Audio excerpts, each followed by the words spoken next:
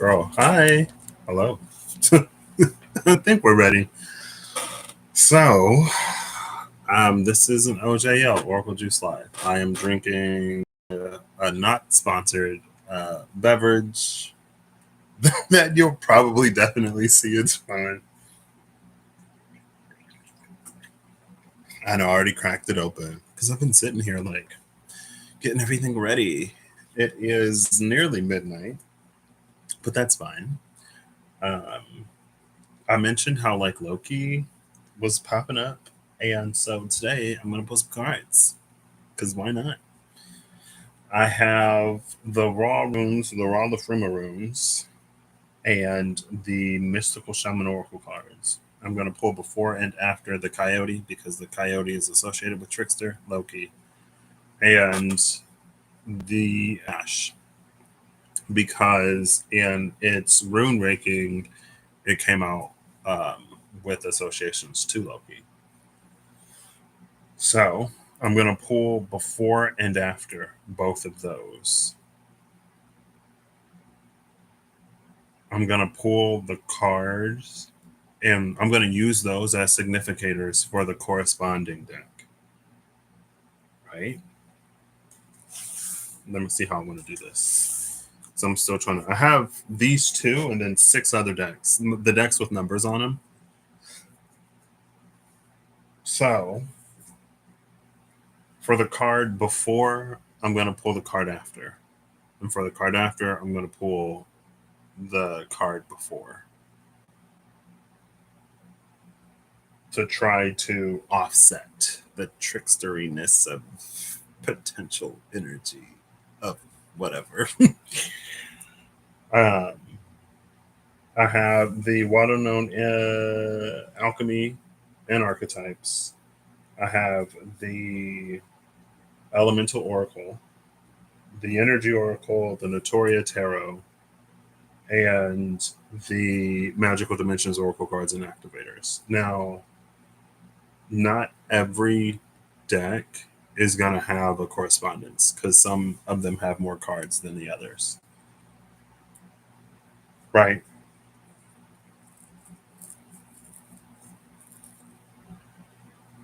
And so I guess I'll just dish these out. Oh, look, a little thing. We got blue backs. And the energy oracle cards. Why not? So all the cards with blue backs are going to go around the mystical shaman. I didn't know how I wanted to put what where. And so the others will go around the Lafruma. That should be easy enough for me to remember. And if not, I can do one of these. Cool. So the before is going to be the after is going to be before. I'm using these as significators for each other. I have all the books on the table. Hopefully, I don't need them because this is probably already going to be long enough. And my sleep schedule has been garbage enough that I'm not worried about spending 3 hours here and getting tired. So, oof. Even though like I do want to fix it. So this may not help. All right, let's get right into it.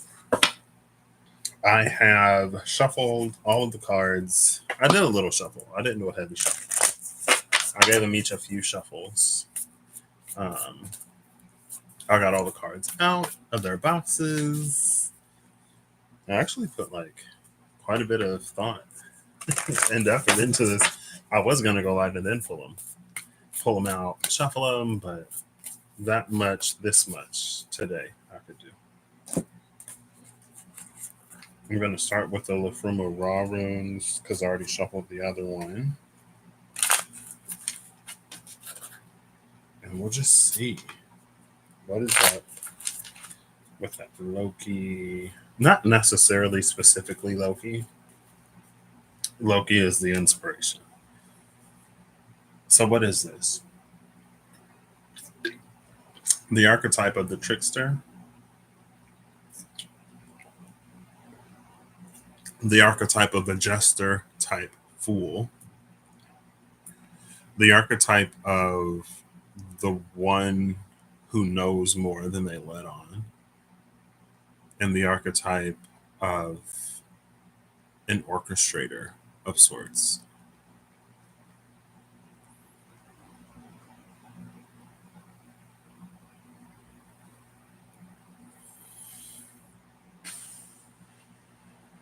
Maybe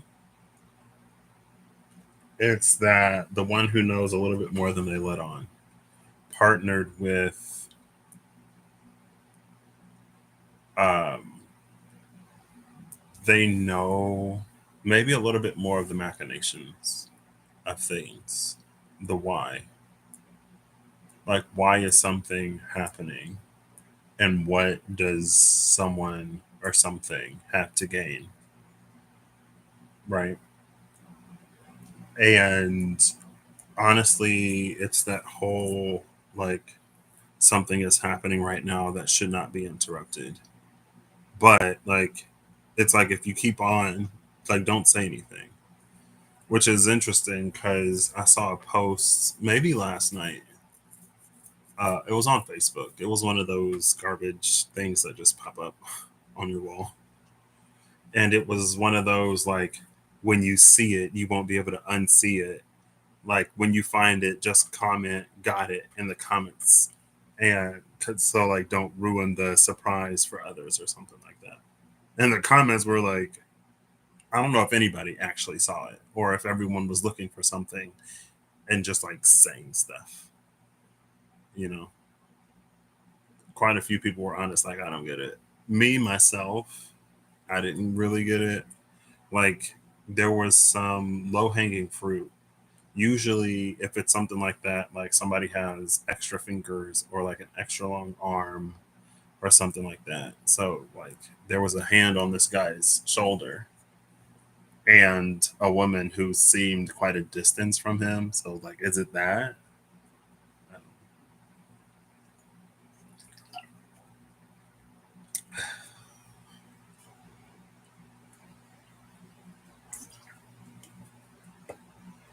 It's not bad.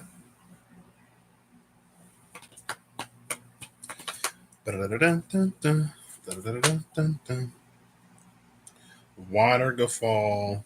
Oh, look. Well, the bottom three cards: Water Gafall, Ash, and Kusma, which are both sixes, interestingly. We have a 42-6 and a 69-6. It's also interesting. Earth's Grip Grave, 29 is under that. This was literally the bottom three cards. Where am I going to put you? Did I not think this all the way through? What's interesting here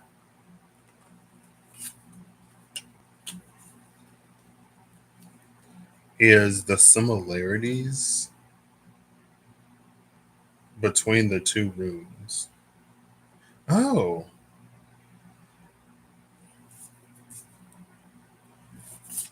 between all three, actually. If you invert one of the waterfalls and lower the branch on Ash, you would get the moon room. See? This goes down, those go down, and then if you would flip one of these upside down and mirror it, invert and mirror that, you would get the moon.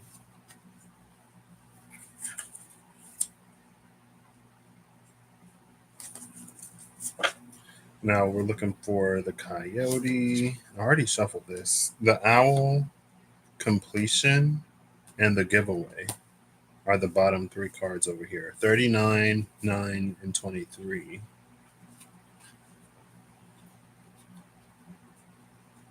The owl, completion, the giveaway.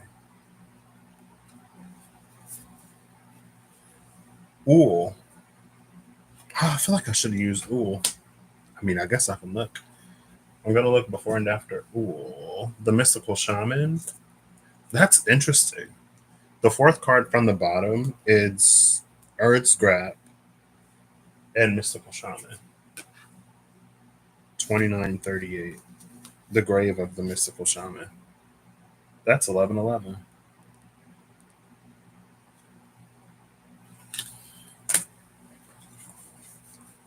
Because I'm curious. I'm surprised I didn't go looking for Uhl with its keen eyes. It's between Solstice, Sunstetter, and Leaf. Become.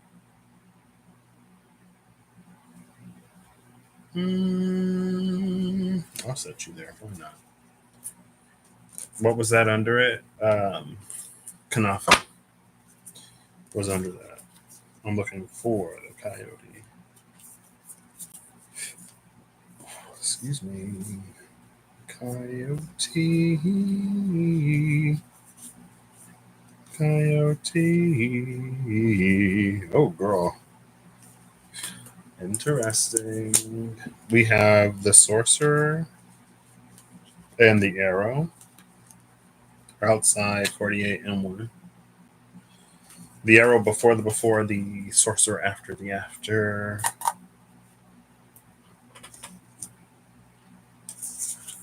So the jaguar, the coyote, and water.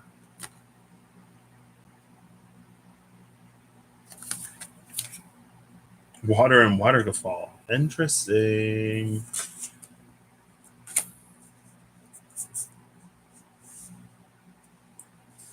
Okay.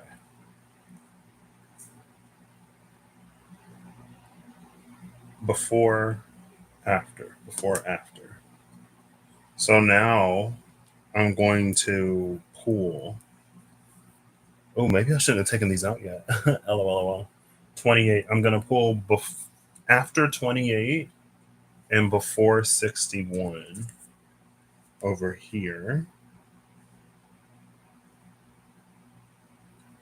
After 28 and before 61.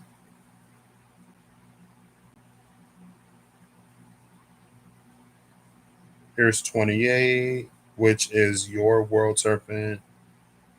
So after 28 is Heartaker.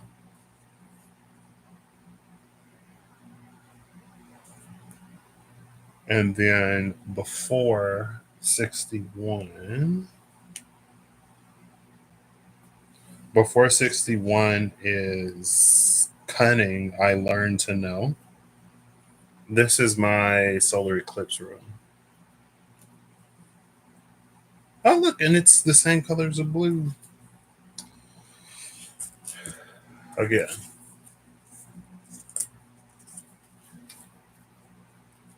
All these blues. And water came out, right? Water and waterfall. The solar eclipse is going to be in Virgo, Pisces, right? Was the solar eclipse in Aries again? I don't remember.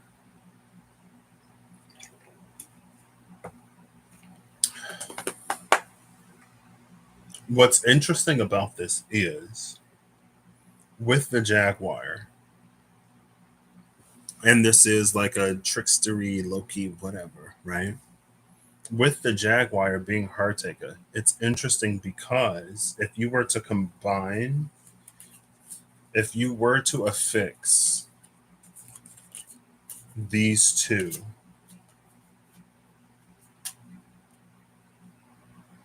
right? Because it's like you have to both invert and mirror the waterfall, one of the waterfalls, to get that swoopy bit and Kuzma. And it's like if you don't invert it, you end up with Heartaker.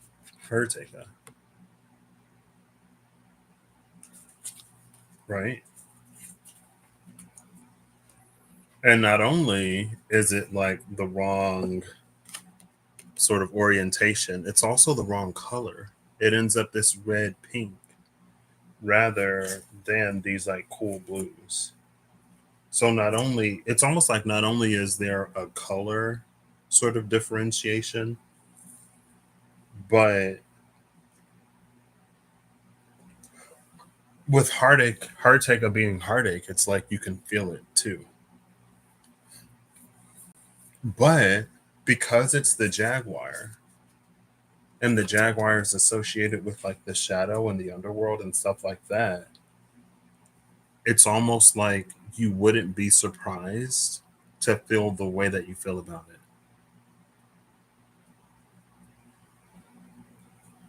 People say the Jaguar is like the underworld.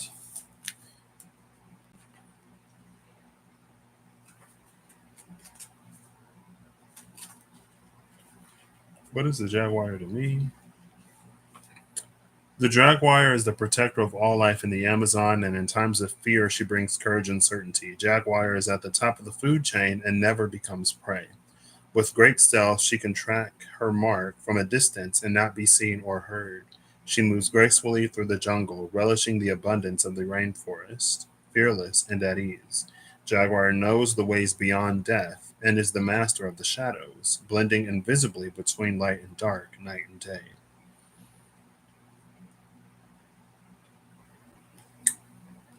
So maybe it's that able to blend into the shadows. I mean, different readers have different connotations.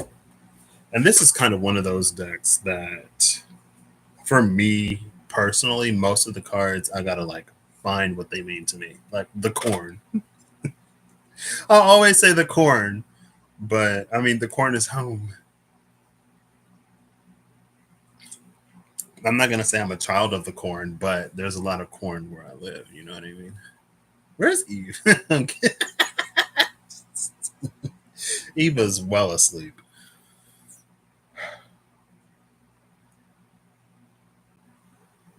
And then on the other side is water, and I learned to know.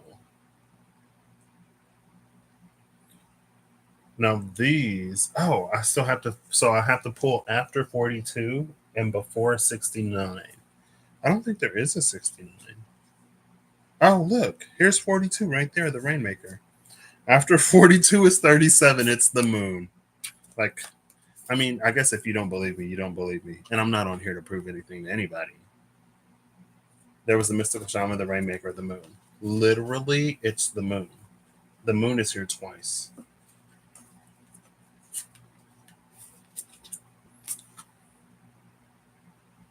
The moon, Kusma, moon, you see moon, moon, moon.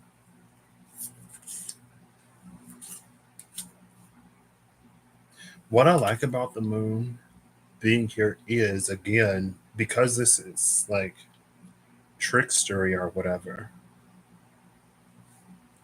there's a part of the moon that isn't necessarily illusion, but it kind of is because it's like, things that happen at night in the dark and the shadows with just enough light to give us an idea. But sometimes, especially when it comes to the moon, it's almost like sometimes the moon can be just enough light for us to be afraid, right? Imagine if it was pitch black outside and you can't distinguish shadows from the dark, like everything is dark. But with a little bit of light, and like it's like there's enough light for you to see shadows, but not so much light that you can tell what they are. So where you would otherwise be like completely oblivious and mostly okay through that like whole ignorance is bliss, whatever. Now you have enough light to see that you're surrounded by shadows, but not so much to know what they are. And now like panic and fear starts to set in. Oh, let me keep looking. I'm pretty sure there's not a 69, but I do have the book. And I'm going to save myself the time. I will save myself the time, and I will see in the book if there is a 69.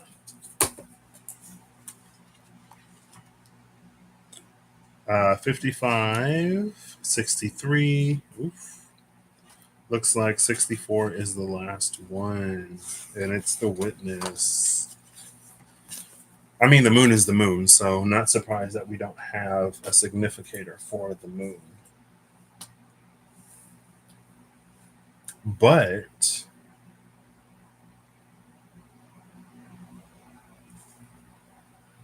I'm using the bluebacks with the mystical shaman. There's definitely a 69 in the Notoria.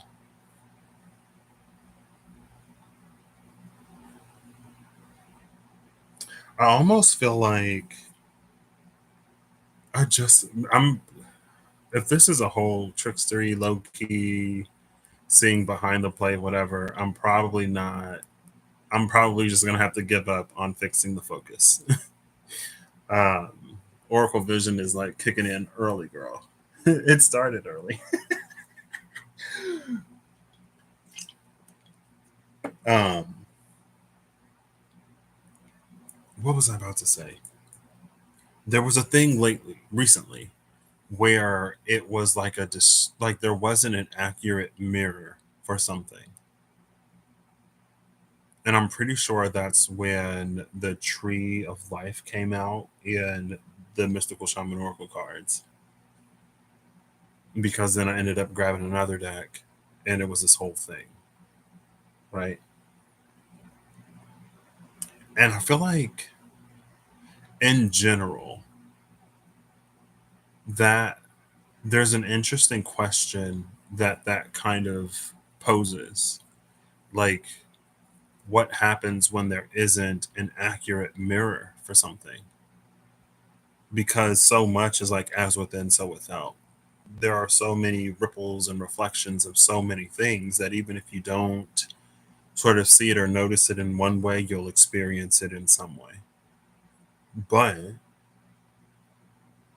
and maybe those things fall within the domain and realm of the trickster because there is no accurate mirror. So you have to do like funhouse mirrory type things, right? It's like imagine this person, but they're a lot taller and a lot slimmer.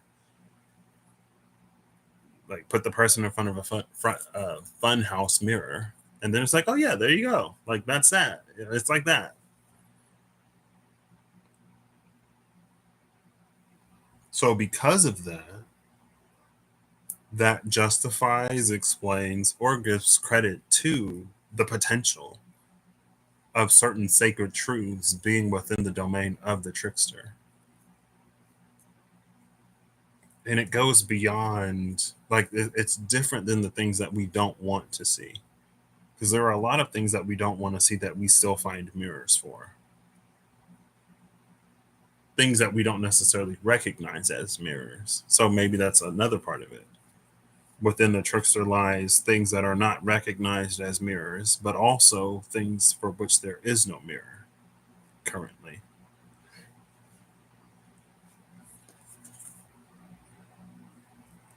It's interesting that the raw association, it isn't, but it is, but it isn't, which is a flip on the is, but it isn't, but it is.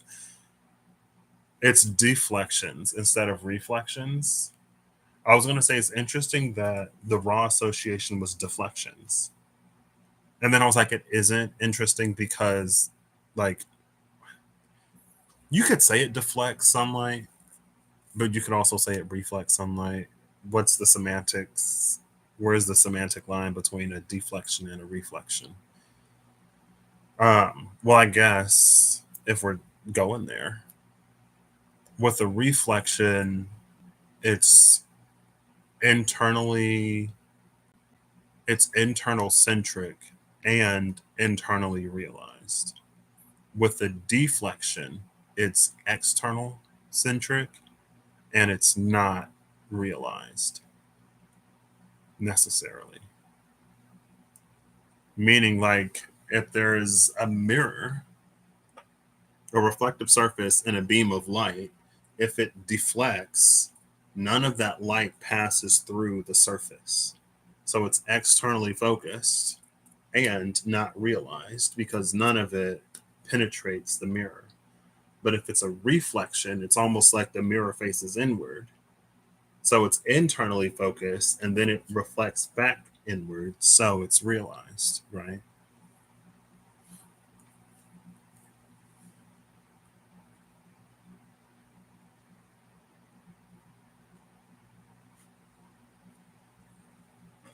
The moon has no reflection here. Oh, also, Another notch on the sacred truths list, whatever, is that the context of a waterfall is like it's water that falls from a higher point, right?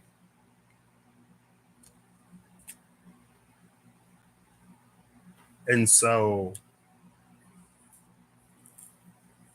it's almost like there are things again, like there is an implied, not hierarchy, but an implied difference in elevation for the water to fall, right? Water doesn't fall evenly, it falls from on high.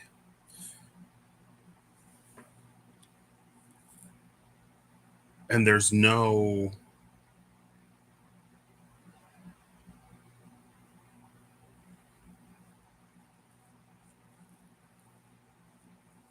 I don't want to get lost and repeat the same thing over and over and over and over and over. There's no reflection for it down here.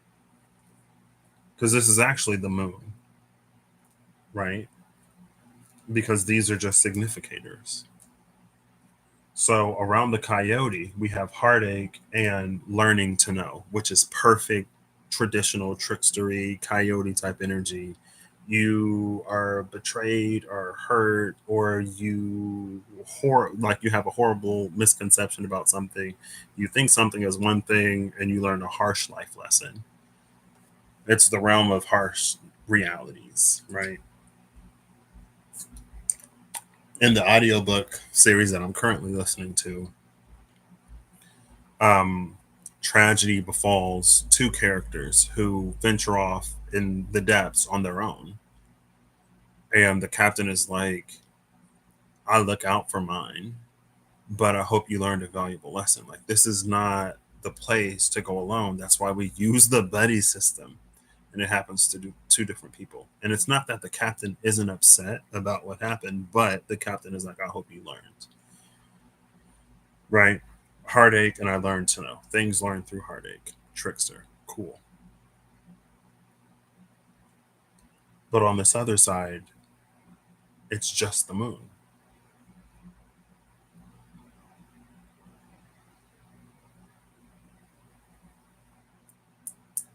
Cool. All right. Let us not belabor this any more than we already have.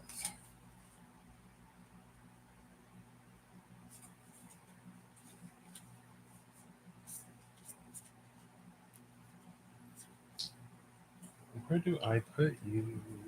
I guess I can put you here. I guess I'm mostly curious about the moon. I don't think I thought this all the way through. Or am I just gonna have one for each?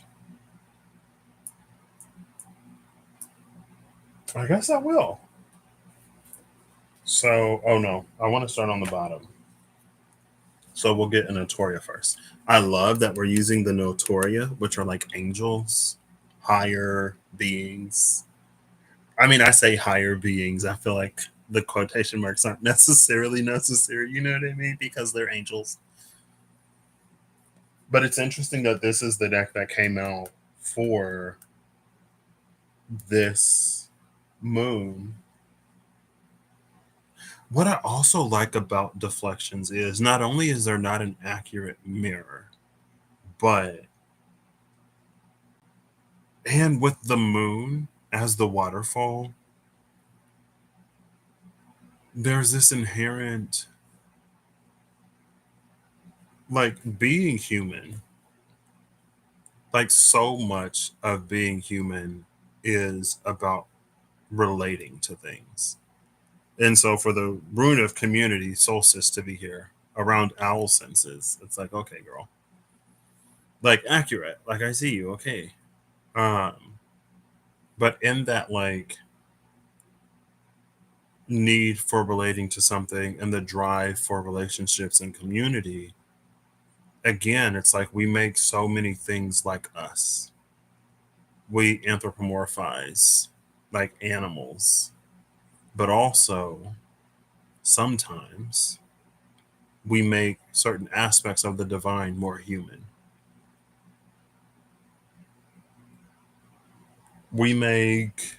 Like we see faces and things that don't have faces, right? You can see a face in the car if you look at the bumper and the headlights. That car doesn't have a face. Now, the movie cars didn't help, right? But it's like, and that's how our brains work.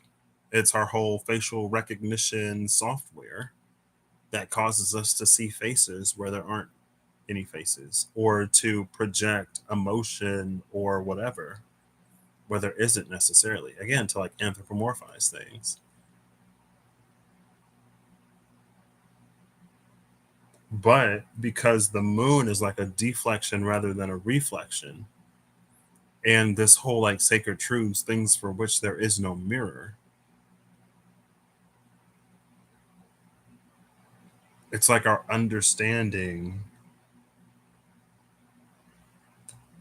it's almost like there are certain things that we can't even begin to understand because we try so hard to relate to them or to relate them to us, and we can't, like, not. Generally speaking, of course, everything is a generalization because this is a general reading.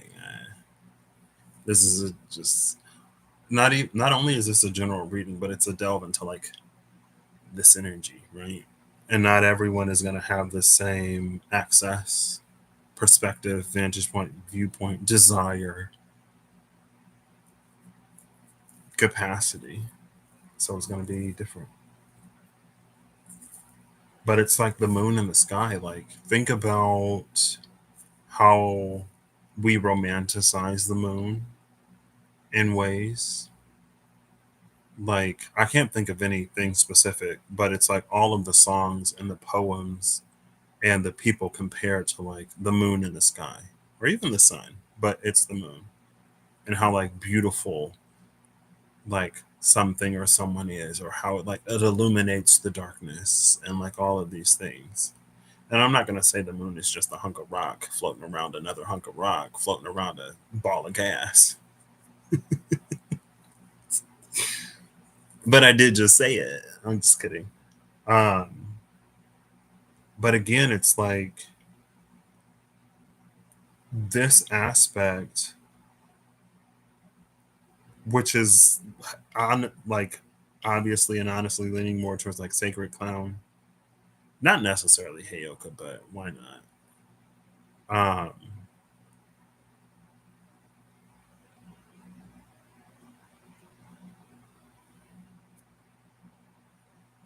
I had a thought and then I lost it. um but it's like it's what we see, and kind of sort of in some ways what we need and what we need to see, right? When we need to see something that we don't want to see, that's the part of the domain of like mirrors that aren't recognized as mirrors. When we want to see something that we can't see, so on the aspect of that which has no mirror, um, but if we are wired to relate things to us in order to like establish the basis of a relationship to begin a certain knowing, I don't know, it's the whole like something about the deflection. It's like it bounces off. I'm interested to see if the Goddess of the Moon will come out. I'm gonna do a quick look before and after the Goddess of the Moon because I'm curious, and then I'll shuffle it. I'll put the cards back because they may come out. I know. I think she came out for Earth, and the Moon was the Sun. Goddess of the Moon is in between Rest and Rejuvenation and the Healer of the Ages. Healer of the Ages and Rest and Rejuvenation. That is crazy. Also, that's the Four of Swords energy, right? The convalescent, the person who was resting. We just saw the convalescent. And it was a significator of transformation. It was the champion and the convalescent, the Six of Wands and the Four of Swords.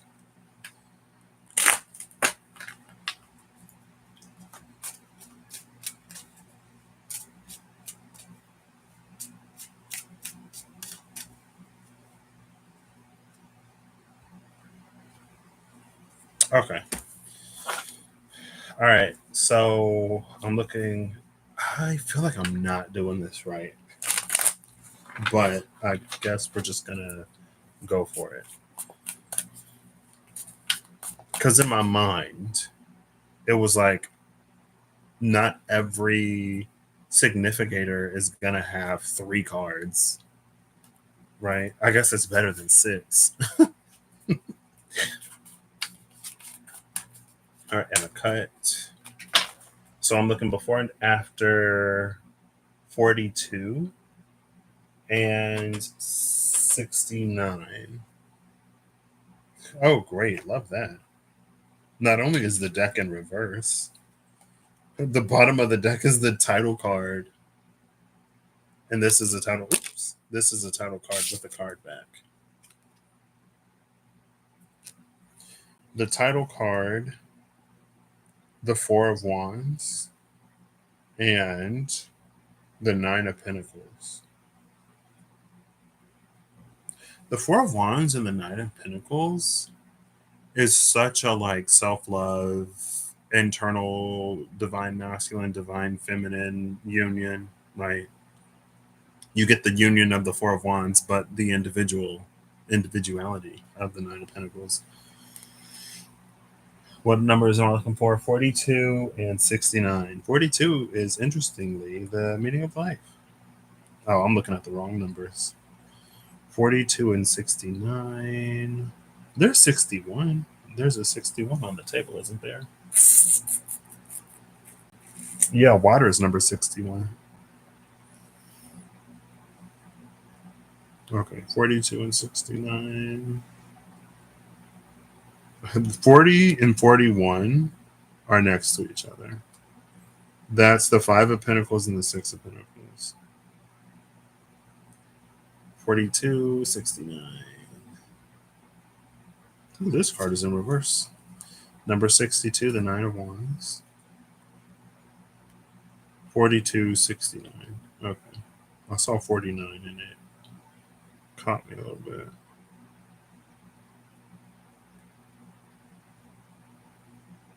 I'm like this far in, and I haven't seen either one.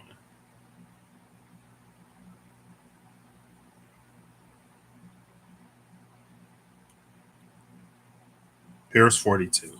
That many cards, this many left before I get one of these. So the before goes after. No, because these are before and after. But still, there's going to be like 4 cards. Okay. So I'm looking after 42 because 42 was before. And that's the whole crisscross applesauce of it all, right? So after 42 is the Ace of Pentacles. No. It's the Three of Swords disguised as the Ace of Pentacles, or it's the Ace of Pentacles disguised as the Three of Swords. So what happened was, I'm looking after 42, right? So I see 42. There you go. I see 42. And I completely look over the 20 and I see like the Ace of Pentacles here. But the card after is actually the Three of Swords. Now, in the raw runes, you even see Three of Swords on Heartaker because those were the associations it had before it moved on to the next phase of the Lafruma project, right? So not everyone has that association. Quite like only a few of them actually do.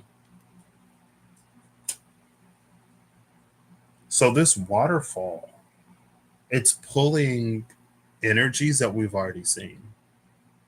Right? It's pulling this Three of Swords energy that we see in Herteka. First, it pulled the moon, which sits like it's the rune opposite.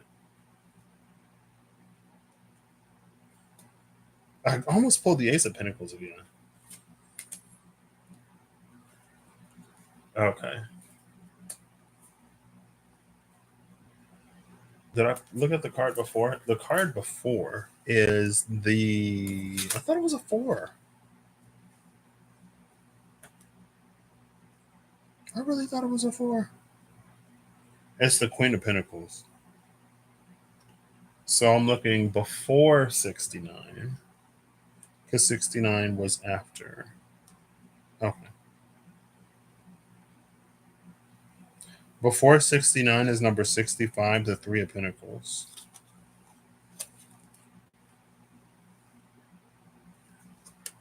Three of Swords, Three of Pentacles.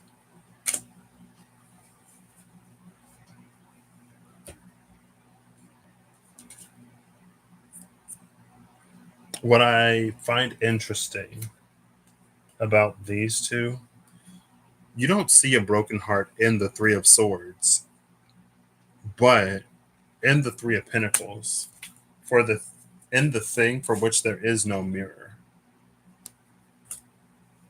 this three-headed angel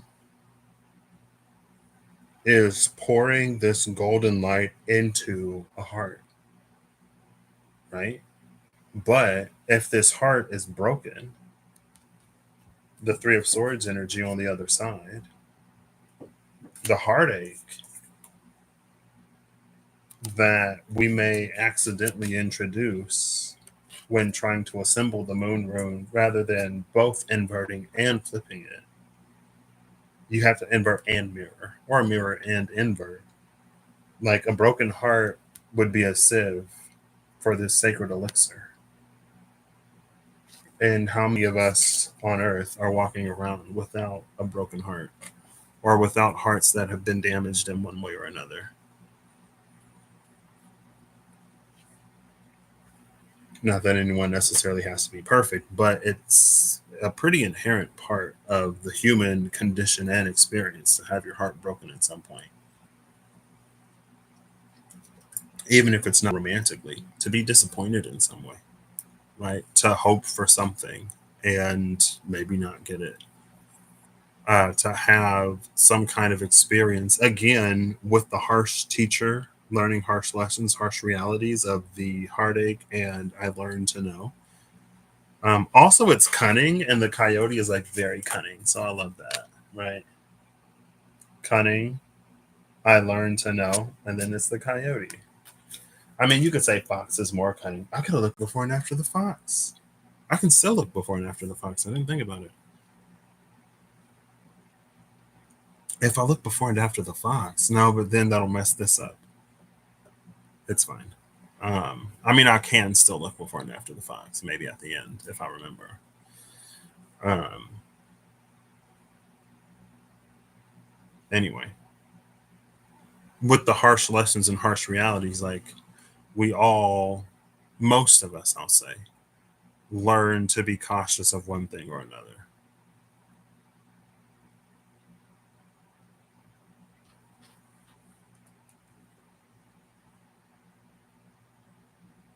'69, '65.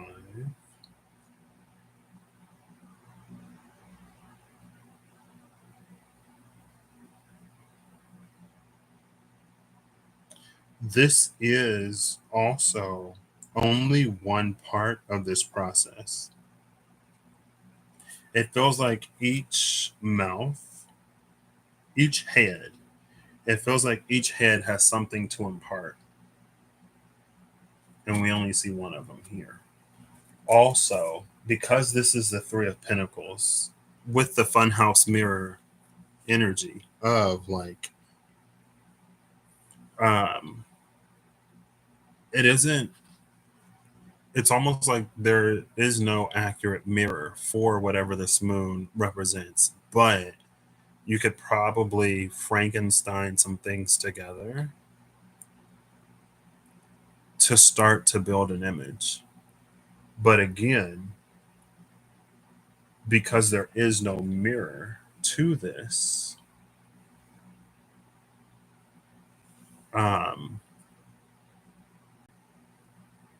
and because of the energy of deflections, I guess you could call it the veil. Right? I'm just like trying to think of things, right? Well, not necessarily trying to think of things. I just thought of something. Because again, it's like there's the mirror, and if something can, whatever is on the internal of the mirror is realized, it's seen. How much we understand it could depend on how much of the light permeates through the medium, the inside, right? But to see it and to begin to have that realization, it's like something has to permeate through. Otherwise, it's that deflective energy.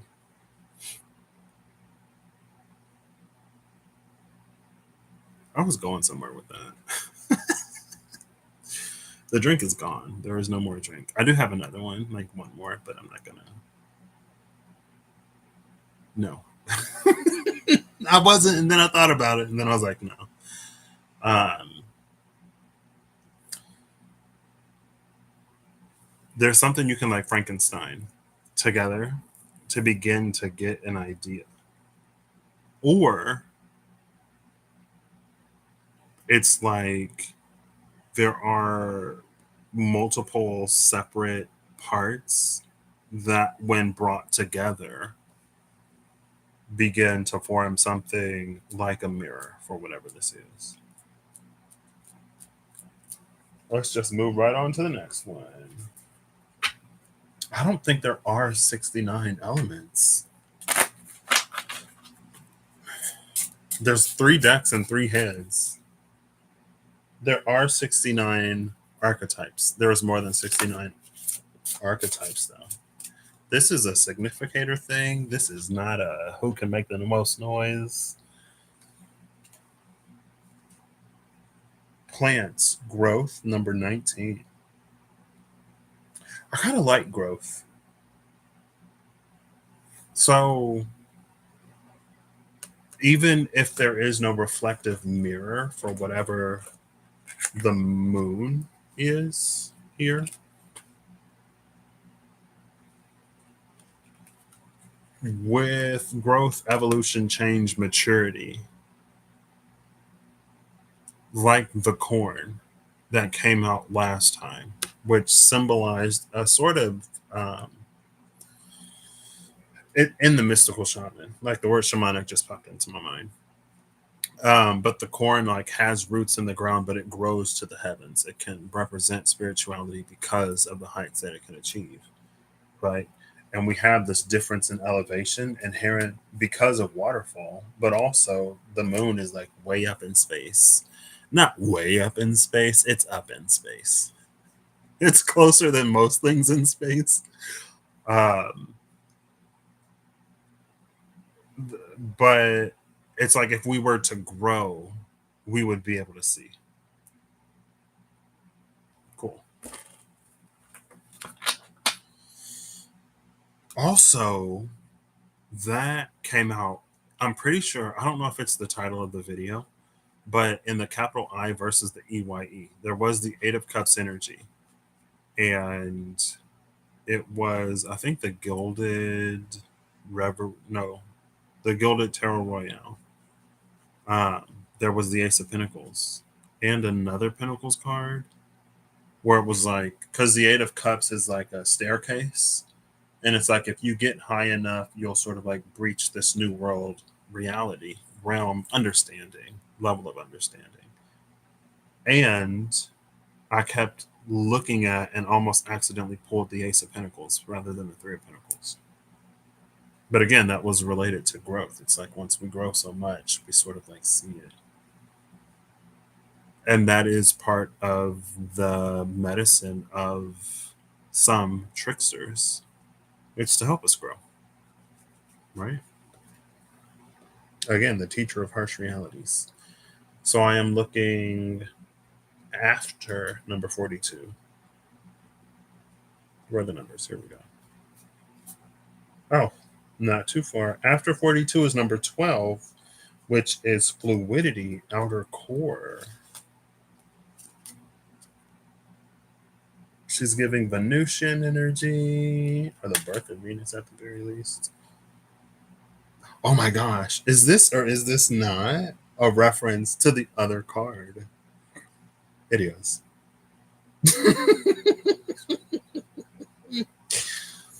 I asked, I gave an answer.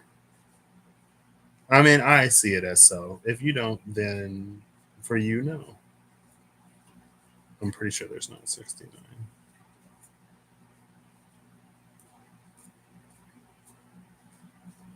Nope. I don't know why I'm looking through these cards anyway.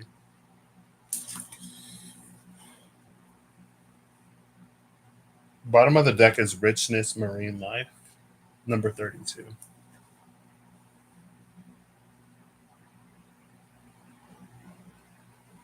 Which I love in the way of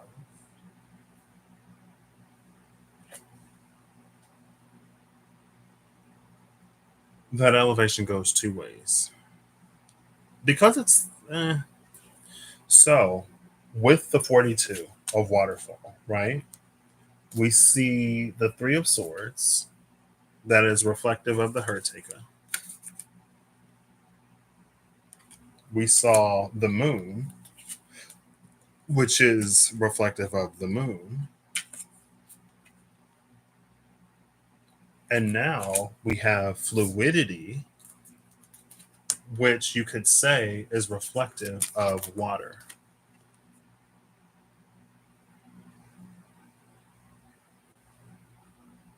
And you even see her like in the water, coming out of the water.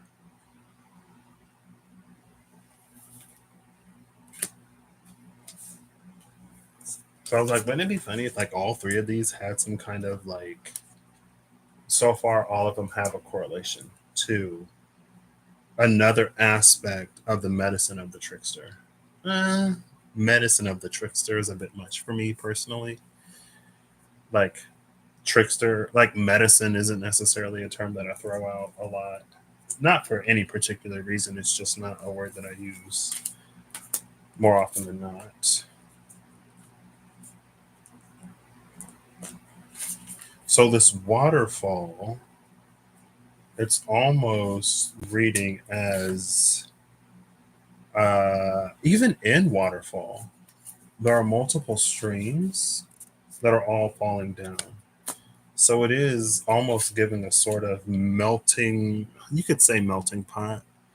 It doesn't, I mean, a cauldron and a melting pot, it's the same, like a receptacle, a point through which multiple streams flow, right? And again, because of the Three of Pentacles on the other side of this same aspect of the energy, it's all of these things sort of coming together. We see only one gift being poured into the heart, but there are more. Thanks for the blur, because there's a little booby there. I mean, I'm not going to get demonetized. I'm not monetized.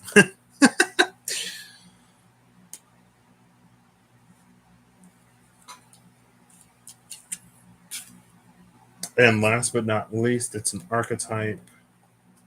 And then I'll have all three. Now, there are 69 archetypes, more than 69 archetypes. If I had to guess, I could see something like the One or the Self. I could see Anima Mundi. I could see the Unseen. Maybe the Cave. All right. Oh, gosh. So many cards just came out. The King flipped over. A bunch of cards fell down. The King and Growth. I kind of like that. I kind of love that combination of cards. I'm trying not to will over any more cards because I absolutely destroyed one of the End Dream Oracle. I'm pretty sure, and it makes me so sad. I don't like for my cards to be bent. I know it's just a sign of natural wear and tear and use, but I'm not a fan. The cards that fell out, we have the Pilgrim, number 20, the Father, number 2, the Thread, number 70, the Venom, number 63, the Mother, the Father and the Mother, and the Village, number 41. The Father and the Mother came out. Between the Father and the Mother is the Venom and the Thread. Oh, that's interesting. We have the Pilgrim and the Village. The Pilgrim is from the Village.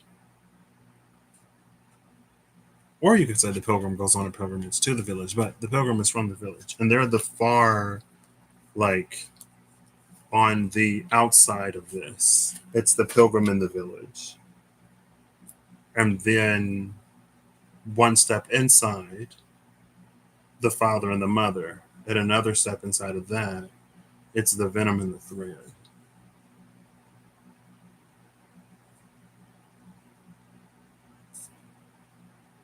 And then we had the King that flipped over. Now you could say the King is the child of the Mother and the Father.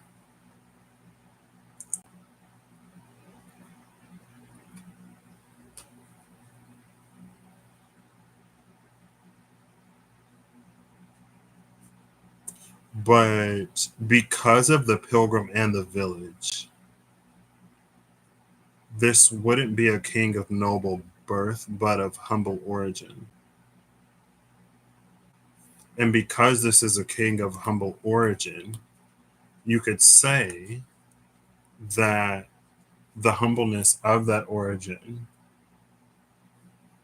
would be the venom to their right to rule as king. To some. Like this thread, this connection is the venom because of the humble origins of the king.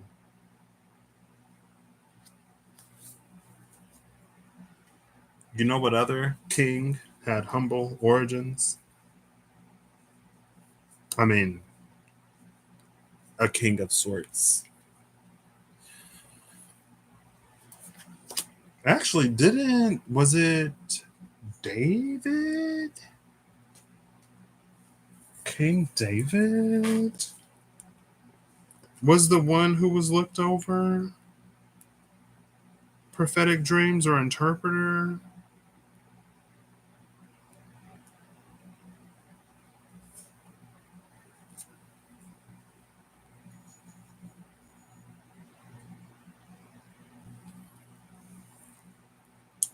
Oh, girl, let's see.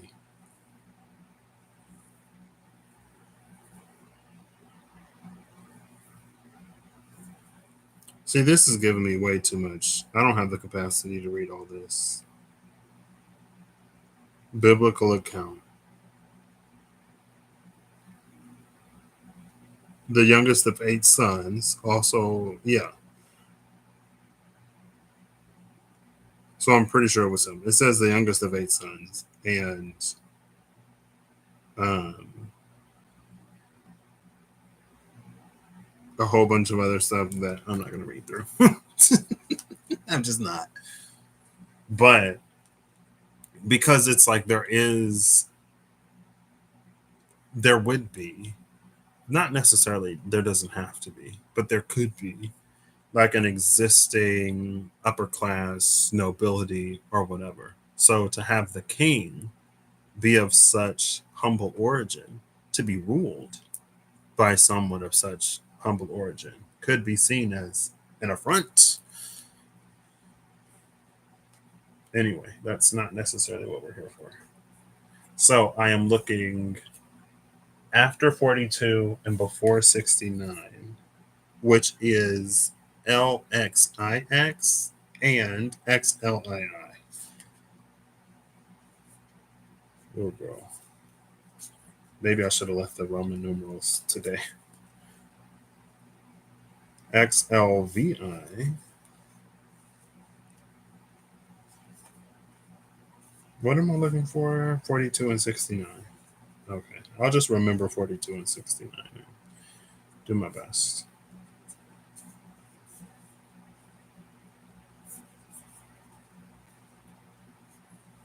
I could probably just look in the book. You know what? I'm going to make it easier on myself. I'm going to look in the book to see what archetypes I'm looking for rather than trying to rely on my brain to read these Roman numerals like real quick. If I could get to a table of contents, that would be really great. For Mazzy, held eternal in the sky? Mazzy, the true sword paladin? What? 69 is the vessel. Not surprised. 42 is the empty room. So the vessel in the empty room. I love the empty room with this whole sacred truths, things for which there are no mirrors.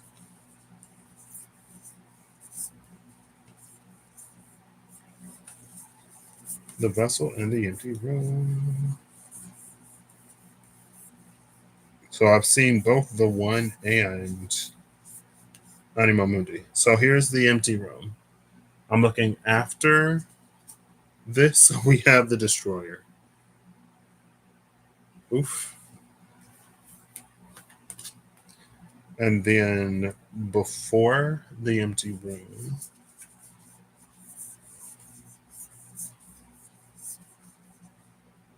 that's the offering, not the empty room. Wait. Oh. 69. 69 is the vessel. Oh, I already saw the empty room. Okay. Before 69 is the eternal child. Oh, wow. Right? Because this was after. Yeah. Cool. I almost thought it was the animal. Imagine. After that was the creator. So the eternal child is the child who will be king.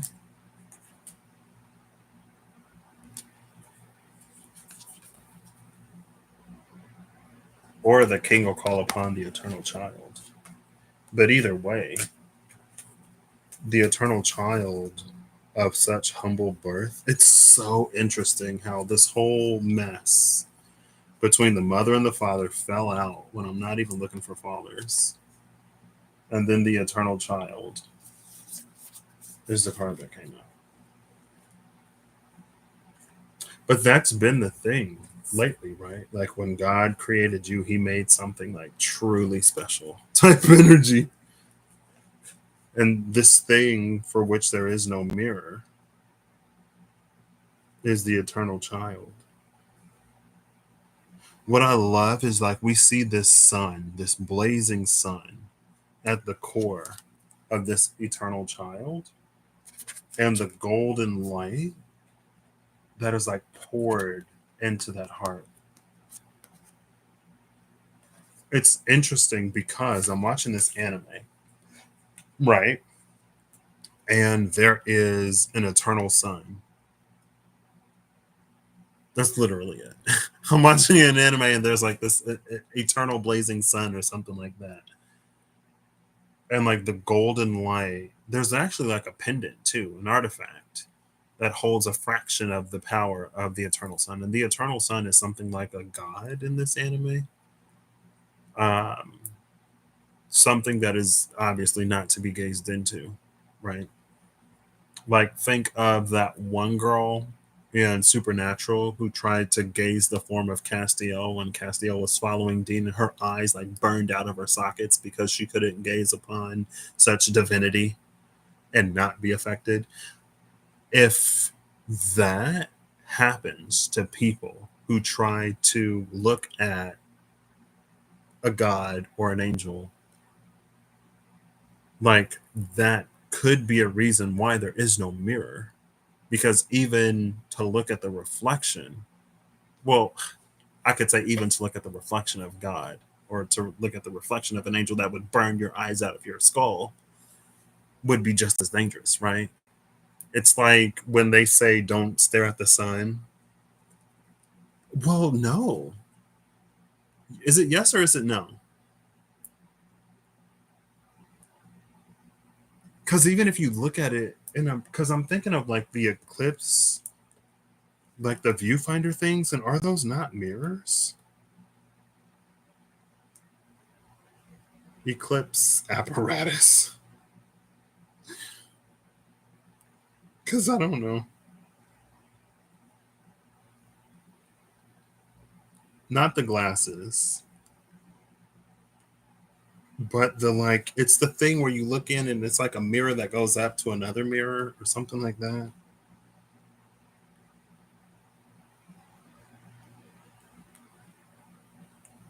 Oh, girl.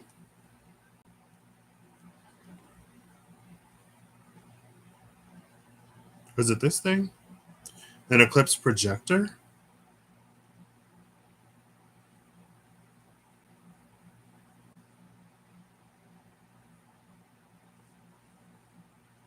Solar viewer?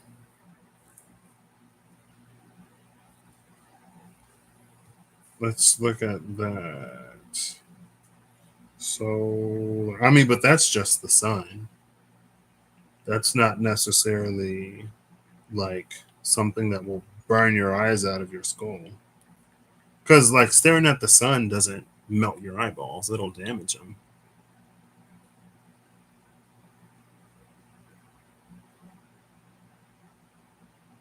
Handheld solar viewer. Girl, we're getting too far into this. And I feel like it doesn't even matter that much. These are just like giving me. Oh, no. The solar viewer is basically the glasses, but it's just like slapped on top of something else. What am I thinking about? I'm not thinking about a telescope. I don't think. This thing.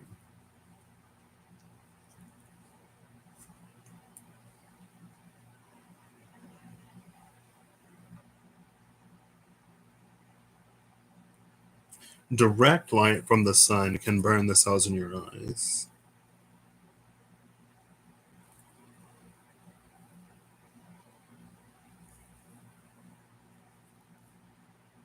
White paper, aluminum foil, cardboard box.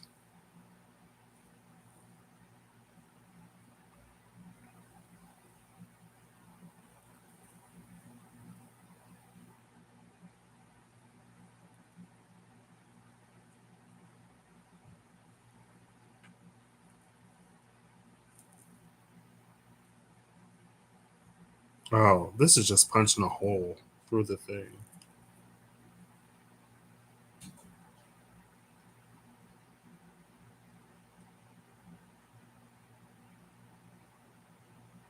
And that's to see the sun projected on the paper. So it doesn't use a mirror. That's why. It uses a piece of paper. So, anyway, that whole 5 minute whatever. Like, that's why there is no accurate mirror, because you can't gaze upon a reflection of the divinity of this thing, just as you couldn't gaze upon it directly. Cool. Why the destroyer, though?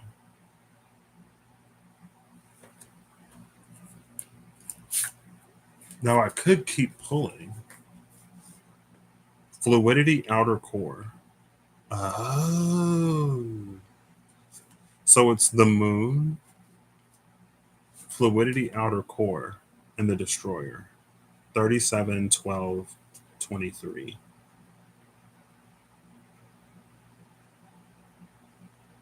You could do 12, 23, 37. 1, 2, 2, 3, 3, 7. Um,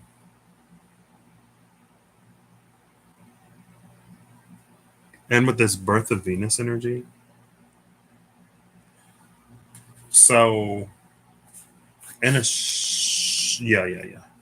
I mean, Loki, right? The burned baby. Um, the outer core is being destroyed.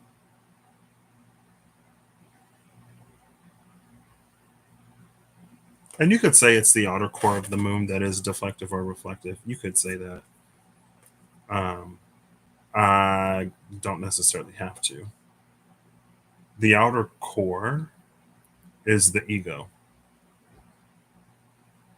The outer core is like, it's the ego in a way of like, it's the self that is built upon the soul. So, of course, if you were to destroy everything within a soul or within a person that you can destroy, the only thing left would be that which is purely of spirit, which is the spark of the divine that we're created with, right?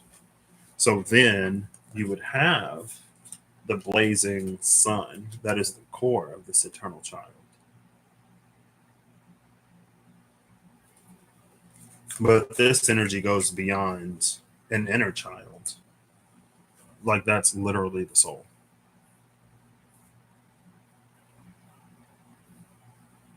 So yeah, I feel like that checks out. That makes sense. Especially while we're still incarnate, while we still like live and breathe. Because again, the outer core, the self, would be destroyed. Like there would be no mind, no body, no like motive force, just like a soul.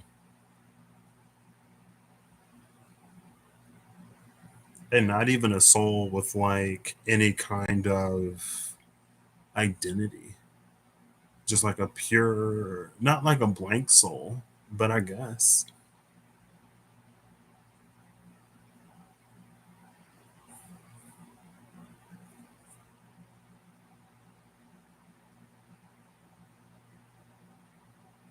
And again, talking about that thing that we as people do to anthropomorphize things and to make everything like us.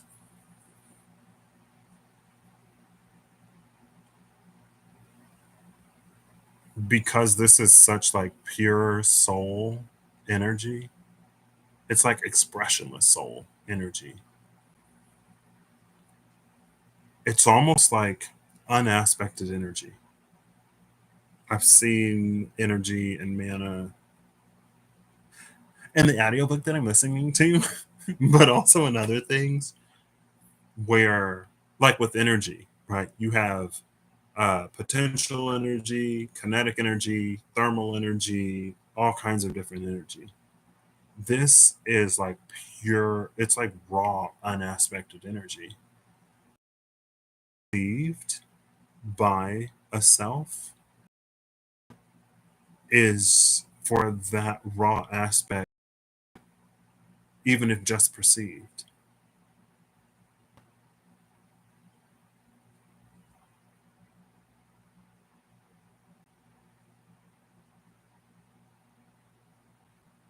Now,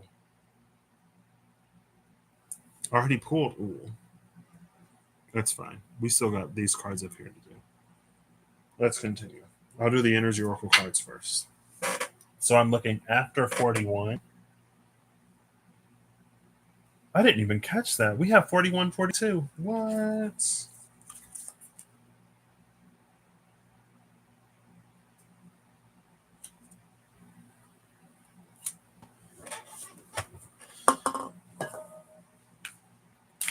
I'm looking after 41. There aren't 72 cards in the energy oracle cards. I already know that, so I don't even have to look. Oh, can we keep the cards in the deck, please? This whole cards flying out thing. Girl, y'all know I struggle to keep these decks together sometimes as it is. Ooh. I see the card of action. I almost overlooked it.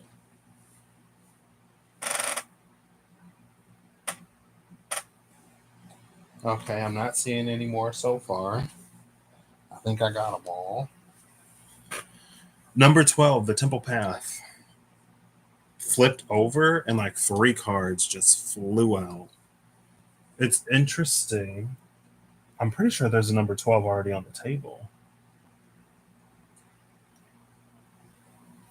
Is it Outer Core? Yeah, Outer Core is number 12. And we saw the Temple Path recently too. 12. 12, 12. Okay. Now the Rune of Heartache is going to start. I guess I shouldn't be surprised if the Rune of Heartache starts to like mirror some other things too, because they are partially inverses of. No, they're not. They're the same. Heartache is lowered. No, actually, it isn't. I mean, it is a little bit still. It's still a little lowered, and it flows out a little wider.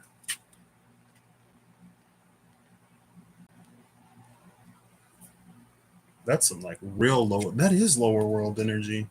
If this is upper world, that's the middle world. That would be the lower world in terms of just like where they fall, right?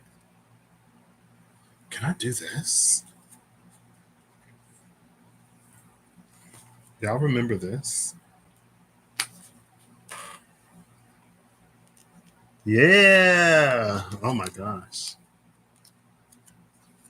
Oops. Hold up. Oh, wait. Wait, maybe I gotta line them up. Can I line them up? I don't even know if I can line them up. They are lined up. Yeah, there we go. It's like a little bit lower.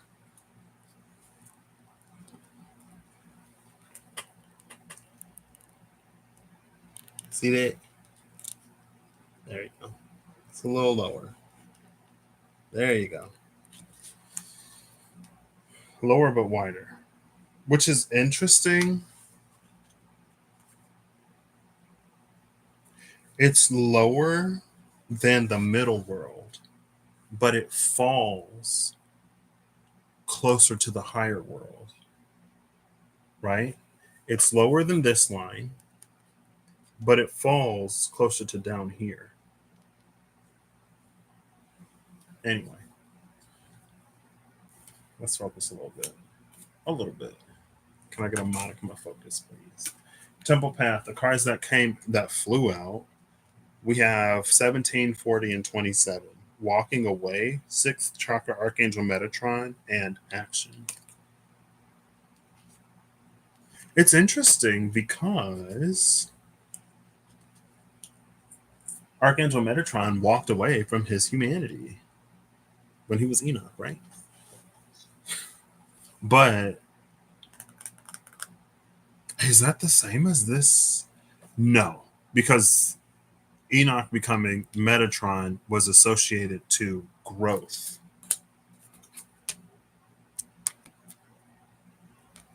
That was a growth thing. This, to force this, would be to invite destruction. That's like soul damage that somebody could not recover from. Or it would take like a long time. And whatever kind of soul therapy the divine offers.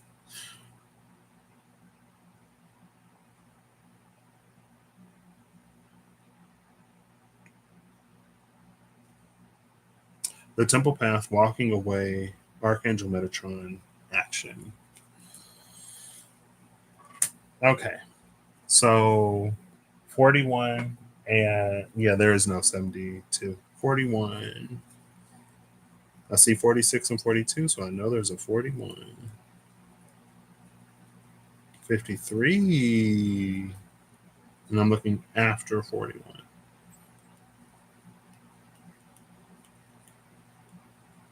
So 14. Maybe I should look for mirrors too. No, this is going to be long enough. 41 is literally the last card. It was literally at the top of the deck. Because it's the top of the deck, there is no card after it. And that seventh chakra, Archangel Uriel, I guess I shouldn't be surprised that, no, maybe I should be. If this ends, it corresponds to, serves as the significator for the crown chakra.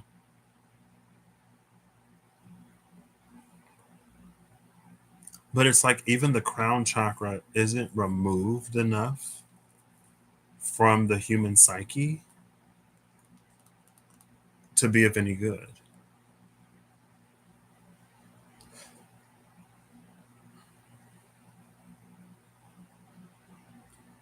Now, there isn't a soul star chakra card. So for all of the, yeah, the soul star chakra is like above the crown chakra. Girlies, girl, you better than me, okay?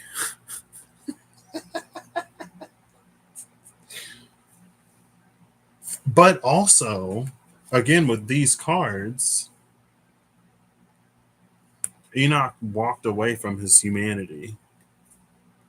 His path led him to become Metatron.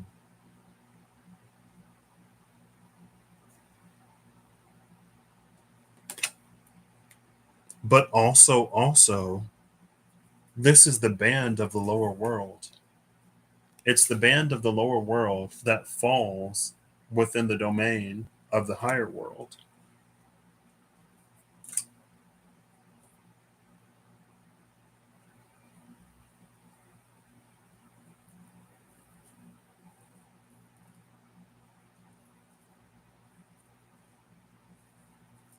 So that in and of itself is an almost sublimation type energy. It's like it connects the solid and the gas, completely bypasses the liquid, and we live in the liquid. If we live in the liquid, literally water is on the other side, and it's liquid. It doesn't have to be liquid water, but water is assumed by base to be in liquid form, at least on planet Earth, right? If you go into deep space where all of the water is frozen, then maybe. And by deep space, what's that? Like maybe Mars, maybe um, further from the sun or a sun.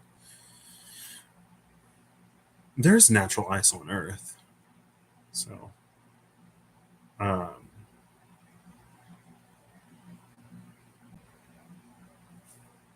so was the energy oracle cards a bad call? Well, no. They're just, it provides no insight. Again, there's not 72 cards, and 41 was at the top of the deck, so there is no card after it. I could, but this is heartache, right? So I could have pulled the card before it, or I could have used one of the cards that came out. I could have used the card at the bottom, which is patience, as if I had cycled through all the cards. But the whole thing with this being heartache here is that to get from where we start to Kusma, it has to be both inverted and mirrored.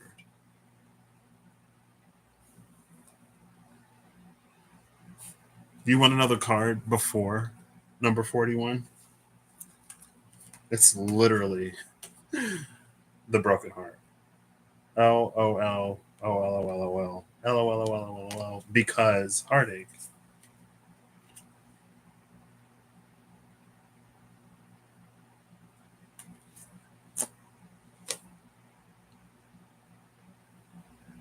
Why is this here? Oh, I made a mistake. I put those together. It's literally heartache. Before that is the root chakra. Also, remember this. This heart would not be able to hold this. It would spill.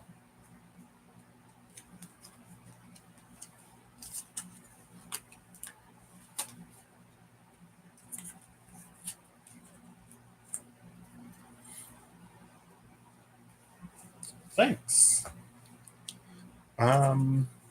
These cards are going to be of questionable use because there's not 69. There's not 69 of these either, which I'm glad I clarified before I started pulling. So what is around water? What is around the summer solstice? What is around I learned to know? There's only going to be alchemy. Potentially, if the card isn't at the bottom of the deck, because I'm looking before that one. All right, one more, and I'll give it a cut. Ooh, all the cards stay together this time. Love that. Number 1, Adventure, Innocence, Play, Destiny. Number 11, Emergence, Creation, Resurrection, and Magician. Number 44, Wisdom, Psychic, Intuition, and Truth. 11144. We're looking for 41, and I'm looking after 41. Girl, the more cards I see, the more I'm like, if this is at the top of the deck again, that'll be wild. Okay. It's like here.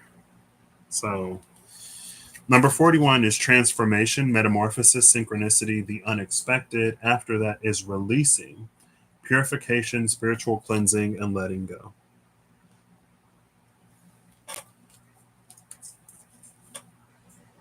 Releasing the Jaguar. Also, what I love about this is at the bottom of the deck with this adventure play, it's like this is Enoch with the key. That's Metatron on the other side. Because she has wings, duh. Right? And we literally saw, literally.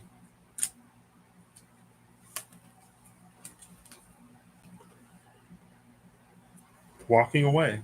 Is that not her? Is that not she? I mean, she's a little older. She's ventured down the temple path a little bit. But is that not the same lady? The hair, the dress, the lashes. Interesting. I knew those cards. Well, that's why I kept them out. I was like, I'm not looking for fallers and flippers, but obviously you got something you want to say. Releasing heartache, letting go. Letting go of the heartache, the purification and spiritual cleansing, that is the absorption of those nutrients. It's interesting that we have this combination, releasing heartache, and to see like nutrients and like cleansing purification, because in the booster pack we saw the nutrient block, which was this like black thing. No offense to the Jaguar, but we saw the nutrient block in that booster pack, and it was like something that blocks a body's ability to uptake or intake nutrients.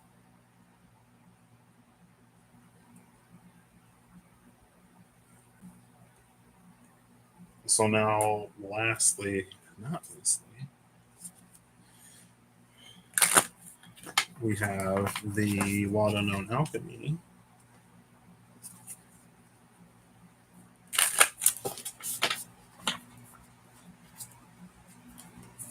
Oh, okay. Let's try to be careful. All right, I'll give it one more after this, and then I'll cut it. I'm looking for 41 and 69. You think I'd remember? Hold up, no. 41 and 72. 41 and 72, girl. 69 was the Kusma. That was the moon. 41, 72. 41, 72. Bottom of the deck is 42. Ether the Void.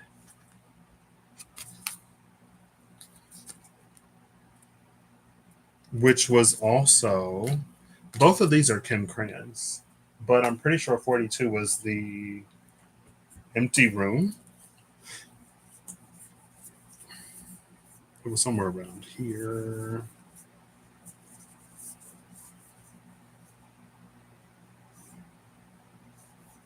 What happened in this deck? Yeah, 42 was the empty room. Empty room, the void.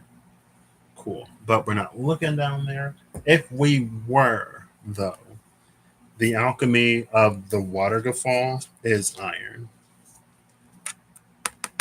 Because that's after 42. But we're not looking for that. I'm going to consult the book again.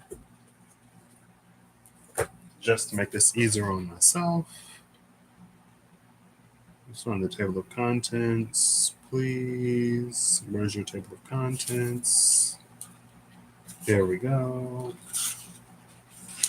41 is sap of the moon plant. And 72. Are you serious? There's only 71. There's only 71. Wow. I tried to account for this trickster energy. I called myself clever. For the ones that come before, we'll look after. It's fine. There is nothing for this water besides the rune of I learned to know. So live life, find out. Literally, again, growth. So I'm not upset. I'm not surprised. I'm looking for sap of the moon plant. And to have the moon like on the bottom. Interesting. Oops. Sap of the moon plant. And we're looking after sap of the moon plant.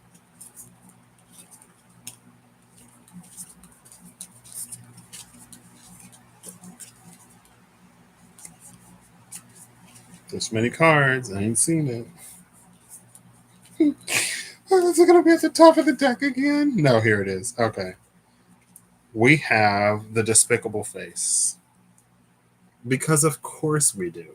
Why would it be literally anything else? After the despicable face is Venus. Before Sap of the Moon Plant, this is 41 in this deck. We have Yellowwing. Xanthosis.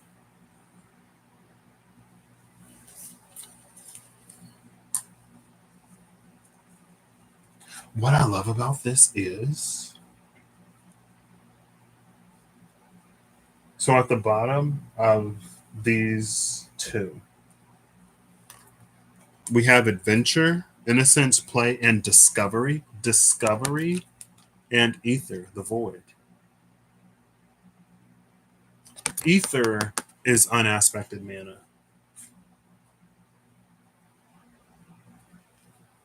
For all intents and purposes. For my understanding going into this reading, so that spirit works with the signs and symbols and the connotations and correlations that I have to get me to see what I need to see. Ether is unaspected mana.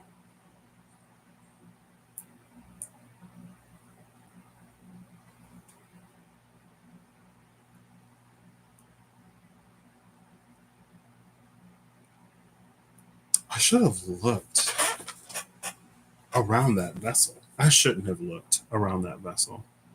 That's what this is. This is ether that is being poured into that heart.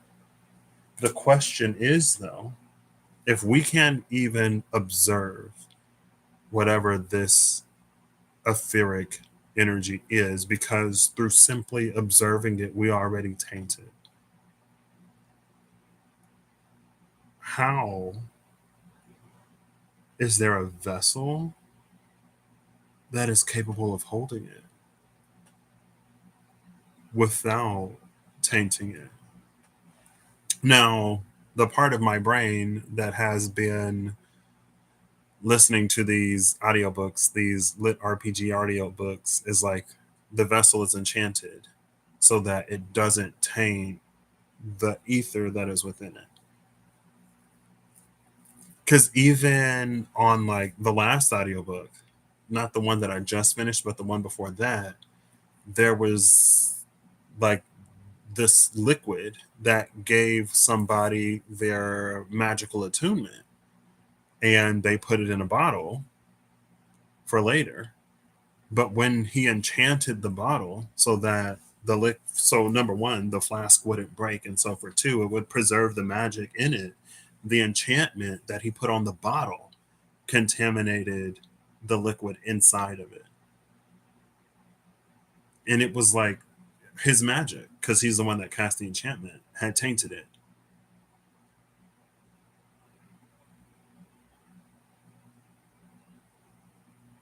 Now I'm looking at this trickster like, hold up, girl.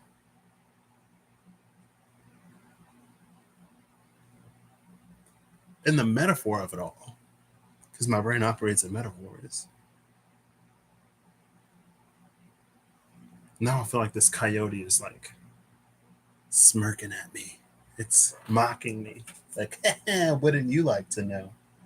And it's like, actually, yes, I would. Again, there's a lot that isn't on the table. The only energy that came out that has every corresponding card to its significator is the waterfall. And most of these references are to other cards that we already see, right? We have the Three of Swords, which is a call to heartache. There's the fluidity and outer core, which is a call to water, can be. There's the moon, which is a call to the moon rune.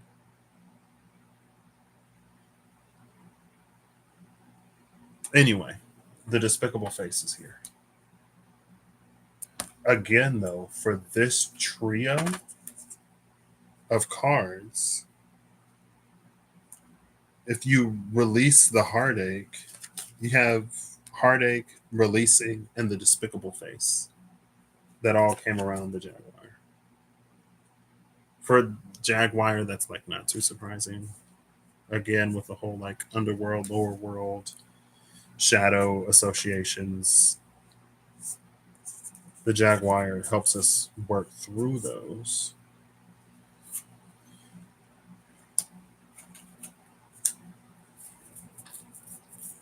Am I reading the despicable face? Sure. I'll read both of these. I'll read the despicable face first, which is number 48, and then I'll read number 32 of releasing. 32 is the mirror of 23, which is the destroyer. 32 is the mirror of 23. You have to both mirror and invert this. Oh, gosh. I think that's easier.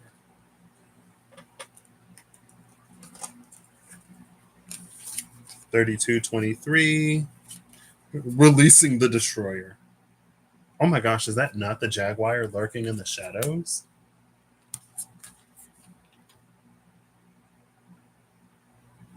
Release the beast. Psych, LOL, JK. The girl, this is the trickster. All right. If the trickster tells you to release the beast, maybe think twice. Even if releasing the beast is what we really, really want for whatever reason. Again, just I would say it's probably good to still exercise some kind of caution to keep engaging that intuition and discernment, because that's engaging. Yeah, that's like the mind, right? Mental processes running. 48. Volte faciem or volte faciem. That's Latin. I'm learning Hindi. And in Hindi, the V and the W are the V and the W are similar, but also the V and the U, I think, are similar. I think. But the U and the W kind of sound similar.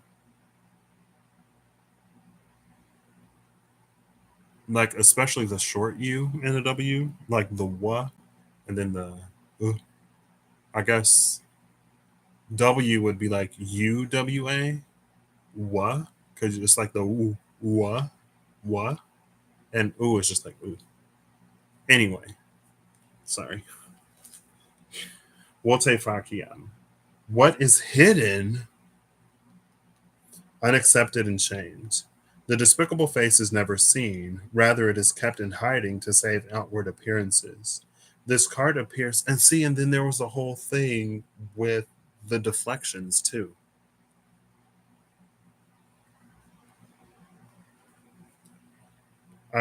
Rather, it is kept in hiding to save outward appearances. This card appears when something below the surface wants to be witnessed in order to be transformed. 42 or 41 is transformation.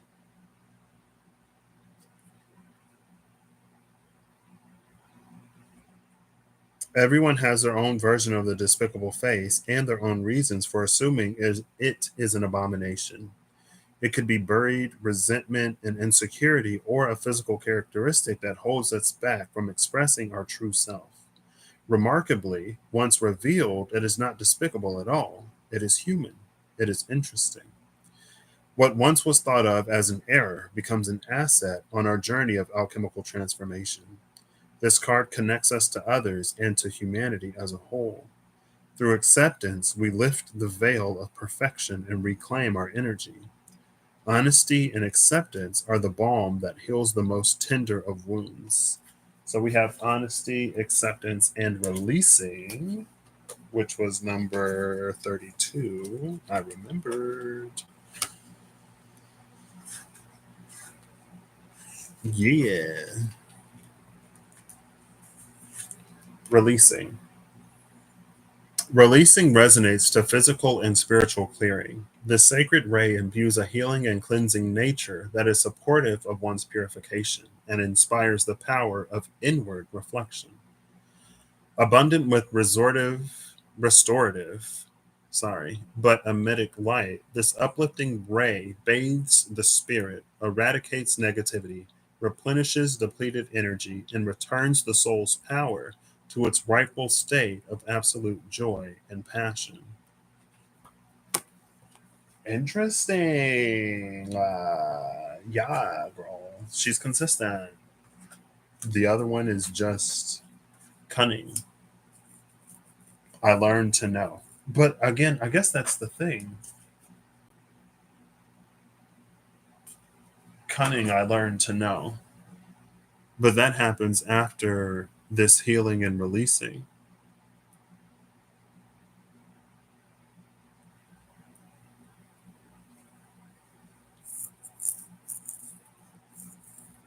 What was the point of this?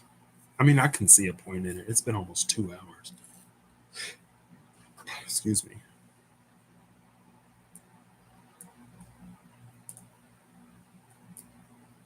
See, this feels like, but maybe that was the point. I mean, I guess it kind of was the point. I was going to say it feels like an almost honest expression from a trickstery type energy with the whole, like, kind of sort of like things that it goes beyond things that we would never see or realize because of the things that we don't want to see and realize within ourselves. But it is almost like if we can't even see our own truth in its fullness and entirety, then we can't even begin to see something that is only its truth, right? Because there is an element of divinity to this. So that element of divinity is like it's something that is truly and wholly what it is. There's no, it's not that it's not multifaceted, but it's like there is no,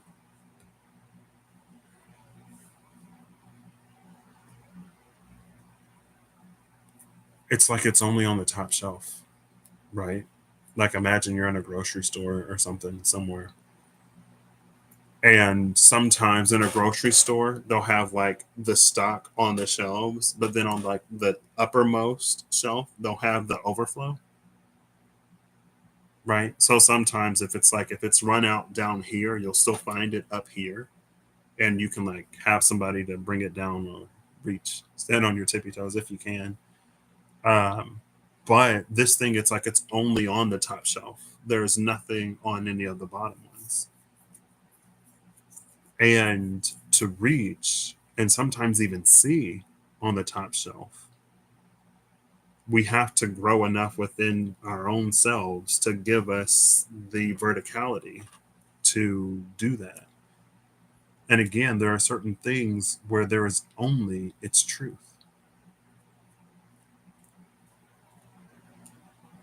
And so we need to nearly completely see the truth of ourselves to even be able to begin to glimpse it, right? And maybe that's why her eyes burned out of her skull, right? To gaze upon a being of true and absolute truth, but still have things within self that like you don't want to see or that you refuse to see. Well, now your organ associated with the sense of sight has been eradicated.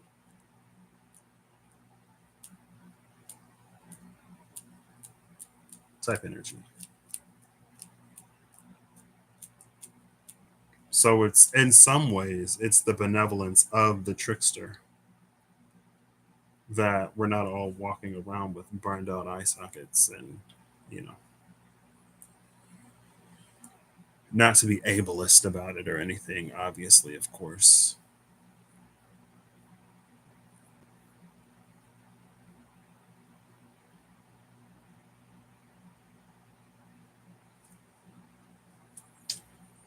Um, I could read these two. The Eternal Child and this Three of Pentacles.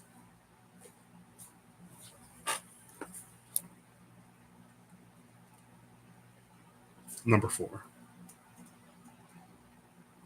Hold up, wait. Oh, wow. Did I not catch this? I think it's because I said it before the Eternal Child came out. Literally. Yeah, because I was like, this is 65 and the moon is 69.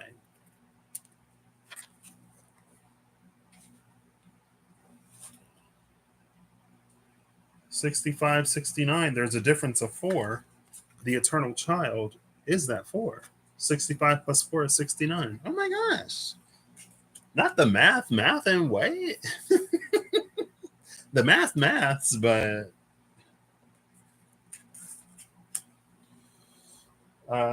okay. 65. Oh, we have gone into the Spanish. I need English, please. Necesito inglés, por favor. How do I say to read? Necesito leer en inglés, por favor. I need to read in English, please.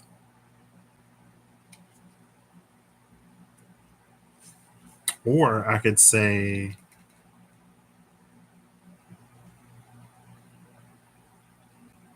I don't know how to say that. Oh yeah, I do know how to say that. No puedo leer en español.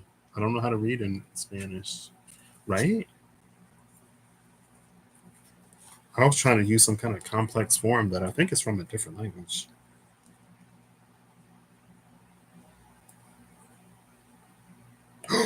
Keep it simple, stupid, and kiss is at the bottom of the deck.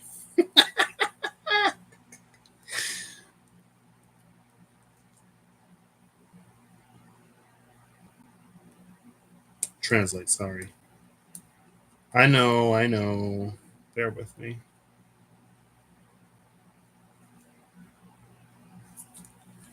No puedo leer en español.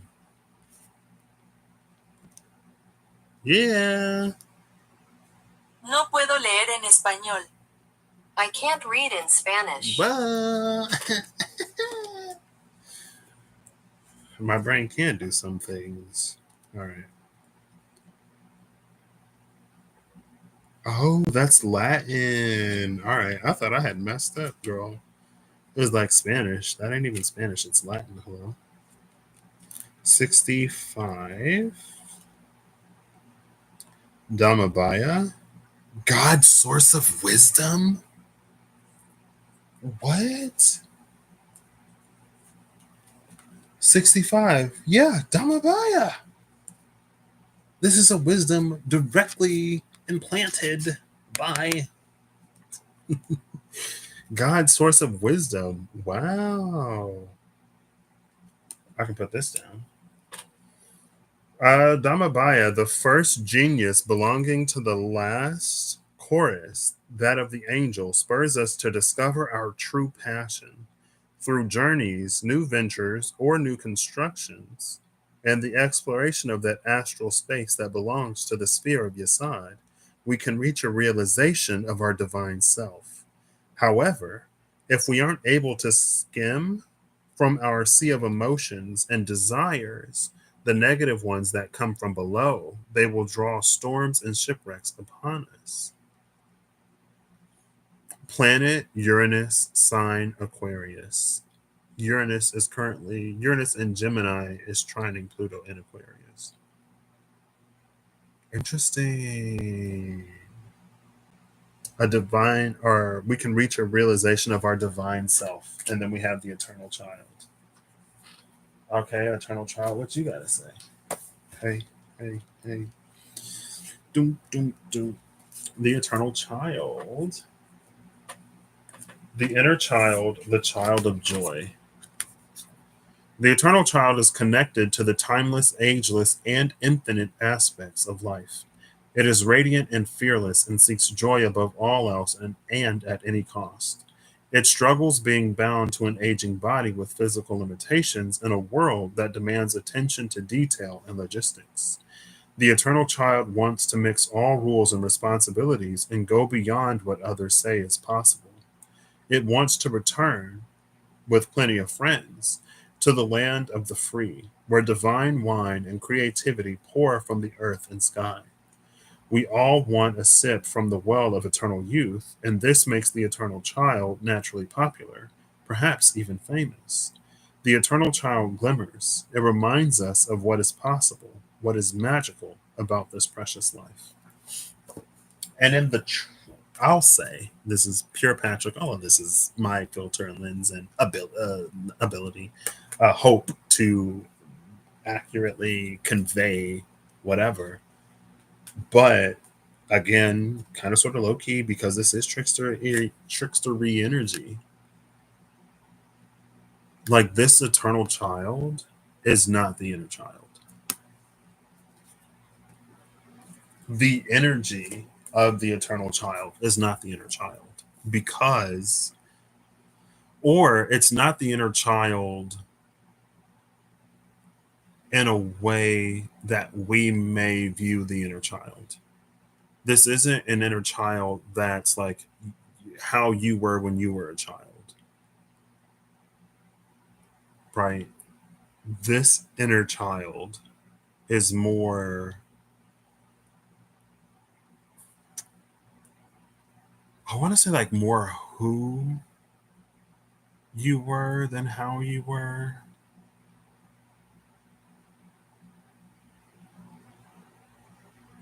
And I say that because, like, let's say that when you are first born,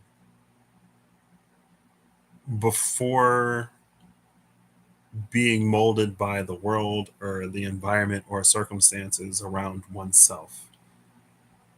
There are certain things that we are like naturally sort of drawn to, like our natural proclivities.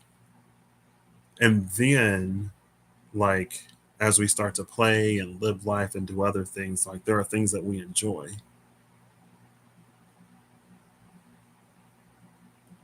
Right. And I don't know. I could be wrong, obviously. Take it as it resonates. If it resonates, if it doesn't resonate, don't take it. And if it does, apply a heaping amount of discernment, because what is this and where are we going? It's general, if nothing else. But it feels like if we were to view this eternal child energy as how I assume the inner child is typically approached, we would be off. And even to, but that's how you like, it's not what we did as a child. It's almost like the why. It's the motivation behind it. There's a more complete truth and the driving force behind the thing than the manifestation of the thing.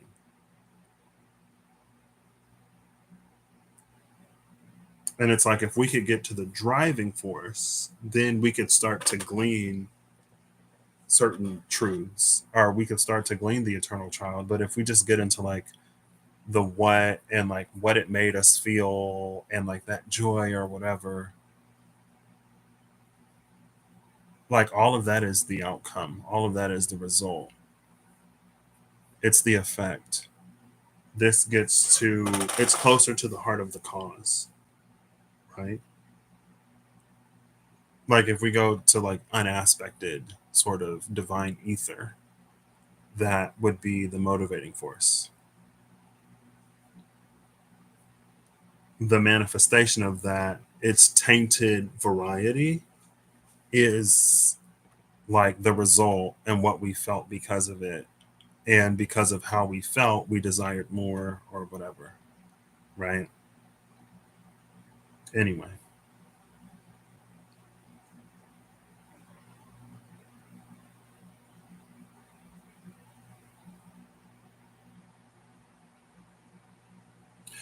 actually, sorry, I'm thinking to myself. um, this is, it took me like literally 2 hours, almost, basically 2 hours to get to this point where I start to, I see how this resonates for me, specifically in terms of my own personal leg of my journey this past, basically since the new moon in Cancer, basically. Um, Interesting. Is that not? Yeah, because I there's some Patrick stuff going on in Patrick's world, and because Patrick is Patrick, as Patrick goes to sleep, there are certain Patrick things that Patrick wants to explore, right? And so last night, I finally kind of touched upon the topic, and I approached somebody else in the dream, um, and kind of sort of had a conversation with someone. And I had to, because I was trying to relate to somebody else. I was like, isn't it great that blah, blah, blah, whatever? And they were like, I don't feel that way. They were like, I can't relate. And I was like, yeah, like you have to be able to relate because like, girl, like you're you. Like, what do you mean you can't relate? Hello? And they were like, yeah. And I was like, no, it's not like the form it's not the form that something takes. It's not what someone can do. It's that aligned feeling that you have to be in to take that form and to do those things.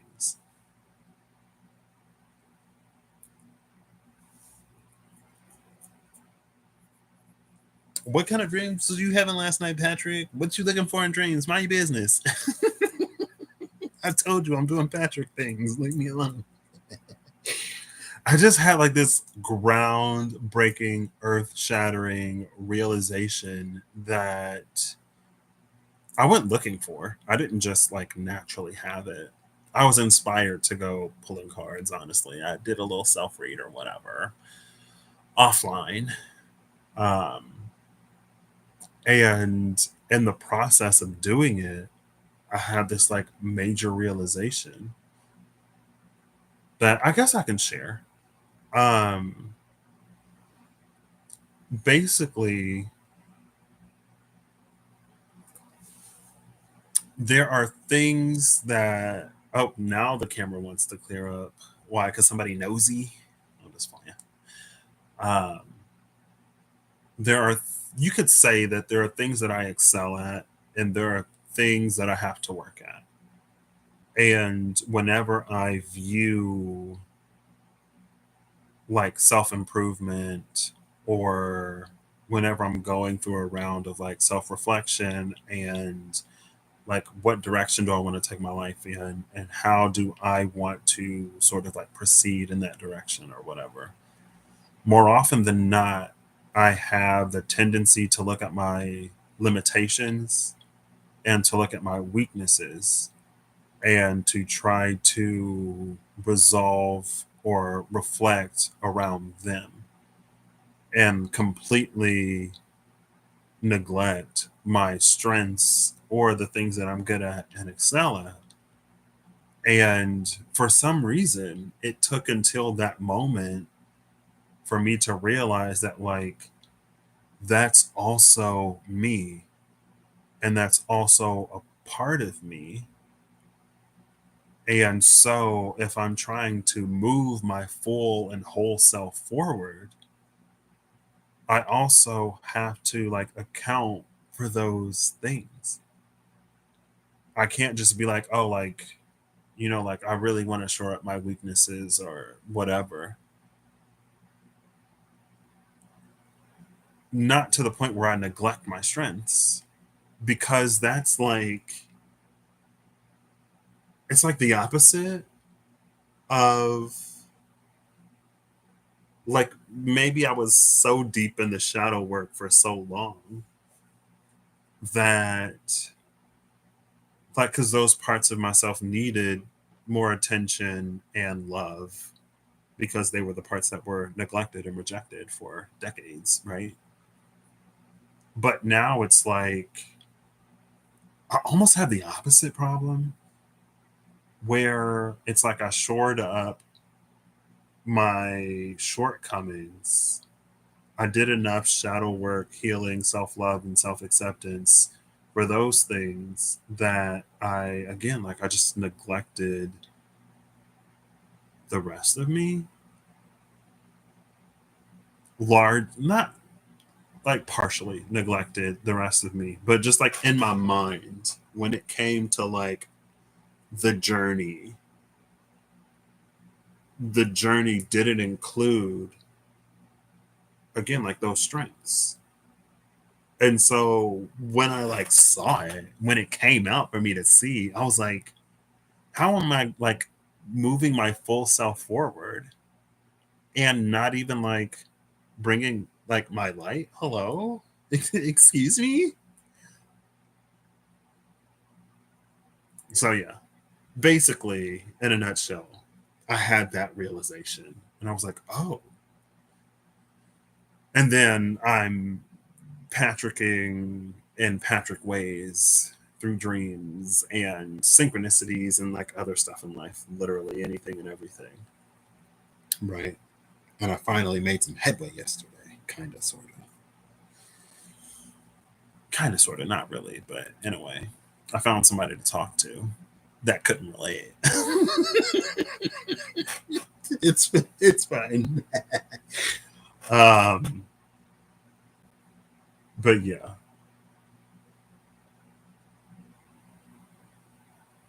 Yeah, it just like, I don't know, it kind of blew my mind. And like me knowing me, I'm not surprised. It's not like I did, like I literally purposefully, almost purposefully, mostly purposefully, intentionally did it. Right. And again, I was just like, even after I feel like major conclusions of shadow work, because I wouldn't say that most of what I do now is shadow work. I mean, I do when I need to. Um, I feel like now I just kind of sort of like exist. I live, I see what the day unfolds. I do my best to show up. Obviously, I mean, earlier in the year, I would say like March to April, like mid to late March into mid to late April. So what's that about Aries season, I guess? Um, there was like a round of shadow work that was mostly like letting myself go where it is that I'm going, right? Because it is so, I mean, it's literally here. For me, it's like this, right? Going into that void, a near literal void. The void that I've been steadily approaching for the last few years. But it was different, like approaching the void and doing the work to do that is different than taking the step into it or like jumping into it, right? Before, it was like theory and practice. Now it's like application, embodiment, living, being, breathing the thing. Anyway, anyway, all of that aside, cool. Oh, wait, 12 is also the king that walks the temple path. I guess there are many kings of man.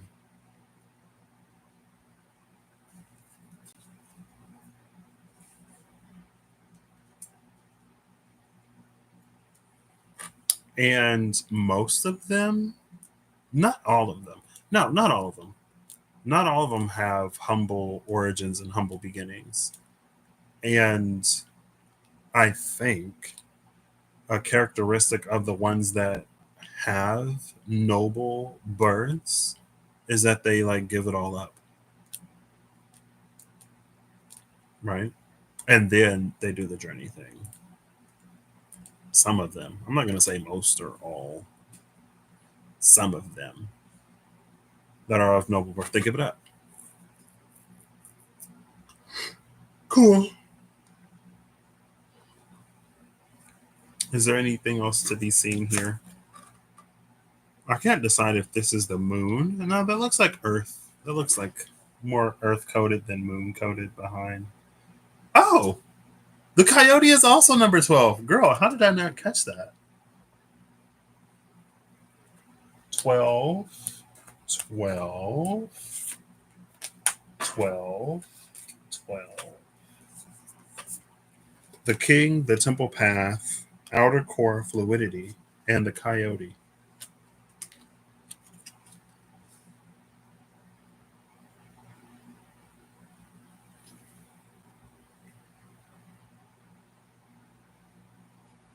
12 is the number of the hanged man. And the North Node is in Pisces. Cool. I feel like, well, yeah, the outer core to do to engage this process is to destroy the outer core. Now, it's almost like I'm trying to build an image of this thing for which there is no mirror, but you find them all over, honestly, if you know how to look. You got a divine connect. I'm just kidding. Um, it's like there's the spark, the inner core, the spark, the inner core, and then an outer core. If the inner core, but it's like the inner core isn't necessarily inherently developed. So if you destroy the outer core before the inner core is developed, then that's when you get those like soul traumas. Air quotes, air quotes, air quotes, air quotes. That's when you can like deal damage that is really hard to recover from. Because again, something about the spark is unaspected. It has no identity. There is no, like, I feel like even if you were to say like the inner self or the true self or like the soul, even in the soul there's ego, right? That's why you can have so many different angels or so many different aspects of the divine, or why the divine has some kind of force to it, motive force. That's like the inner core. A solid inner core would be like that aspect of the of divinity, where the spark itself is just, I don't know. And again, I could be completely wrong about everything. Who am I? I am but a child, barely of 32 years, almost 32 and a half, actually. Um, but again, it feels like if the process is rushed or shortcutted or circumvented in some way, because the outer core is an egg,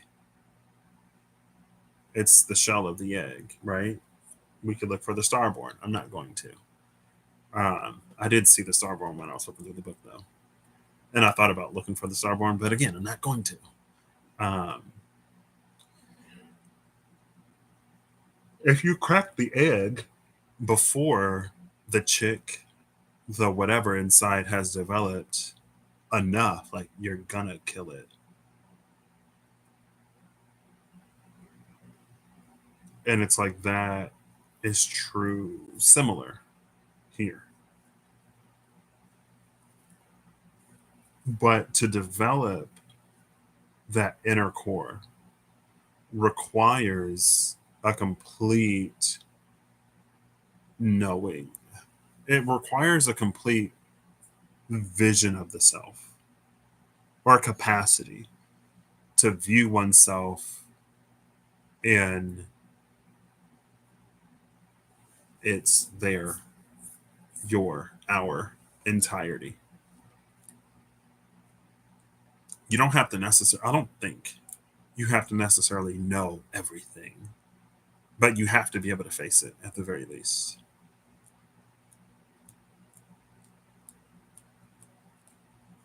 Right. Because even after taking the temple path and walking away from one's humanity, there's action that then must be taken by Metatron, right? Meaning it's an initiation into the next thing. Cool. But yeah, to do it prematurely, it's to like crack the egg of a chick that is fresh laid from a hen. Girl, that chick is going to take some incubation.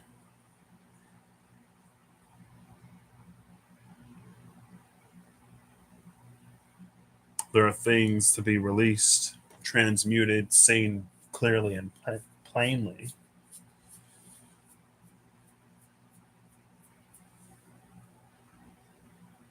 Cool. Now,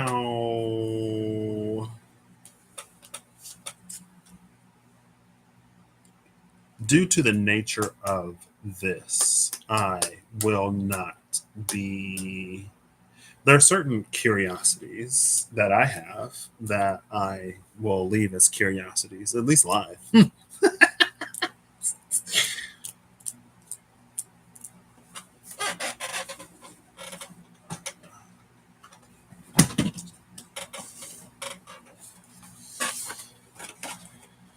But before I go, I will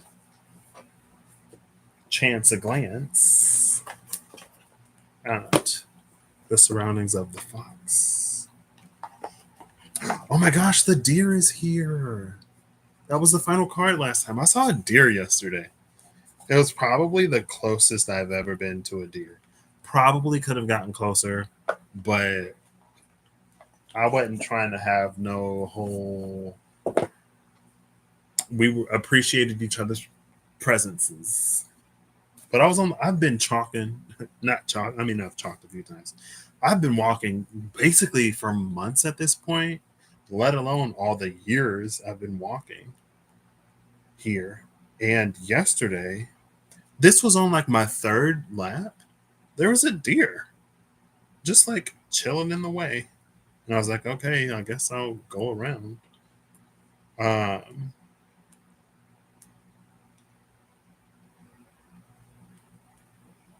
It was just like chilling by the fence. And then it started like nibbling on the grass by the fence. Now, I was on a chalk one day and like 3 deer had ran by like across the street on the other side of the fence. But that's the first time I've been like that close on the same side of the fence. Plus, I'm like, I don't know if it's a bighorn buck around here somewhere that's like keeping an eye out. I don't want no smoke. I don't want to cause you any whatever panic, discomfort. I'm gonna let you eat your grass. I can take another path. It's fine. So yeah, I was just like, whoa. I don't know. I feel like I've just heard enough stories about like bucks doing buck things and causing trouble, going buck wild, like breaking into schools and like panicking, um, getting like hit by cars or like getting into confrontations with vehicles and just like kicking through the glass and like I'm like, okay, I'll give you your space. Right? I ain't trying to be on the next episode of Courage the Cowardly Dog where a deer's got to do what a deer's got to do. Where the hunted became the hunter and the hunter became the hunted and he was running from the buck because the buck was like, I got a family to protect. You trying to mount somebody's head on the wall for what? Hello? You hungry? Go to the grocery store. All right? Leave me and my people in peace. I don't know. Some people hunt for sport. Some people try to protect their families from the people that hunt for sport. Anyway, it's fine. All right. And then one more, and I'll cut it, and I'll look for the fox. There's actually a fox in the Lenormand, too. I almost grabbed a Lenormand deck. I'm glad I didn't, because none of these are under 36.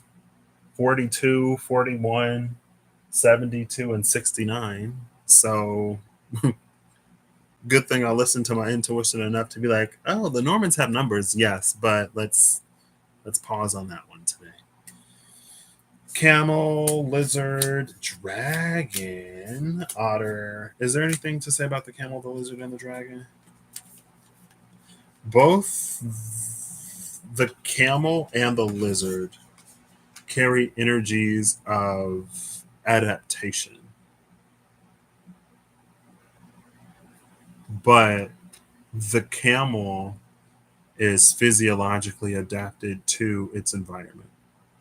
It can store water in its humps. I think somebody said it can like regurgitate and re-eat some stuff if it needs to. Um, but the lizard uses its environment to adapt. Lizards are cold-blooded. So if it's hot, it seeks the shade. If it's cold, it seeks the sun because it doesn't have like internal thermo homeostatic capabilities.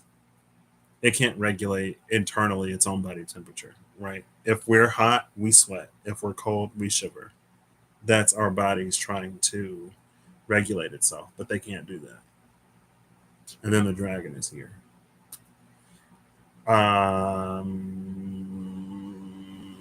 Fire dragon. Is there anything to say? I mean, the dragon is a lizard,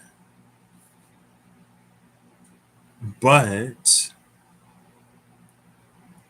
I don't necessarily hear of dragons sunbathing and seeking shade. And everything that I've heard of dragons, I don't recall them having, like, you could refer to them as flying lizards because of how they look. Some people do, in whatever dragon, whatever. But they have, I would assume, that homeostatic capability.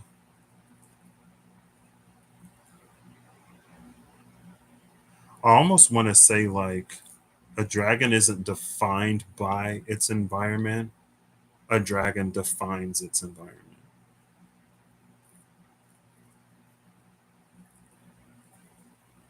And so, in that way, it's not like the camel either.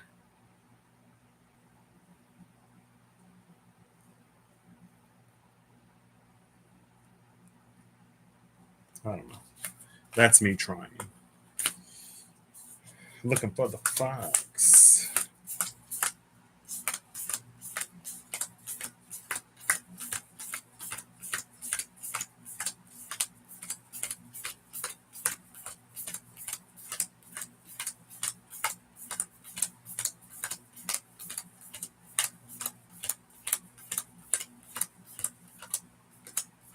Oh, the deer and the gazelle are together. The fox is in between the crow and the hyena. The only three cards left, it's the cobra, the scorpion, and the raccoon. The whale is before the crow. The raccoon is after the hyena. It's whale, butterfly, and gazelle. Three before, three, I guess four before, four after. Four is the number of the eternal child. I kind of love this combination. The whale, the butterfly, and the gazelle. And the deer is before the gazelle. Again, the deer and the gazelle are together. That proximity, our proximity to divinity, I'm going to say something that is controversial to me and my own viewpoints. And to say it's controversial to my viewpoints and beliefs is a bit extreme. But I think there's a lot of nuance to it. Our proximity to the divine lies in our divinity, not in our humanity.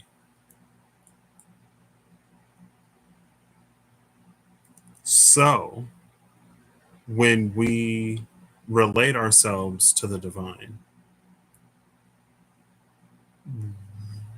we should do so from, it's like if we were to relate ourselves to the divine, we should do so at our greatest potential and highest truth, not us struggling against ourselves and the world around us.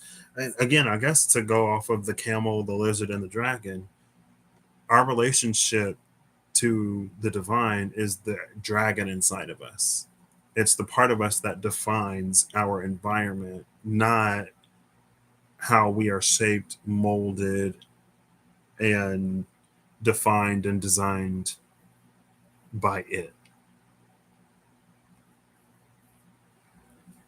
Right. And that's this whole, like, again, like the thing with the eternal child being the vessel and the eternal child being different than the inner child. It's not what brings you joy, and it's not about going and doing the things that you used to love to do as a kid because of that carefree joy, whatever. Because even if you, it's almost like even if you were to go and do that as an adult, you're doing that to find something that you don't have in your reality.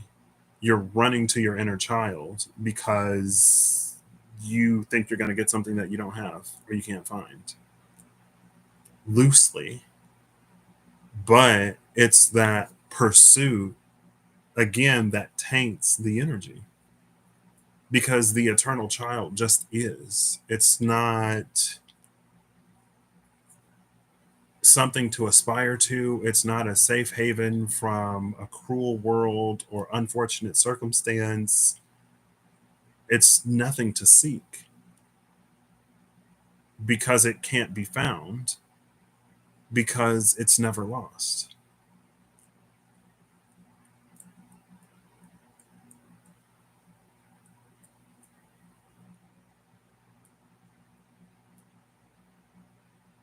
And likewise, because of that, it's not a solution because there is no problem.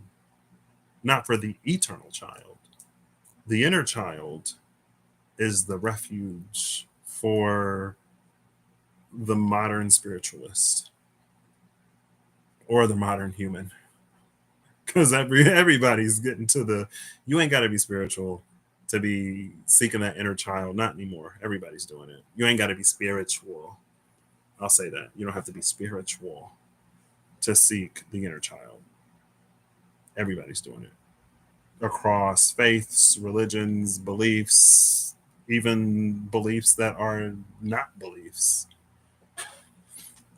Because again, it's become a safe haven. It's become a solution to a lot of the problems and woes of living in a modern era. It's an escape.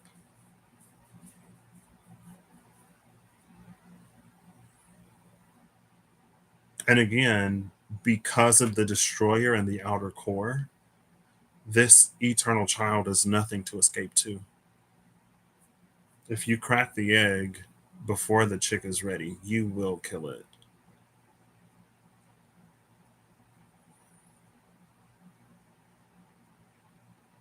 Anyway, the crow and the hyena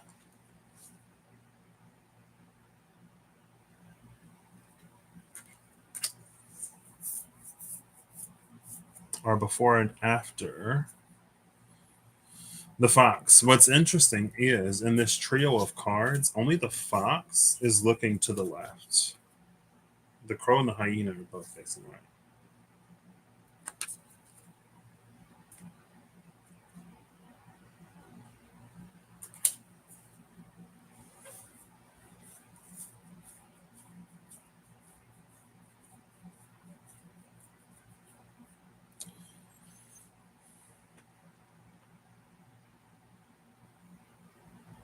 I guess the hyena and the crow defining the fox just, is this a third aspect of? So its domain extends to the things for which there are no mirrors, the mirrors for things that we wish not see, but also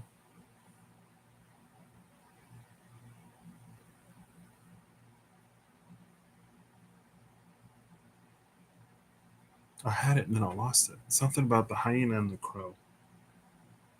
Um, it's something like medicine.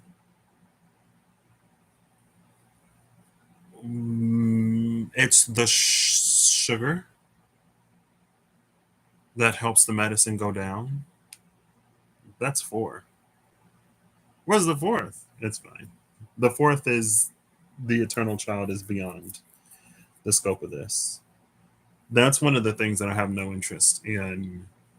I don't know. For me personally, this is one of those spaces where I see like the destroyer, the outer core. I'm getting these like vibes, feelings, putting them into messages of like to pursue this prematurely is to invite an ego destruction that goes beyond the ego death and the whatever. Because again, something about this, if the inner core is not developed, it's literally just the soul. And but it's not the soul in a way that's like, I feel like the soul, it's like the inner core of the soul. This is the spark. That maybe that's a better way to put it. The inner core is the soul. The outer core is the body and the ego. The spark, it's just a spark. It's not even a soul at that point. It's just a divine construct that cannot be destroyed, but that like nothing can be done with either. It kind of just like exists because again, like it's not even a soul at that point. It's just a spark. Maybe it'll return to the creator. I guess a lot of people want to return to the creator. If, and again, in the tricksteriness of it all, if there are people that say that they want to return to the creator, and if this is some low key trickstery type energy that's like, it's almost like, let's say that like someone's like, yeah, I want to return to the creator. I want to meet Jesus. I want to meet God. I want to meet insert the name of the creator here. And someone's like, oh, okay, I'll help you. And then they like kill you so that you like return to the creator via like death. And they're like, well, you said you wanted to like return to the creator. You said you wanted to meet your maker. So I helped you. Did your soul not go back to the one who created it? It's like, it's like nobody wants to die. Not in this metaphor at the very least. Like when someone said I want to meet my maker, I want to return to the creator, like that's not that's not what the person in this metaphor meant. But again, with the tricksteriness of this, it's like if something like, I don't know. Anyway, I already said it. It's fine. This aspect of the fox with the hyena and the crow, this is the sugar that's paired with bitter medicines.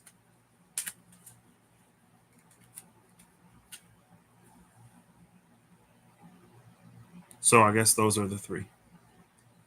There is the things for which there is no mirror, the mirrors of things that wish not be seen, and the spoonful of sugar that helps the medicine go down. Three aspects of the trickster. Maybe that's what I'll title this. Sure, why not? I drank that whole thing. I feel like I don't feel nothing. Three aspects. Oh, I guess they're lowercase of the trickster. I'll leave this all lowercase because, again, who am I? I did this the wrong way. I had a feeling that this would be long enough that I wouldn't do final cards. I think I might. I think I may. I think I might do some final cards tonight. Yeah.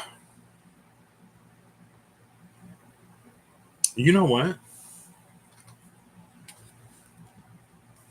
For funsies, I'm not going to look at the fourth. Did I finish that thought? I don't know if I finished the thought, but I see something like this. I'm like, okay, I'm not going to look. I'm not going to look. I'm not going to poke. I'm not going to pry. If this is something, sometimes I'm like, I'll look into it anyway, and I'll just have to rely on the discernment and intuition of the person watching that they would do themselves no harm and that they would not stray from a path that is not their own because of me, right? But there are some things where it's like, yeah, I'm just not, I just won't touch it. It's fine. I don't have to. There is no incentive to. It would only be detrimental for the person that is, for the person whose inner core is defined enough that it would survive the destruction of the outer core, that it's ready to hatch. Um, may your intuition and discernment take you to sources beyond me and this one, if it is for you to find, if you need.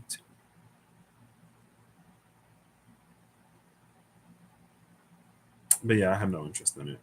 I have no interest in certain things, and that's obviously one of the things that I have no interest in. So cool. I'm gonna start getting final cards.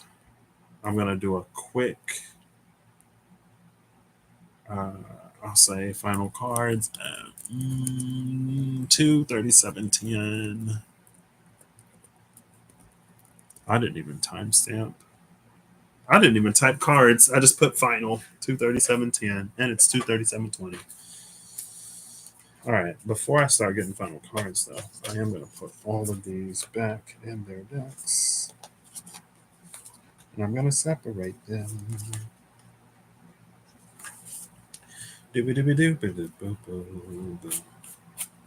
Now, yeah, it feels like we are entering. I'm assuming. I'll just say that. I'm assuming that as the inner core matures, it takes on refined aspects of the ego, right? And again, you could say with the what I can see as a line of distinction between the inner child and the eternal child, it's less of what you did to feel a certain type of way, and it's less of that and more of what motivated you to do the things that you did, right? And again, that motivation not being like, oh, I wanted to have fun. I mean, for some, that's going to be it. I'm sure there is at least one person where wanting to have fun was their true motive force. But most kids want to have fun. What did you do to want to have fun and why? Right? For the kid that went to the library, story time, whatever, because listening to somebody read a book or listening to stories was fun for them. The why behind that could be an aspect of knowledge or learning or uh, communication and community, or to be like a scribe or a witness or an imaginer, a thinker, a ponderer, a wanderer, right?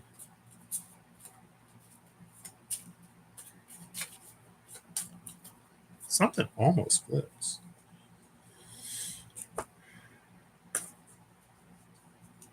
I can put these away next. We have these two. And this one. And this one.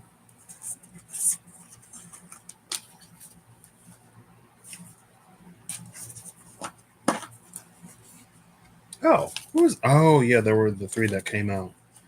It was the owl, the giveaway, something between the owl and the giveaway.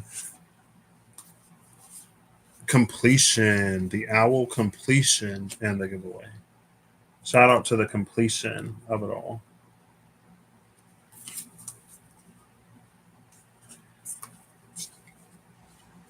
Sometimes we can get a little journey weary, and we could wish for a journey to be over, and in that we can rush and or force a completion. And you can say that there is a mirror of that in like the video game industry, right? These days video games are released unfinished, and you could always, it's one thing to go like there are certain things that we could polish up after it releases and we can patch it in. It's another thing to go like we'll just finish that up later and then sell it to the person. Now, there's always been like sequels, right? And World of Warcraft online, like MMOs, have had expansions. There are expansions to like Dungeons and Dragons systems and stuff like that, right? But that's different than releasing an unfinished product and just going, well, they'll buy it. They'll buy anything these days. I don't know. Anyway, it's fine. I don't know. Anyway, it's fine. It's fine. Where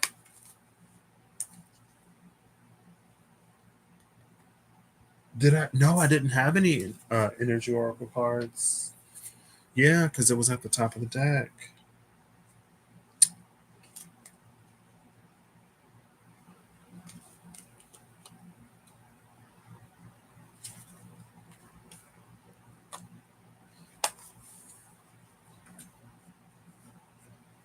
Look at this hummingbird. I've been seeing the hummingbird quite frequently in the mystical shaman oracle cards lately. I feel like nearly every time I use it, I see it at the very least.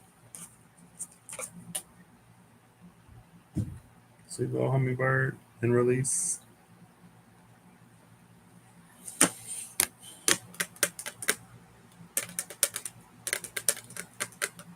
This was the only card, right? Yes, because there is no 72. I really thought we would have got an alchemy, but there was only 71. Oh well. Water and cunning. I learned to know.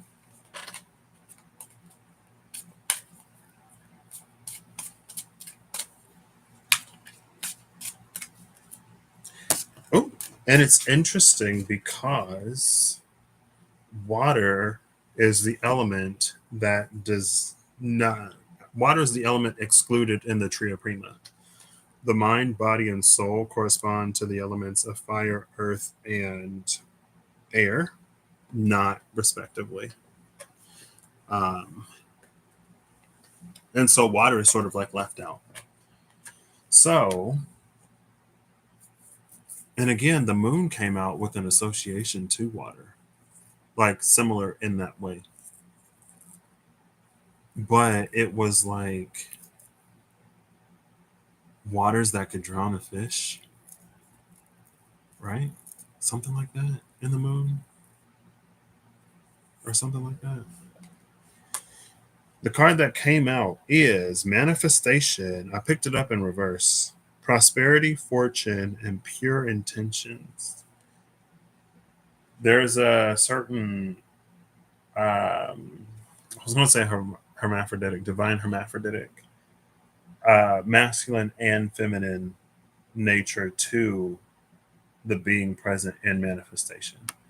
This plays on the whole title card, Four of Wands, Nine of Pentacles.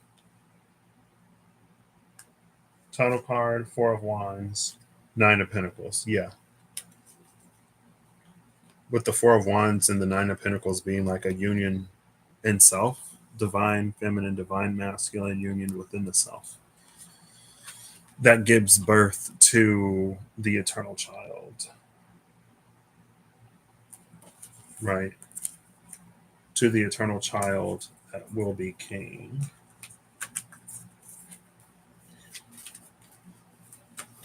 The pilgrim, the father, the thread, the venom, the mother, the village, the king. So yeah, there we see it. We saw with those cards, title card, whatever this is. I mean, the title card mostly speaks to the other two. That's one gift. That's one part of what makes the eternal child. Where I draw the bounds on my curiosity is looking for the other two. So, and honestly, after I get these final cards, I'm gonna go to bed. So I'm not even gonna look for myself. Not tonight, at least. And if I'm being honest, I probably won't even remember in the morning. So there's other stuff I need to do tomorrow. Life is so crazy.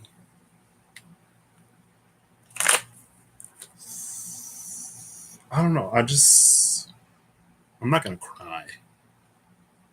Um, Before, this was like hours ago now, I got word of I want to say a tragedy. And there's a lot of tragedy that surrounds it. And it's just like you're living your life one day and something happens. And then your life is completely different. And there's no warning. Like no one, I would say most people at the very least don't imagine when they wake up that their life is just gonna completely turn upside down. You know? Anyway, I don't know why I just recalled that. The fox and the moth. But yeah, it was just like, oh my gosh. But there are also beautiful things that happen in life. Um, a lot of people don't necessarily wake up expecting for their life to change in a crazy positive way either. To bring a little balance to that. I mean, I'm not going to say that to obviously. Come on now. But yeah. Anyway, manifestation.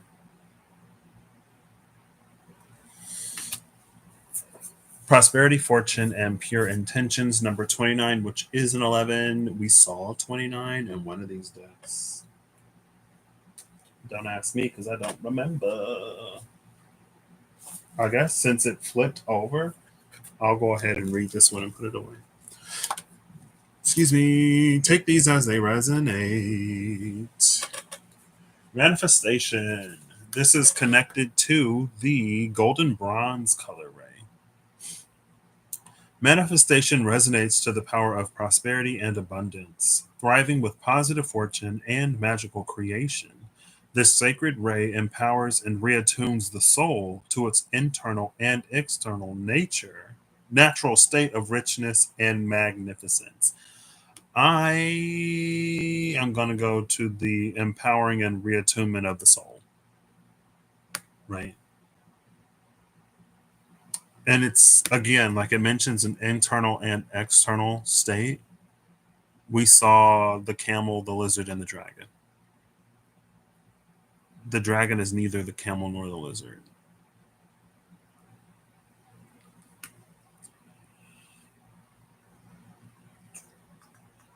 When the soul manifests abundance based upon pure intentions, Greatness is born, poverty consciousness is erased, and lasting inner fulfillment is delivered. There you go. Bottom of the deck is forgiveness, redemption, rebirth, and regeneration. Love the regeneration and rebirth that follow this soul reattunement. That feels like that Six of Pentacles, Four Swords energy. Forgiveness. This is connected with the forest green colorway. Forgiveness resonates to rejuvenation and renewal of all levels of life. It attunes to the very lifeblood of creation.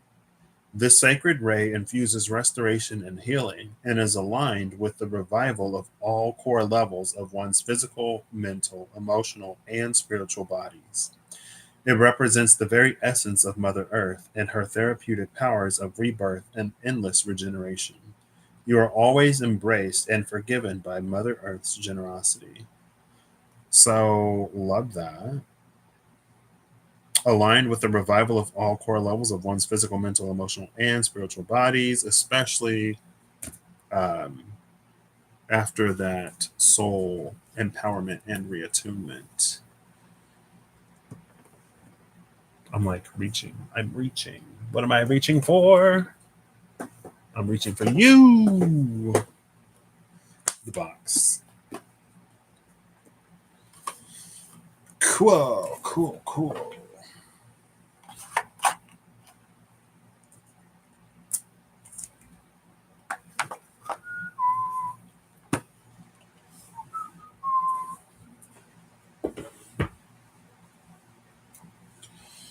Okay. Now we'll put these away. These are the wild unknown archetypes.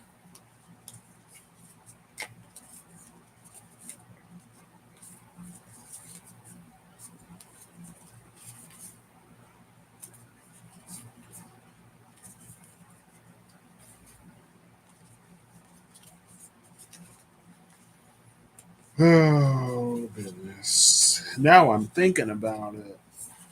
It's fine. The least I can do is to spare a thought. I'm going to do more. But I'm not going to fight.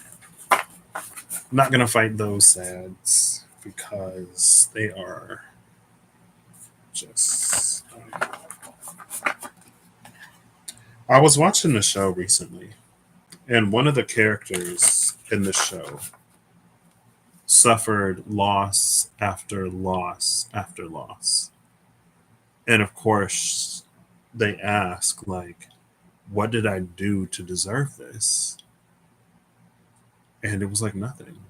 There was nothing that you did to deserve all of the tragedy and misfortune that has been visited upon you. It's not your fault. Sometimes things happen in life, and they happen to good people, they happen to people who don't deserve what happens. Yeah.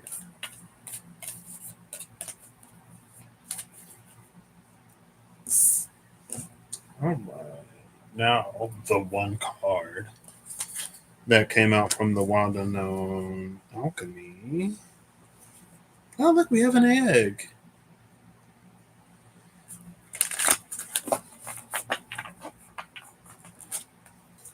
There is an egg. Summer. It's summer now in the Northern Hemisphere. It was feeling more like summer these like past whatever since the current's wet. It's finally cooling down. I can walk outside again. Obviously, I saw the deer.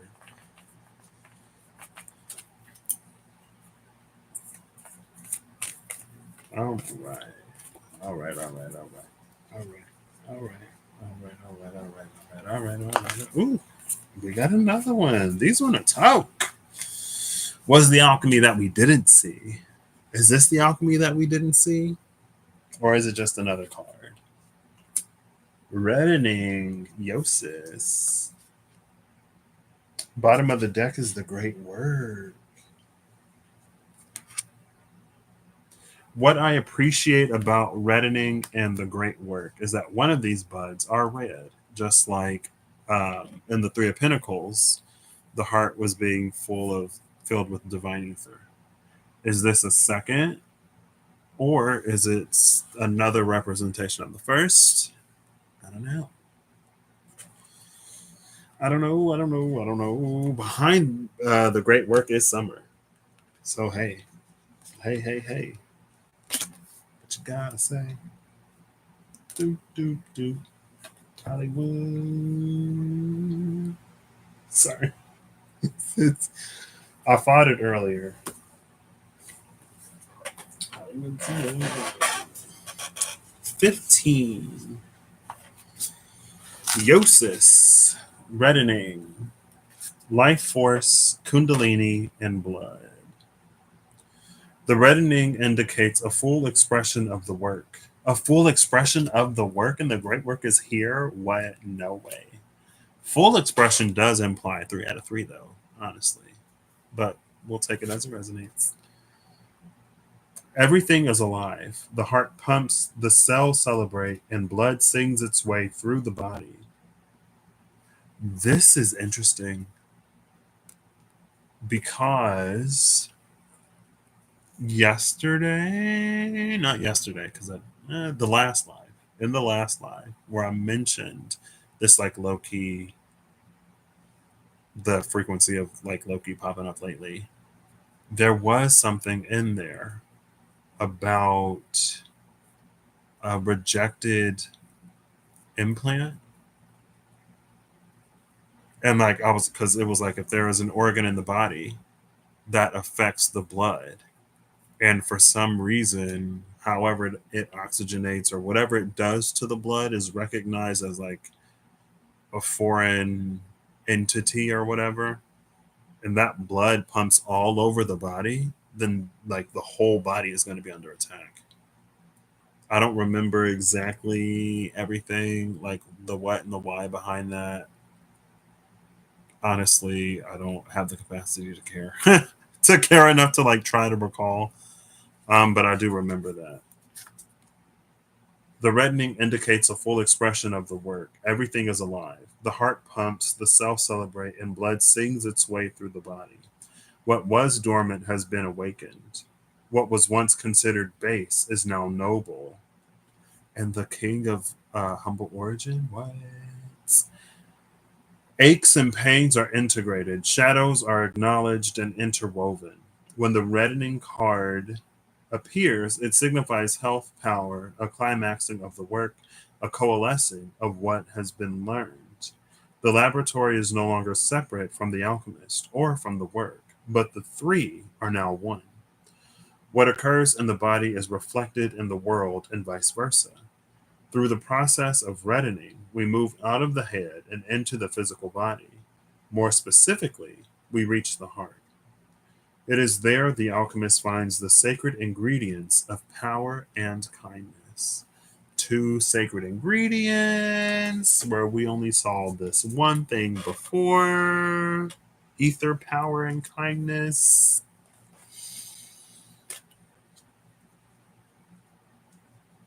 And or maybe too, it's that like power and kindness are found through the ego,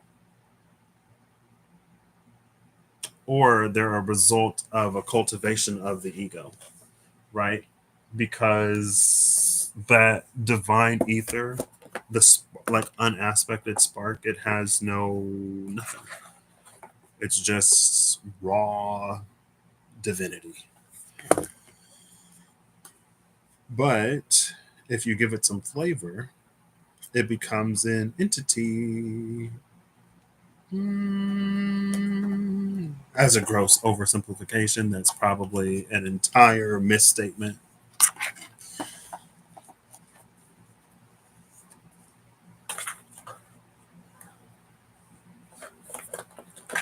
Um, As I was reading that entry, though,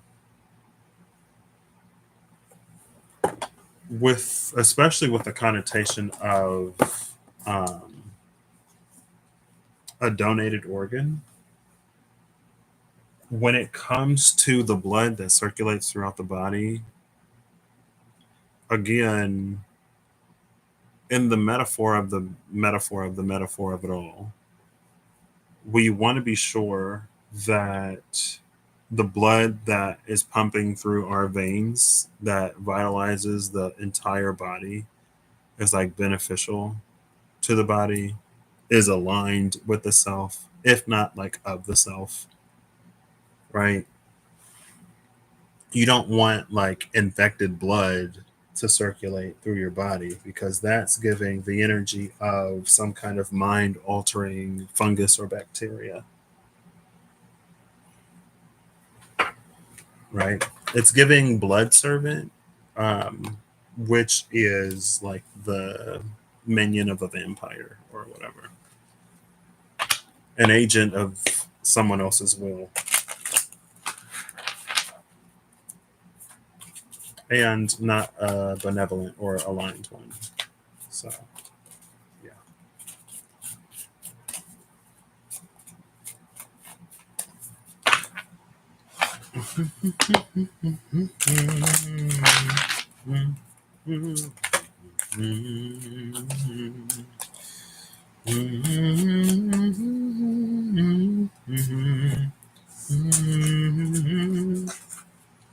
This is the last deck to be combined.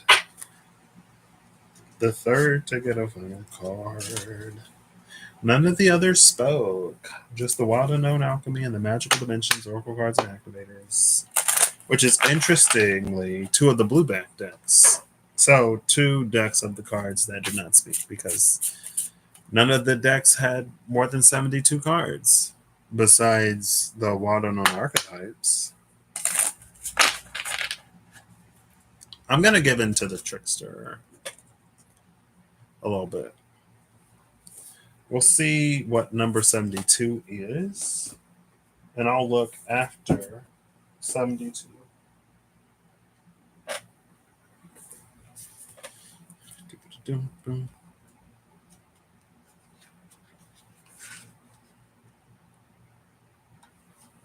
I know there's at least 72 because Anima Mundi is after 72.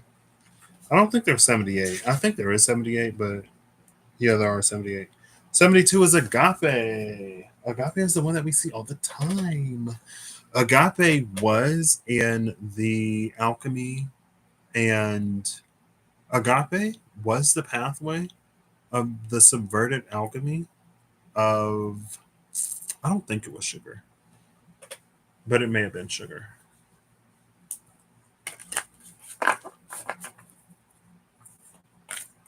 All right. Oops. Oh, wow. Alethea just flipped over,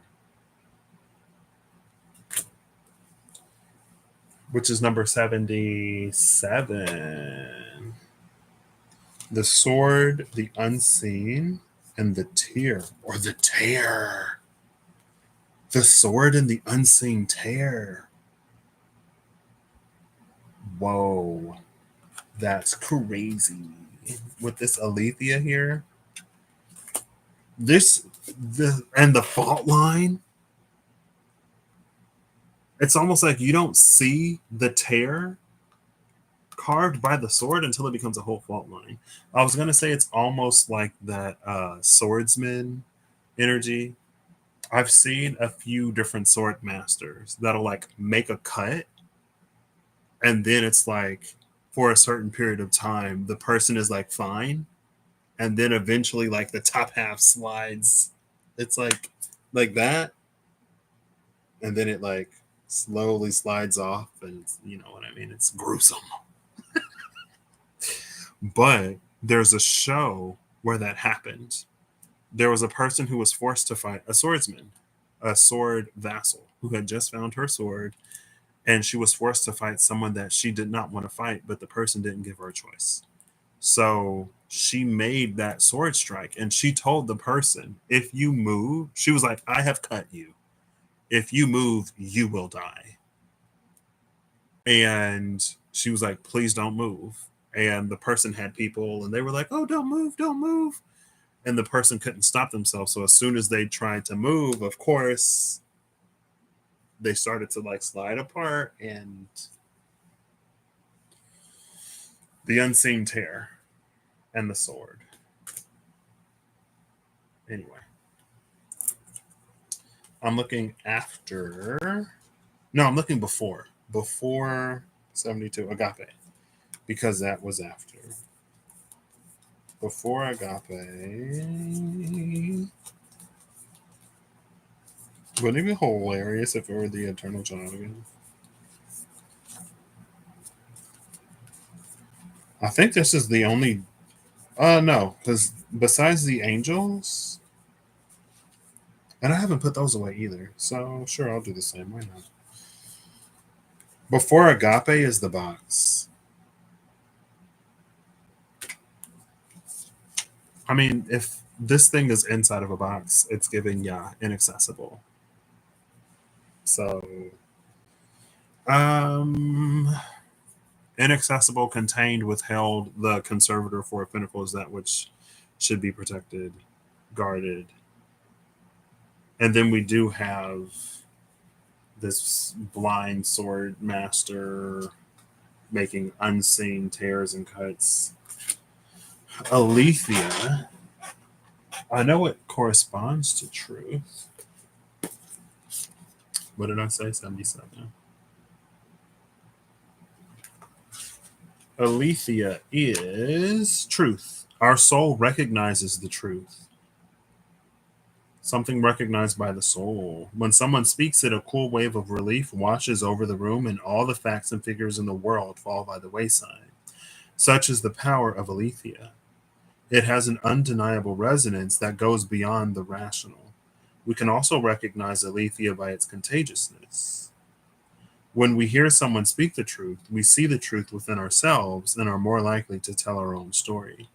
The Aletheia card requires us to step toward an act of truth. This might look like a conversation, a gesture, a poetic act, or a ritual that honors the unveiling of what's been concealed. Reclaiming your own truth is a way to reclaim your vital energy, health, and sense of belonging in the world. Truth has its own wings, set it free. Truth was governed by, at the very least, two of the aspects of the trickster. It was both the things for which there is no mirror and the mirror for things that wish not be seen.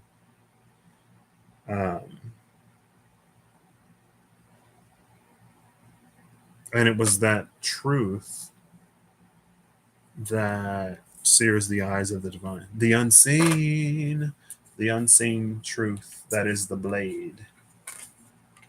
Cool. Right?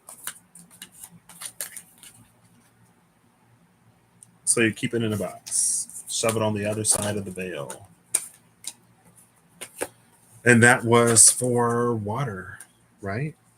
Water was. What was the room? Did it have a room? It had a room. There were 4 rooms. Herteka, solstice. It was the summer solstice. Cunning. I learned to know. And then we get truth. And whatever that other card was that I already forgot. I already forgot what it was. The box. Yeah. You could say it's like Schrodinger's cat. You don't know until you open the box and find out. All right. So, final card. Ooh, that one flipped over immediately. The mirror. The mirror. Are you serious? And the bottom of the deck is apocalypses. Wow. But is that not the energy? That's kind of sort of like it mirrors the destruction of the outer shell. And behind apocalypsis is the one. So yeah, don't even use the mirror, because to use a mirror to gaze upon that absolute truth will have the same effect as gazing upon it directly. If it's not safe to look at with the naked eye, it's not safe to look at in a mirror. If it'll burn your eyes out, if you look at it directly, it'll burn your eyes out if you see it in a mirror. The things for which there is no mirror, and the mirror of things that wish not be seen. Wow. Wow. But in the show, like, she wasn't mad. Eventually, she learned to accept her fate. She was like, you know what? I went looking at somebody I shouldn't have looked at. Castiel was trying to be nice. He was like, don't look at me. Don't look at me. And she's like, I gotta know. I gotta know. And Dean's like, what is it? What is it? And then he sees her eyeball start to burn out of her face. What did you see? I saw an angel. And it blinded me. Anyway, the mirror is number 68, which is one before the 69. That was the cunning, I learned to know. No, that was 72. 69 was Kusma. Moon. 69, one before the moon, one before the rune of the moon is the mirror. Oh my gosh. Oh, look at that. The moon and the mirror, the mirror and the moon. The reflection, and this is reflection. Oops, sorry. I was a little excited. The reflection. Kusma was deflection. The reflection, the illusion, the looking glass. We look into mirrors every day without recognizing them as portals into another realm. They can shatter, flatter, distort, reflect, and project an image back to us that we deem to be true. An image that we deem to be true. What? And truth just came out in Alethea. What? The energy of the mirror is all about self perception. When the archetype of the mirror appears, we are in the mythic land of Narcissus, who saw himself reflected in a pool and fell in love with his own image. So compelled by his reflection, he could not turn away, a fixation that eventually led to his death. Recognize the power and danger of the mirror. It is a construct, one that may drive a shard between you and your true self. The mirror contains trickster energy. What? OJL? Like, really, Kim? Okay. The mirror contains trickster energy. Put the phone down, stop with the comparisons, and let the mirror stand empty for a while. Rest with the one inside. Love that. But with Apocalypsis at the bottom of the deck, it's like, if this, it could be apocalyptic girl. You know what I mean? Apocalypsis is number 74. Apocalypsis, removing the veil of deception. Apocalypsis indicates a particularly painful time, one that unfolds when two disparate dynamics occur simultaneously, pulling the psyche in seemingly opposing directions. The first is a lifting of the veil. This means truths that have been kept in the dark are revealed, seen, and unearthed. No matter how relieving it is to witness them come into the light, an element of despair and grief follows. The second dynamic is the regeneration that comes from the wreckage of the revealed truth. The old narrative breaks and a new story forms. Apocalypsis energy is similar to a forest fire's devastation for the sake of regeneration. The veil lifts, and we see who and what has been hiding. From the nakedness of the truth, a child is born. Have faith in the process. Hold on to your center. That is the only way. So, if the inner core is defined enough, strong enough to survive the shattering of the outer core, then it's like you hit the regeneration after that apocalypse. And Enoch regenerates into a Metatron, right? Elijah regenerates into a Sandalphon, because I know that now, because the algorithm gave me an answer. It may not be the answer, but I asked the question and the algorithm provided. Sandalphon is what Elisha became. And Sandalphon and Metatron are thought of as brothers, according to that video girl, because they're both angels that were at one point human. Yeah. If we can survive the shock, the grief, and the terror of apocalypsis, then we will hit that regeneration. And the alchemy of reddening mentioned regeneration, right? No, that was the Magical Dimensions Oracle cards and activators. Forgiveness, I believe, mentioned regeneration, and maybe manifestation. Some other card mentioned regeneration. But if we're not ready, the mystic is there. The mystic and the thread and the mentor and gnosis. I love this. The mentor, the thread, and the mystic. The mystic. I think I put these out of order. It was the mystic, the thread, and then the mentor. And then gnosis is behind that. And agape is behind gnosis. Now after agape is the underworld and the king. The underworld, the king, and the shaman. And we saw the grave of the mystical shaman. The grave of the mystical shaman, the underworld, the king, and the shaman. Cool. Love it. The divine sits on the other side of the thread that mystic is connected to.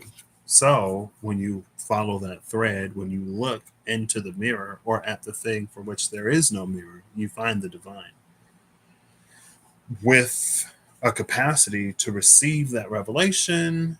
Again, our Enoch becomes Metatron. Metatron, the temple path, walking away, 6 chakra archangel Metatron action.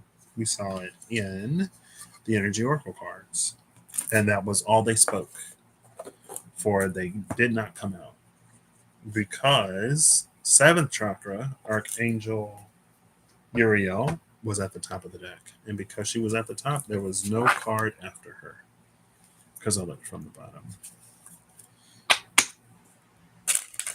All right, Notoria, your final card, the final angel. Oh, speaking of angels, let's get one now. Are Metatron and Sandalphon in this deck? Metatron is probably in the majors. I guess we'll see if Sandalphon is here. We got a clean flip of Urethel, which is the 10 of Wands.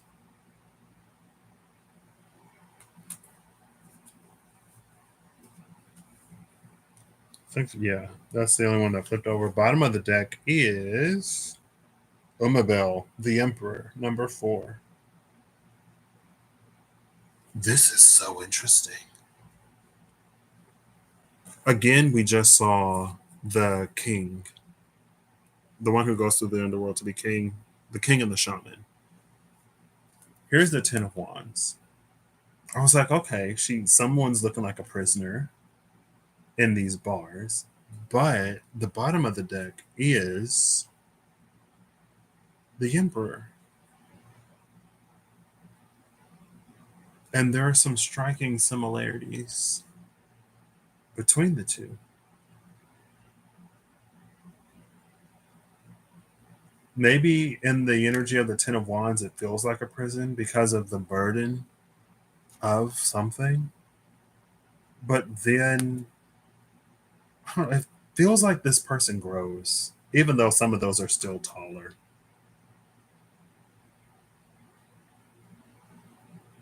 They become Emperor.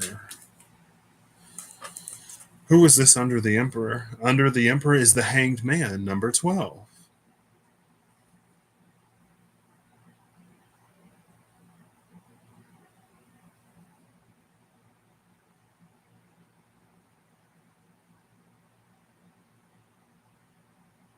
Nehemiah? Isn't Nehemiah a person?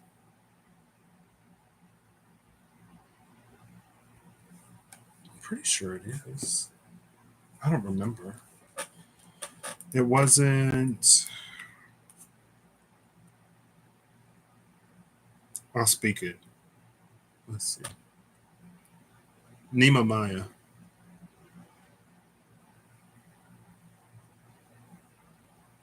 What? Nehemiah. It spelled it right the first time, but now it's given. Is that how you spell it? Neh.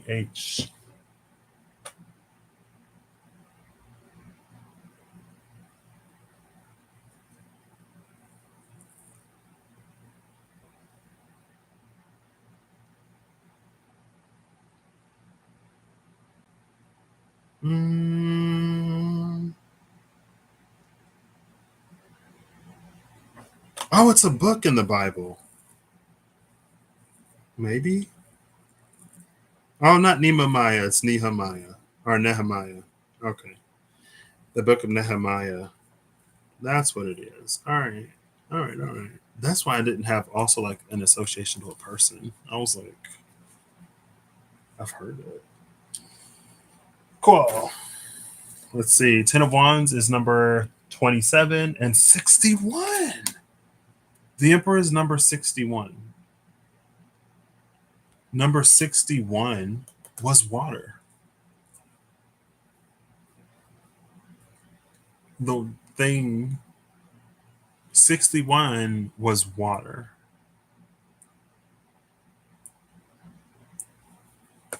61 is water. Oh, so it was before the coyote. That's why it was there.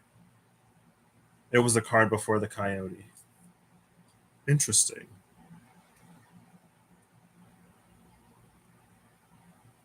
Wow. Here we go. I was like, what am I looking for? 27.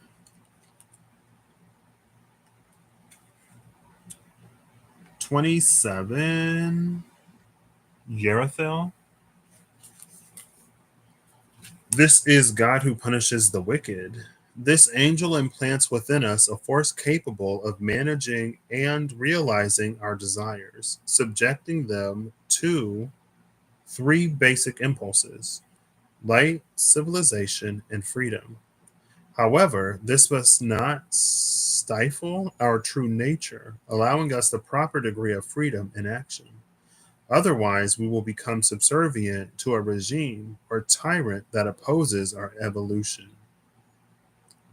Becoming subservient to a regime or tyrant that opposes our evolution. Wait. Planet Jupiter, sign Leo. Jupiter is in Cancer. Sun is in Leo. Jupiter goes into Leo within the next year, within 365 days. I think Jupiter's only in a sign for like a year or so. God who punishes the wicked. Look at her, she's wicked. Get her. Those were a whole bunch of people subservient to a regime and system. Alphaba said, yeah, no, not for me. I ain't selling out the animals. I hope you're happy. I hope you're happy now. I hope you're proud. How you? Yeah. Umabel, God above all names, elevated. Umabel leads to an understanding of how and why certain impulses from the higher spheres affect the plane of manifestation. An understanding of how and why certain impulses from higher spheres affect manifestation. Literally imparts three basic impulses. It was what? Light, freedom, and something else. The impartation of, and again, like that's this kind of sort of growth or evolution between the Ten of Wands and that Emperor energy. This is just the impartation of those basic impulses. This is the understanding of it. Oh, girl. Okay. A knowledge that will enhance learning. Cunning, I learn to know. Excessive authority and impulsiveness would lead the energy of this angel to degenerate into stubborn tyranny, a tenacious exercise of one's privileges, or at the other extreme, laziness, weakness, or rejection of just authority. Signs here are the Sun and Aquarius. So that would be Sun and Aquarius opposing Jupiter and Leo. Interesting.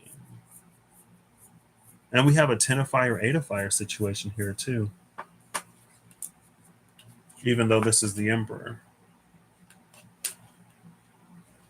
So that understanding of divine impulse brings a sort of energy of expediency. And again, it's interesting that one mentions, what did it say?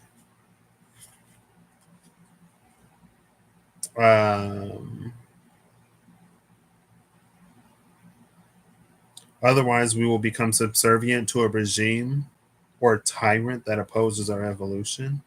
And one, excessive authority and impulsiveness would lead the energy of this angel to degenerate into stubborn tyranny, a tenacious exercise of one's privileges, or at the other extreme, laziness, weakness, or rejection of just authority. Rejecting just authority. Emphasis on the just part. Cool. Awesome. Love it. Love this self-referential, connected energy.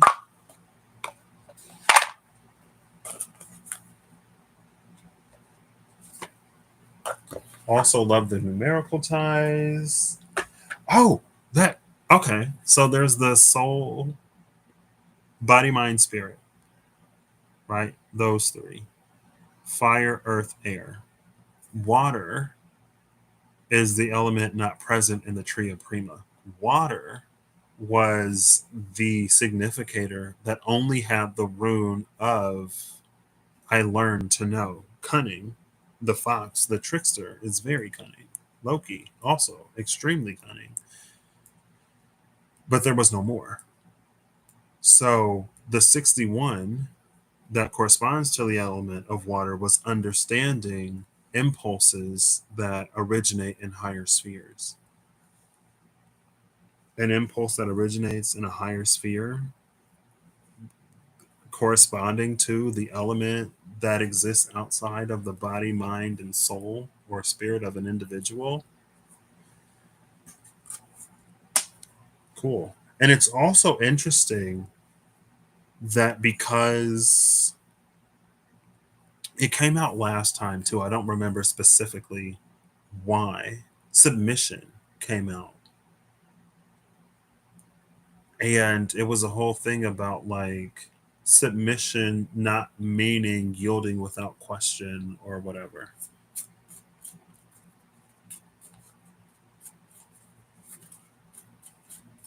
Cool. All right. The rune.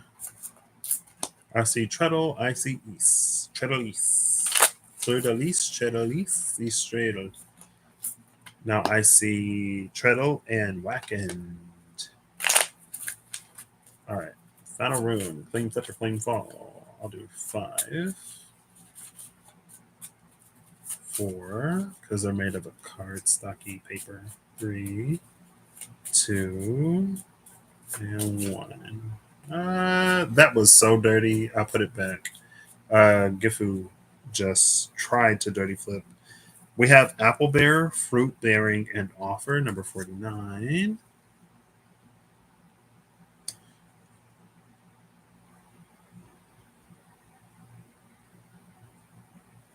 And then top of the deck is vein, weathercock, and fluid. Now these match the direction and orientation of Kusma, the moon. This fluid weathercock, where fluidity, outer core, came out on the rune of Watergafall, and it's like you have to both invert and mirror Watergafall. Here we see inverted and mirrored waterfall with apple bearer. And it literally, there's the fruit that it bears right there. Interesting. And it's those same blue colors. The blue of Kusma. What's interesting about this apple bearer is with the pink line, it's a lot fainter than the green one. And again, it's like with the whole deflection of the moon before. This is a confirmation that aligns with Kusma, the moon rune. And it was a thing about, like, if this is the mirror, when it deflects, it's not able to penetrate because it bounces off, it's deflected. But if any of it passes through, that's when we begin to get the realization. This is the beginning of that realization. You can see it's faint, but some of that pink is passing through. Not all of it is deflected. And it matches, it aligns with that line that is strong like the divine. It's green. Why is the divine green? Because of whatever card that came out with that energy of like revitalization, regeneration, forgiveness, Mother Nature, green, the forest green color ray. That's why. Forest green color ray. Here's this forest green. There's a lower line matching and also bearing fruit. Again, because it has that, whatever is able to penetrate. Cool. Love that. Love that. And that's why it bears fruit.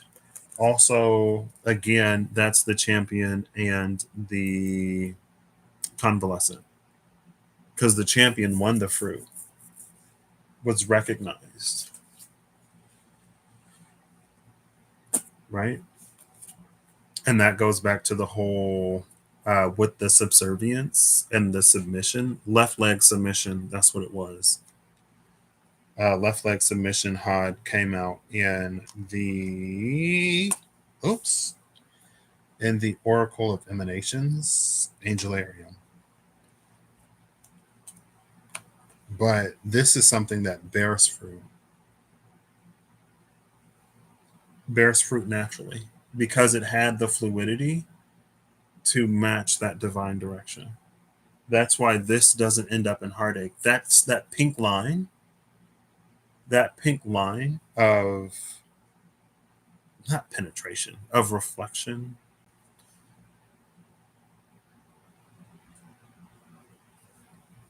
That was the pink line of heartache. I think it was pink and red, but you get what I mean. Now it bears fruit rather than that fruit being one of like pain, or like when Adam and Eve ate from the fruit of the tree. That kind of like heartache, it's not that. This is a fruit deserved, a fruit earned, not a fruit taken and eaten. Cool.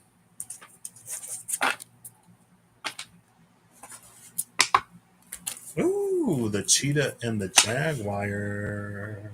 The cheetah and the panther. Was that yesterday I was at Walmart? And the oyster. Love that. And the dragonfly. Love that. The dragonfly was in the oyster way. I actually saw a dragon. I saw a dragonfly when I drove to the gym the other day. And then when we came home, I don't know if it was like an immature dragonfly or if it was like a mayfly, because the gym is close to the lake. But the dragonflies out there are like chunky. The whatever I saw at the house, it was like a lot smaller and thinner. Well, maybe not necessarily shorter, but it was definitely thinner than the chunky things that be out by the gym. All right. Final animal.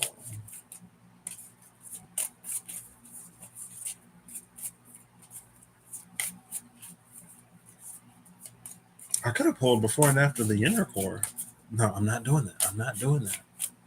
I will leave it be. The bumblebee. I will leave it be. Get it?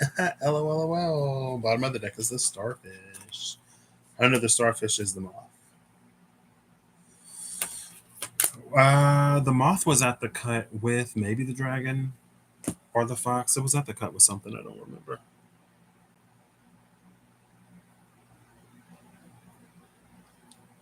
I just saw a video about bees.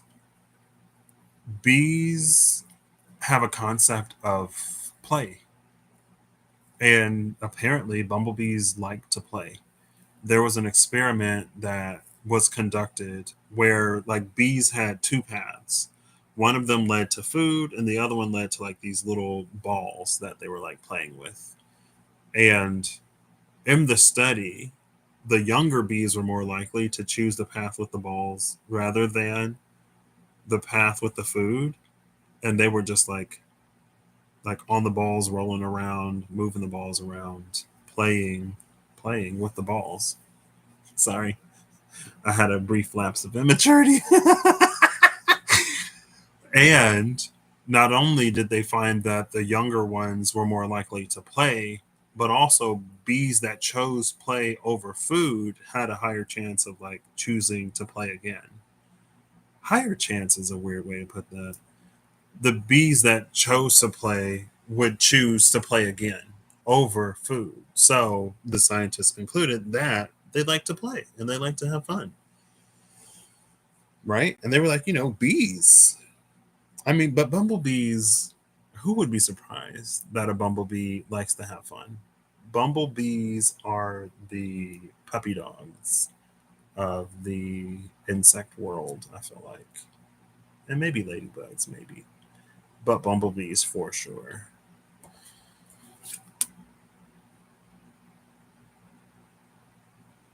Also, science may have changed, but for a long time, bumblebees were seen as aerodynamic mysteries. Like scientists couldn't figure out how they could fly with their wings being as small as they were compared to like their bodies. And was it in the mirror or was it in another card? Was it in 77? Alethea? Was it in truth? I think it was in truth. Um, where it talked about like things that define logic. And the starfish is giving me regeneration. So it's the regeneration of an ability to defy logic and reasoning.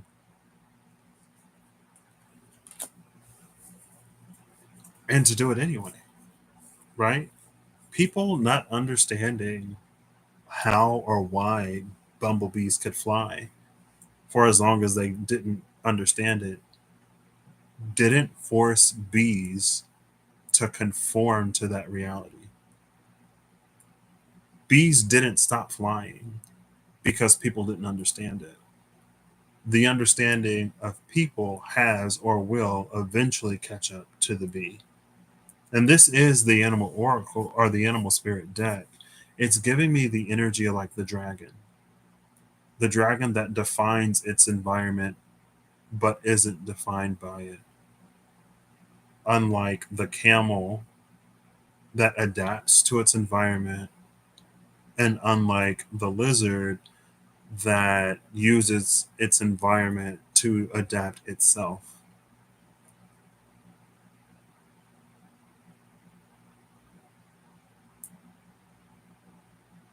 It does it. Whether the bee can explain it or whether scientists can or not, it just it does it because it knows that it can, right? And that Looney Tunes energy has been out a little bit of like the character who runs off the side of the cliff, and it's not until they realize that there is no solid ground beneath them that they fall. The bumblebee, the energy of the bumblebee, it looks down, it sees no ground, but it just keeps walking or it just keeps running. It doesn't fall. It just continues to defy whatever anyway because of whatever has grown within it. Now, with the cards that led us to, I'm pretty sure that was the Magical Dimensions Oracle cards and Activators, was it not? Manifestation, the empowerment and reattunement of the soul.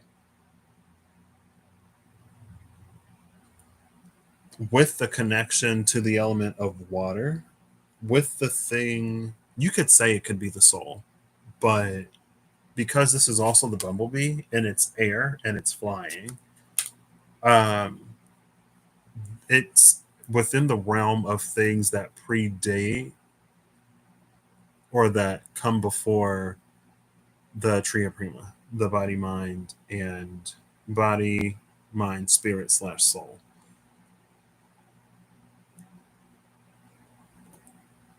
And we saw the Emperor, also the what and how and why of divine impulse or impulses from the higher spheres. It's almost like because it's an authority that comes from a higher sphere, the laws of reality don't matter. Again, it's that dragon energy. It defines reality. It is not defined by it.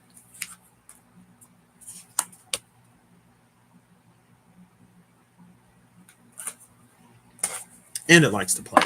So, with all of the whatever I said about the eternal child being different than the inner child, um, the eternal child still likes to play. And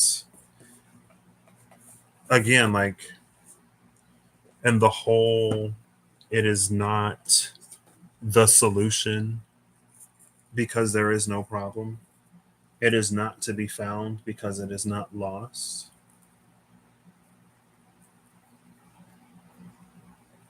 Even with the whole emperor or like getting at the why and the how, the why and the how, the if I could formulate a sentence, rather than focusing on the what and the how it made me feel, it's like tuning into the why and what drew me towards this in the first place.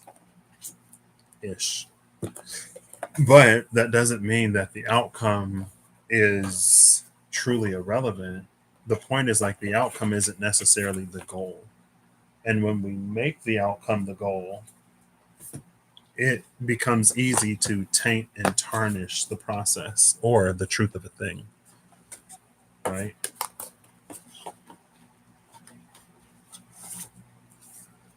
And I don't know if it's semantics, but it's like there's a difference between like I'm doing this to make me happy and I'm doing this because it makes me happy. Right? Like I'm doing this to makes me happy is like I want to feel this feeling. And this is one of the things that I know that I can do to feel this feeling versus like I'm doing this because it makes me happy, which is like it's almost more like I'm doing this because I want to do this because I like doing this and it makes me happy. Like the making me happy is a result of like just doing the thing rather than it being a state that is sought out. Because if we're chasing like to make me happy, there are many things that can make us happy or make us less miserable or get us out of the pot. Some of those things will put us right into the fire, right? Out of the pot and into the fire.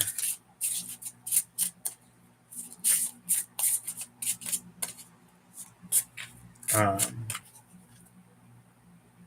Adams building number 40. Ooh.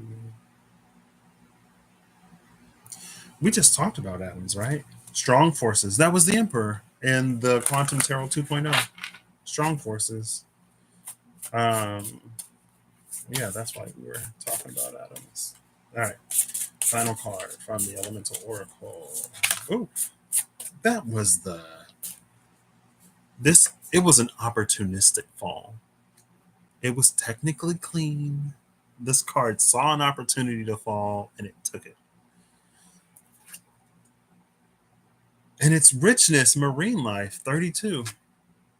32, that is the mirror of the 23. The 23 that was. It was the card that was here. I want to say the judge. I know it wasn't the judge. It was you. Who were you? The destroyer. The 32, that's the mirror of the destroyer.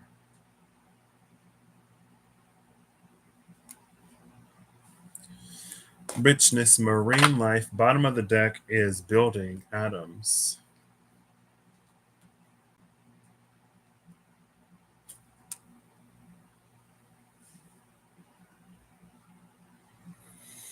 Richness, marine life.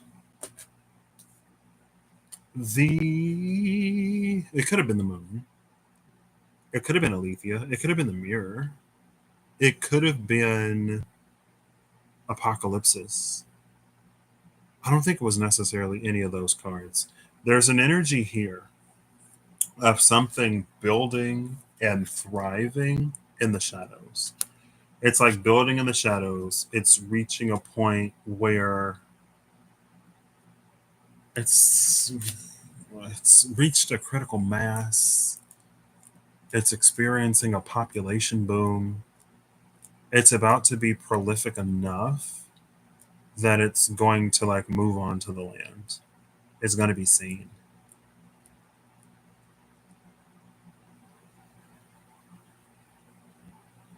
It's like the internal culmination, cultivation, creation is complete. Completion was between the owl and it was what the owl completion and something else, and the mystical shaman was behind that something else.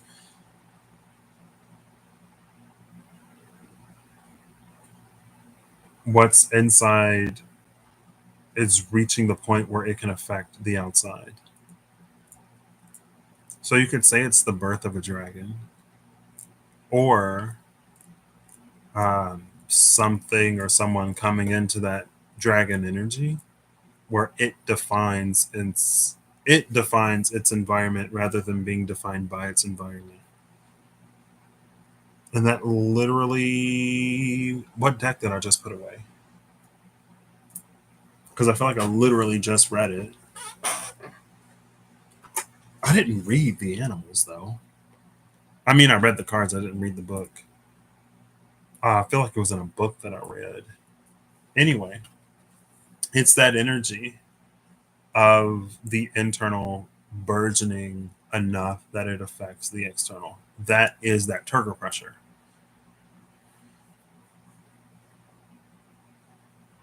But not only is this an abundance or a prosperity, like this is an entire biome and ecosystem. There's diversity here, meaning it is both internal but also like well connected, well resourced. It's not monolithic in a way that makes it entirely susceptible to one thing. Right? Like with bananas. Bananas are like clones of each other. And this isn't like plantains or like natural plantain, like banana like fruits. Like bananas, they don't have seeds, they're clones. And like the gross Michelle, this is me trying to recall. The gross Michelle is the banana that used to be in circulation, but there was like a fungus or something that was like destroying bananas all over. And because they are genetically identical, because they're clones of one another, there's no diversity that introduces any resistance. So if one banana is susceptible to something, every single banana is going to be susceptible to the same thing because there is no diversity.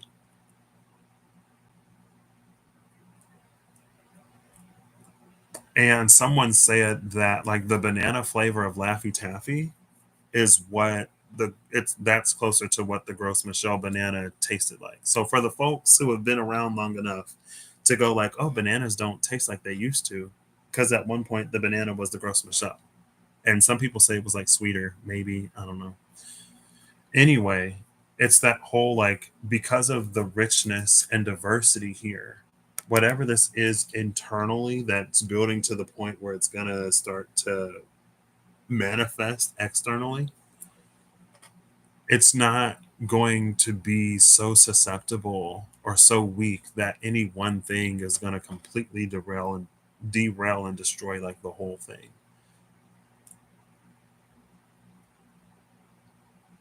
And sometimes when we build and clone and proliferate internally, especially like you can collaborate with the divine, and you can collaborate with other people. You can, right? Obviously. Um, but it's like when there's only one head, one mind, it makes the thing susceptible to all of the things that we don't see, can't see, and won't see. And any of those things could be the undoing of the thing, right?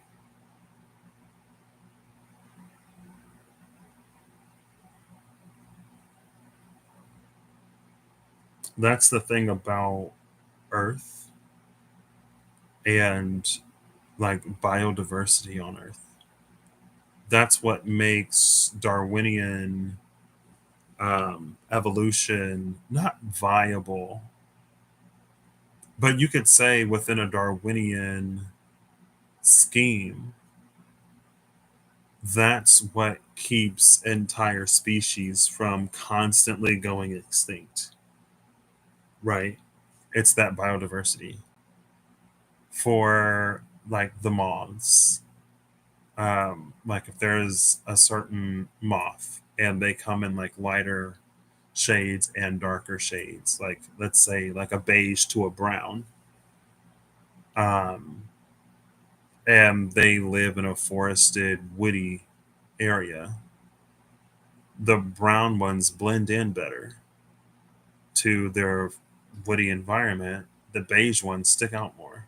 So when there's a predator in the environment, in the neighborhood, they're going to see the beige ones. The beige ones become targets because they stick out, right? So survival of the fittest would be the brown ones that just like blend in more rather than the beige ones that stick out. They survive, they reproduce. So you get more and more and more brown ones, and the beige ones, they get eaten, they get picked off for one, and they don't live to survive to reproduce for two. But it's that diversity between them that keeps the species of moths alive, right? They're not all susceptible to the same thing.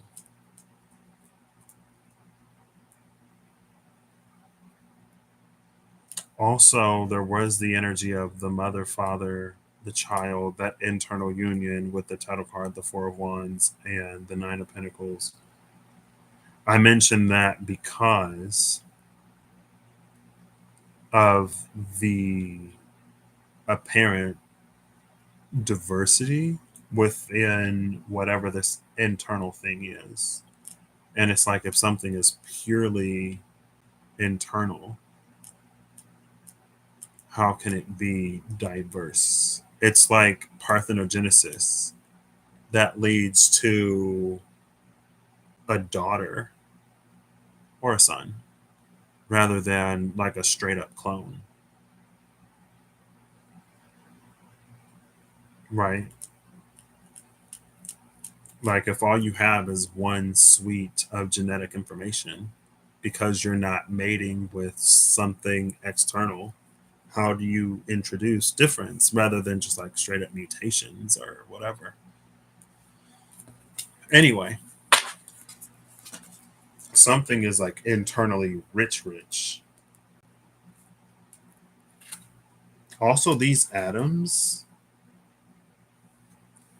they remind me of, speaking of the strong force, they remind me of that Eight of Pentacles in the Quantum Tarot 2.0. The pentacles that were those islands approaching that supernova energy. The islands of physical stability within that raging astral space. Forces that tear matter apart, but that which is able to hold form regardless.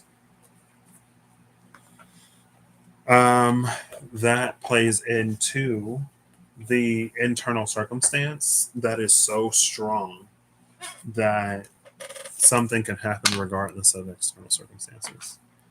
I shared that. I'm pretty sure I shared it on the community board a while ago from the Magicians.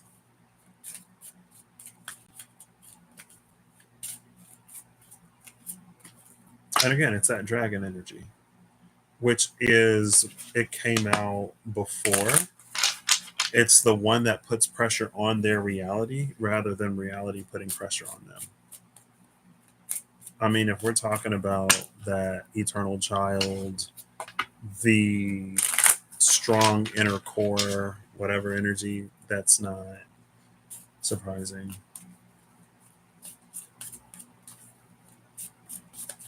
Right. Cool. One more. The contract and adjacent possibilities. The contract and adjacent possibilities is interesting. It gives merit-based energy, right? It's like, if you do this much, you get that. You do this much, you get that. You do, like, the more you do, the more you accumulate, the more you receive, rather than it just being a contract to like get all of whatever. Oof. But then we have indecision with adjacent possibilities. Cool. It could be that, or it could be like a tiered contract, meaning like within the contract itself there are tiers, or there could have been an option, could be an option that's presented up front. Here are multiple contracts. Whichever contract you choose is the one that you must fulfill. If you choose a contract for something that is easily fulfilled, and because of that, the reward is more meager, then you will get that more meager reward. However, if you like make your decision based upon the reward, you choose an epic tiered reward, the contract is going to be more involved. And like, you have to complete more to get that. And again, if the choice is made up front rather than a tiered contract, then it's like, do you do the thing that you can easily do for the reward that's still a reward, want, but potentially fall short because you have to contribute more? I guess that depends on your action, your drive, and other stuff, right? But the thing with that is, because the contract is chosen, you can't go then like, oh, well, I completed like the thing for a meager reward. Can I at least get my meager reward? It's like, no, because that wasn't your contract. That's not what you chose. Right? That's just the difference between like the tiered contract and the choice of contracts before. It may not even, whatever. Take it for resonates as it resonates.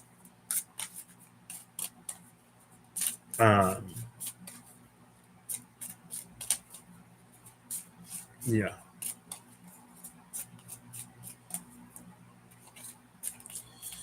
All right. If it comes out in the final cards, then we'll talk about it more. But if not, final card. There we go. Hostilities. It's a dirty flip. That flip is so dirty. I could easily just like and keep shuffling. I guess I am. It'll come back out if it must. Sometimes, like, something will dirty flip like that, but it'll happen while I'm shuffling, so it'll just naturally fall back over. And that's what I call like a dirty flip. A clean flip like comes like it flips all the way over. And it's like, oh, a clean fall is like it falls all the way out of the deck rather than like just sticking out. Strategy and door to personal healing and happiness. Interesting. All right. Clean flip or clean fall. I'll give it 3, 2, 1. This deck also, like, no card came out, so I'll move on to the Mystical Shaman, and then I'll go back and see if anything comes out. Fire and the Serpent. Fire Serpent's giving dragon energy, and then the Ancient One. The Ancient One's in the Serpent. So if the Fire Serpent wasn't enough dragon energy, how about Ancient Fire Serpent? Well, if you're talking about Along or Ryu, then you could say those are like water serpents. So, you know, some dragons are associated with like the element of water and not fire. Some of them don't have legs, and they're associated with like wisdom and not burning, razing villages and pillaging whatever and demanding sacrifices and piles of gold. All right. Clean flip or clean fall, Mystical Shaman, Oracle cards, please. It's been over 4 hours. I am ready to go to. I mean, I'm not necessarily sleepy, but I am ready to end this.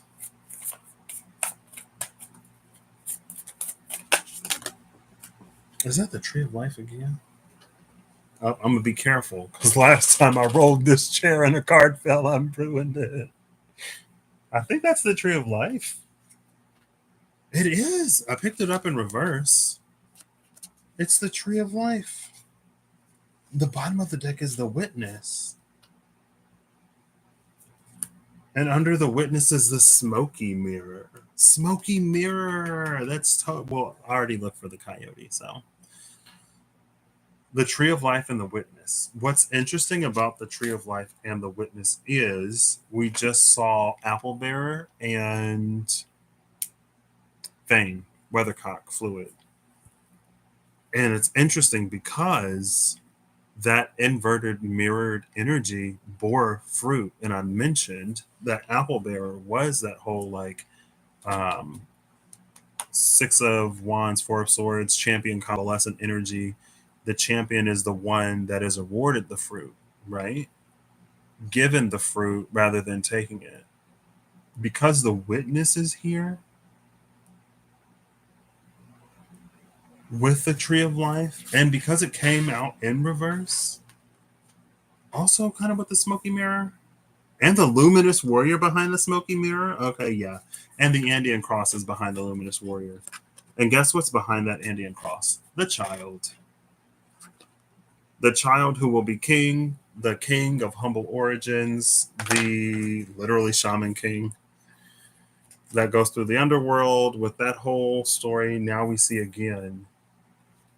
See, the smoky mirror of it all is someone on the outside sees someone that has consumed the fruit. You know what? I'm going to look before and after MB. Hostilities is at the bottom of the deck, and financial constraints is behind hostilities. It's so much this energy.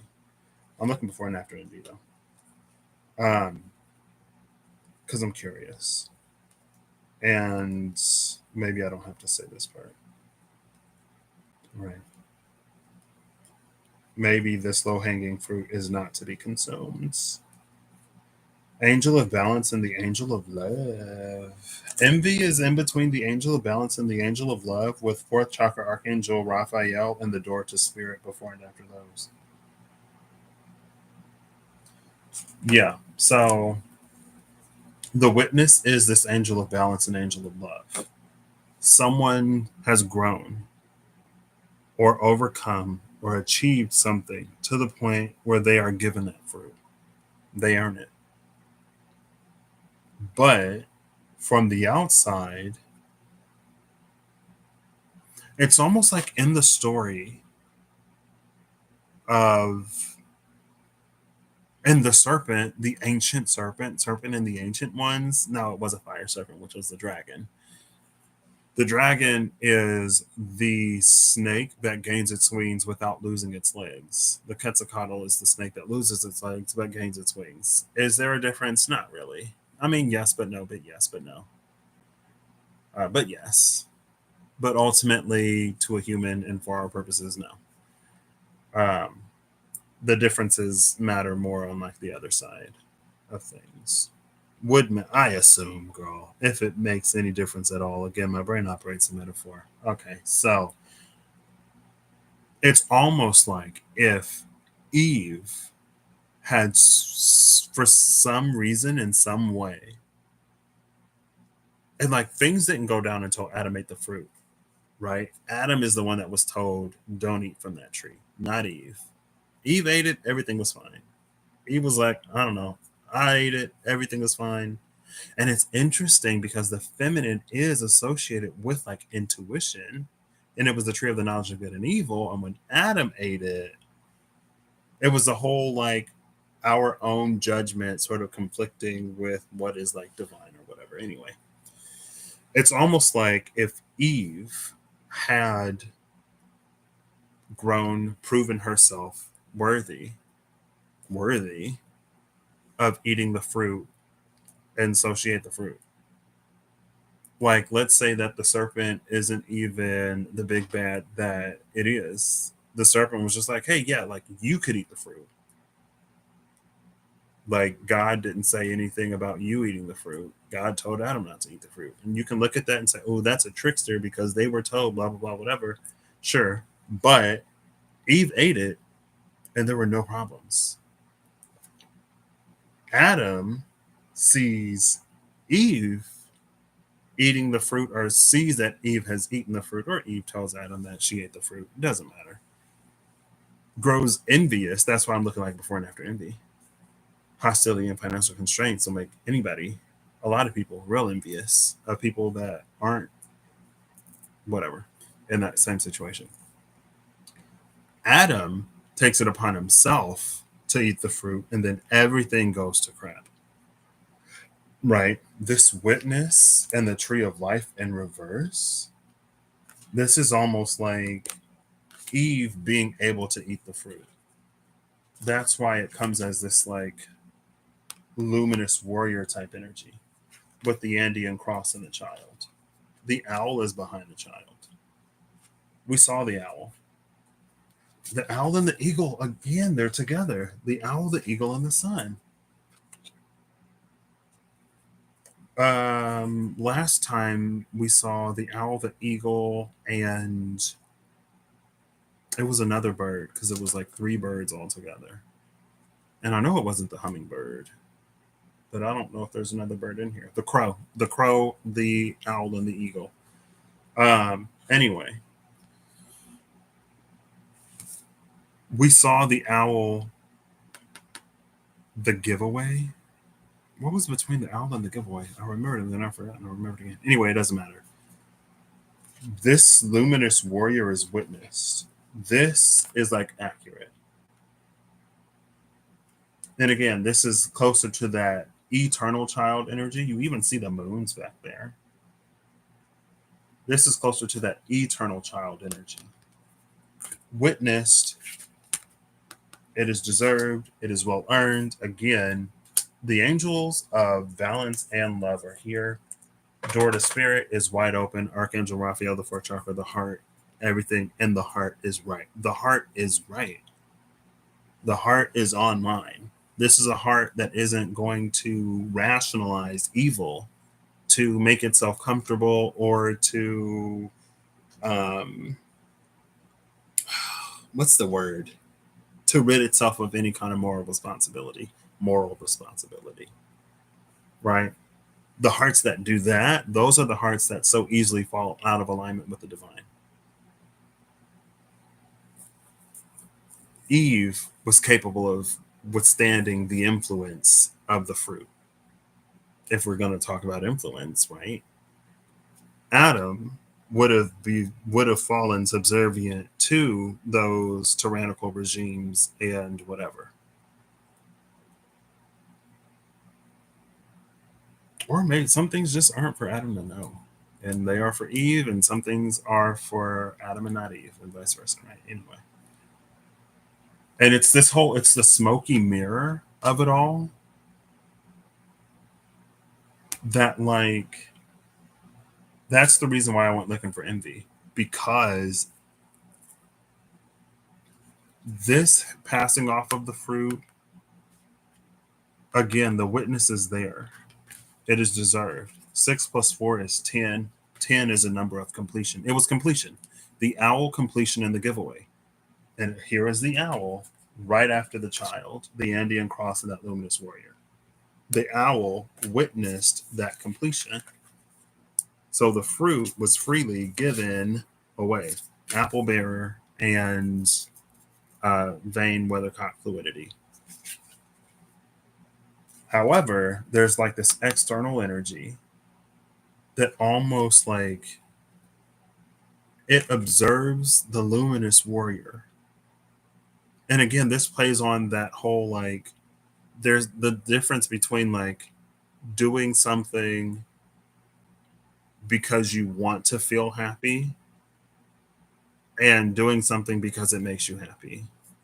I forget the semantics, but it's like there's a difference between like happiness is my ultimate end goal and outcome. So I'm going to do whatever I can to alleviate the symptoms that are keeping me from being happy. And this is something that I truly, genuinely enjoy. This is something aligned with my heart and my truest self.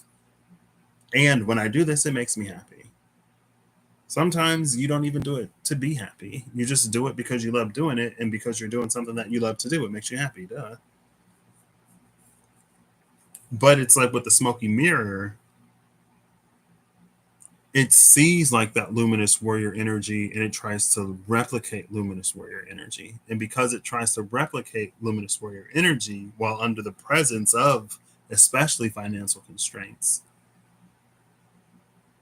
it becomes susceptible to anything that it believes would lead it to that energy. All right. So even with the alchemy of reddening, Yosis, and it was like that whole, like it mentioned blood pumping throughout the body, but the energy of like an organ transplant came out recently, and it's like if the organ does something to the blood that makes the body recognize it as invasive, the whole body is going to be under attack. And here, albeit heavily inferred, that same energy is here. But this is just like, this is why it's important for us to walk our own paths or to not be so result focused that we adopt practices and processes that aren't sustainable or that don't work. Being result oriented and focused is great because again, like it drives results and results drive profit. But if you're going to have to end up recalling everything, or if you're making cuts that drive the quality down, then you're actually like actively working against your own goals. Because now there's lawsuits that you're going to have to pay. There's all this inventory that you're not going to be able to move. And trust in your company and your product is shot. And like that's the thing about like healthy Capricorn energy. Like Capricorn is the energy of good business, is the energy of just authority, right? The other polarity of that Emperor energy was rejection of just authority. Anyway, not to make this necessarily others centric, but and it's the trickster. And this is a smoky mirror. So what we see or how we see whatever it is that we're observing, like it's a distortion for us, right? Because of our own process, because of our own heart, because of our core. And there is a whole, maybe it works for somebody, that whole, like, pick your favorite CEO and do exactly what they do, right? um Steve Jobs only wore black shirts and he became super wealthy, so I'm gonna wear black shirts and it's gonna make me super wealthy every day. I'm only gonna wear black shirts because that's what Steve Jobs did. It's like, okay, but Steve Jobs did like a lot of other stuff too. I don't know what he did, girl. I know that all money ain't necessarily clean money. I don't know about his money. Uh, but like wearing a black shirt wasn't the only thing that Steve Jobs did. I'm sure. I'm sure it was more than just wearing a black shirt so you don't have to waste mental capacity on like what you're gonna wear that day. But maybe that's it. Girl, hold on. Who am I? I don't know. Maybe there are people that started wearing black shirts and they ended up getting a lot of money too.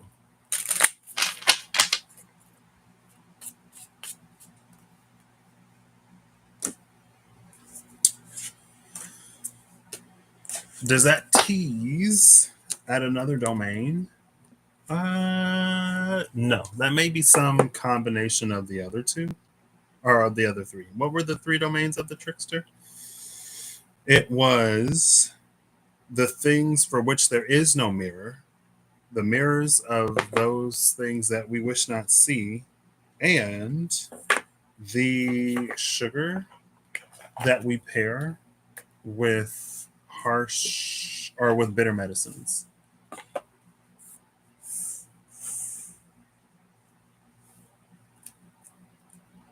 See, I feel like too, there's a difference between, I'll say the trickster. There's a difference between what an energy is, because that's what it is, and what an energy is because of how we react to it, right? So if we have a tendency to be completely blind to certain things, right? Like, let's say that, oh, girl, again, not to be like ableist or anything, but let's say that someone is like red green colorblind.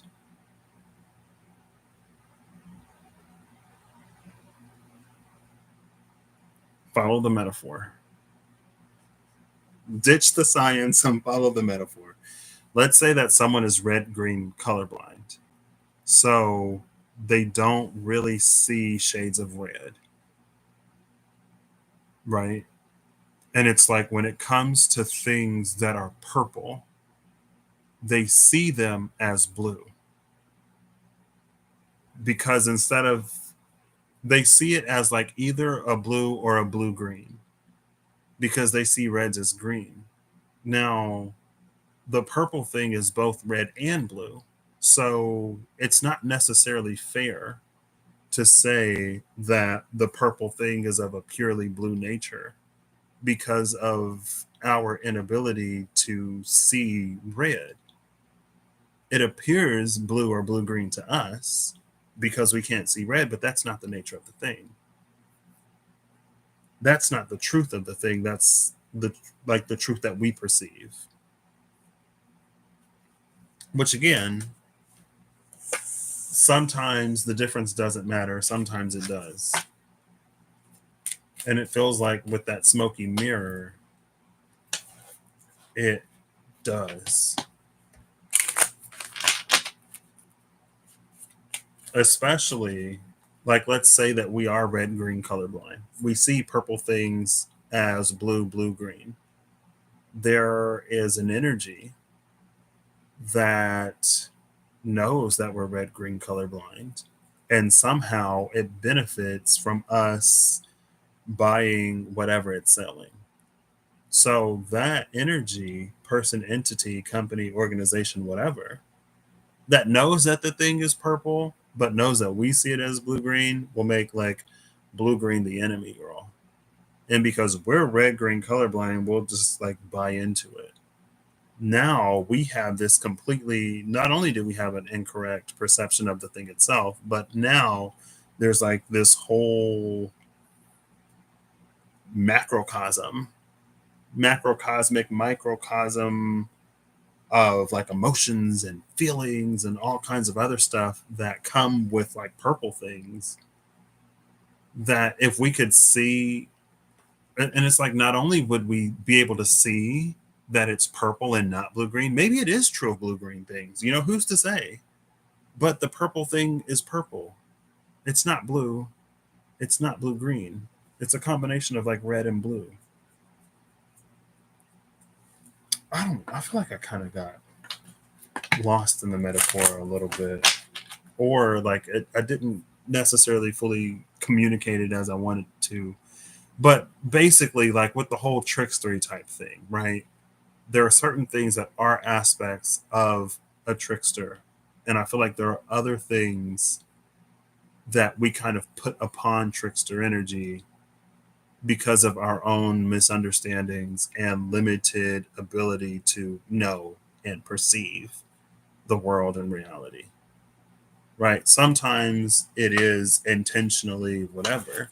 Sometimes it just is what it is. And like with that whole smoky mirror situation, it's like we don't know other people's lives and we don't know their journeys. We don't know what they have overcome. We don't know what they face internally and externally. And even if we did know, we're not that person and we're not those people to the point where it is our life and our lived in first person reality. Right? The temple path and the sun. And so many times it's easy for us to overly associate with our own challenges and suffering and to minimize that of others, to think that we deserve something that other people don't. Again, not knowing who they are, what they've been through, and even if we have an idea, we don't live it. We just think that what we've been through is worse.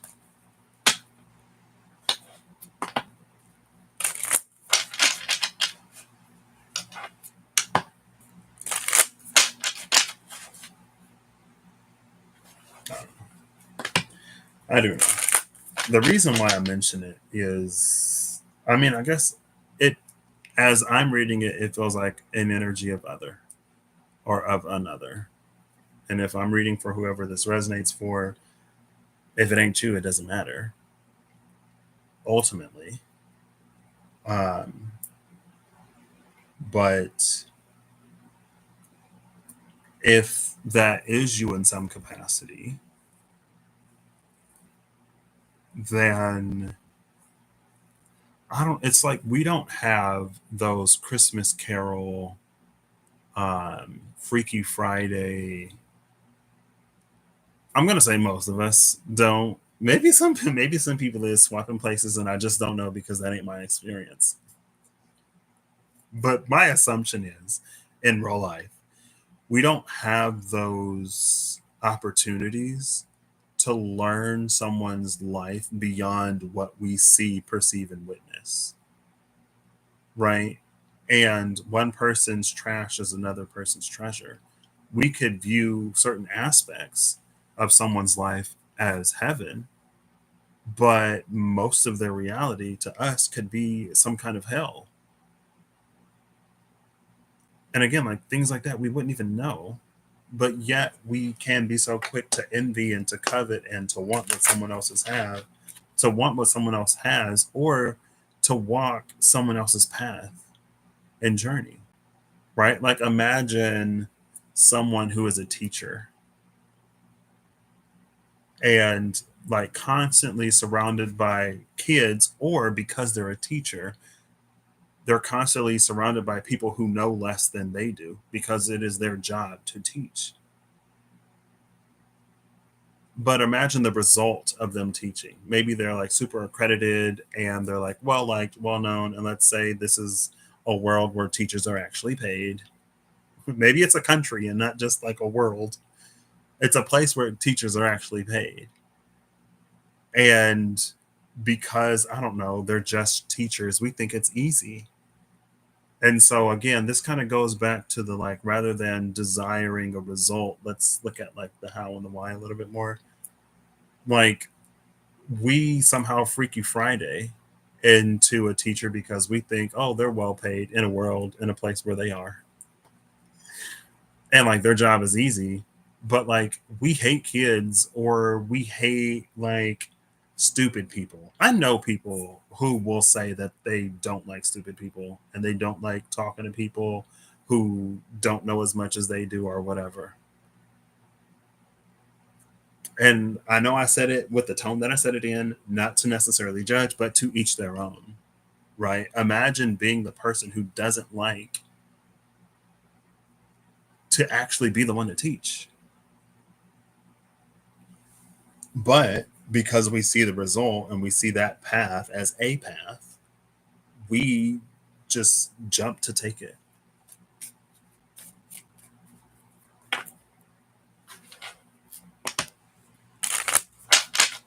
Anyway, maybe there was a point to all of that. All right, Energy Oracle cards. You are the last deck, the final one. Bestow upon me your final cause, so I may rest my weary head. So I may drift off to sleep and do more Patrick things in my dreams. Ah.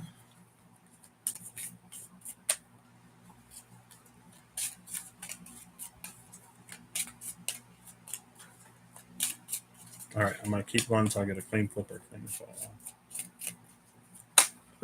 Ooh, that was a smooth. It was a smooth flip, but it was also kind of dirty. It wasn't dirty, it just made a lot of noise. Bottom of the deck is Blossoming Abundance, number 3. The card that came out is Broken Heart, number 9. Under Blossoming Abundance is the Door to Value. Under the Door to Value is the Angel of Strength. And under the Angel of Strength is Yin Yang. Here's that Broken Heart again. This is the card that came out, but the bottom of the deck is like low-key kind of gorgeous. Especially to see Blossoming Abundance with the Door to Value, where we literally just saw hostilities with financial constraints.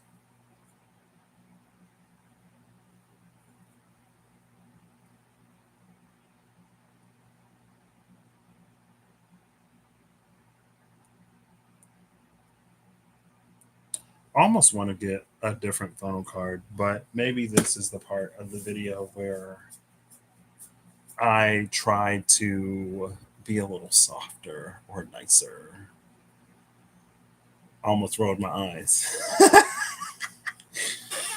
I don't know. I can understand and I can empathize. Yeah, I can.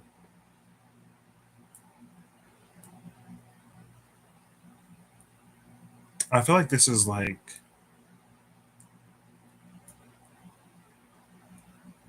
I don't know. Some of the final cards were obviously pointing in one direction, way or another. Some of the cards from that fell out, right? The King of Humble Birth fell out. That whole Enochian and Metatron thing fell out.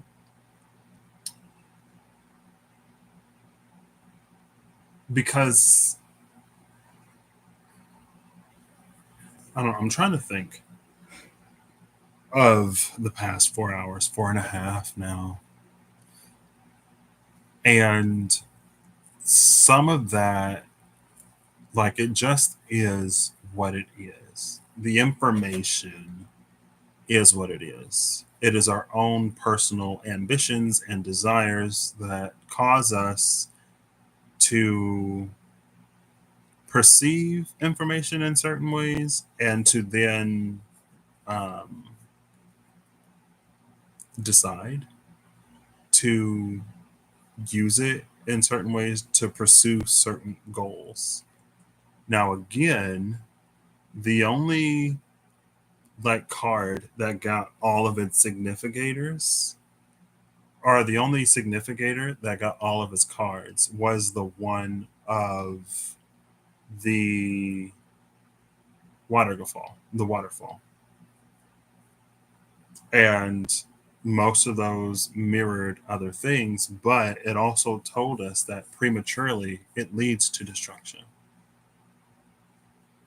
Right? That's why when we covet something or when we envy something,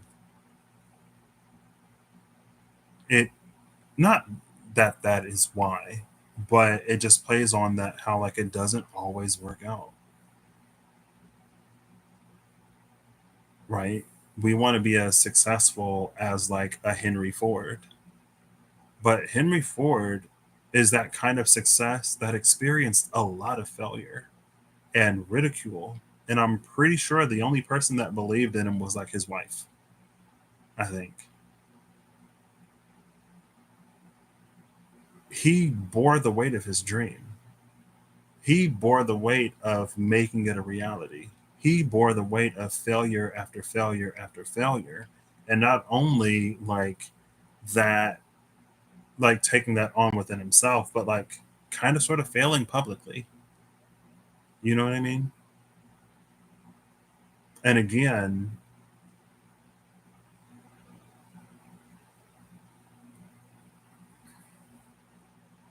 it's like for some things in life that are truly worth getting,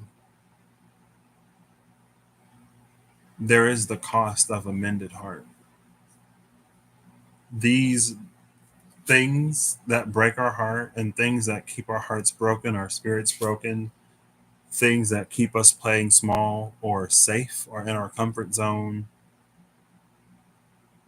for some of the things that we really want, it's Leo season, I guess. We have to be brave. We have to be consistent and we have to keep doing the thing.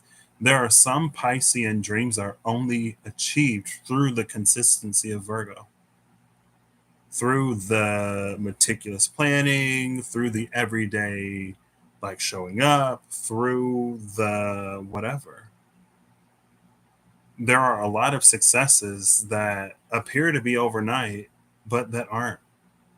Right? Like, how long was Chapel Roan making music before she went big? I don't know. But there's somebody out there that's like, yeah, I was listening to Chapel Roan years ago, you know? But to us, especially with social media being what it is now, we look at people that go viral, we look at songs that go viral, we look at artists who achieve like so much like success and like recognition seemingly overnight, but a lot of those people have been putting in work for like years.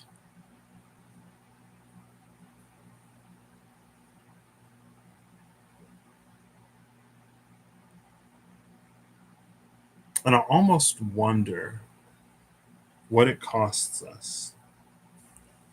I mean, besides it costing us the potential pain of being vulnerable, of being let down, of again experiencing those failures, of potential ridicule. Like, I wonder how many people that have like truly made it big kept their like kept everything to themselves, you know? Like there's that whole like, oh, don't let people know what you're working on because they'll sabotage you and like, and I'm not saying that there isn't any truth or any validity in that, but like some of the people who try and try and try and try and try, they fail and people see them fail. they're not necessarily failing in secret until they make it big. I mean, comparatively, they are, because like people don't know them until they do, until they come on their radar. But I'm sure there are plenty of people that watch those people fail. Maybe some of, like, again, all of that, like, it doesn't even matter, because all of that's not the point.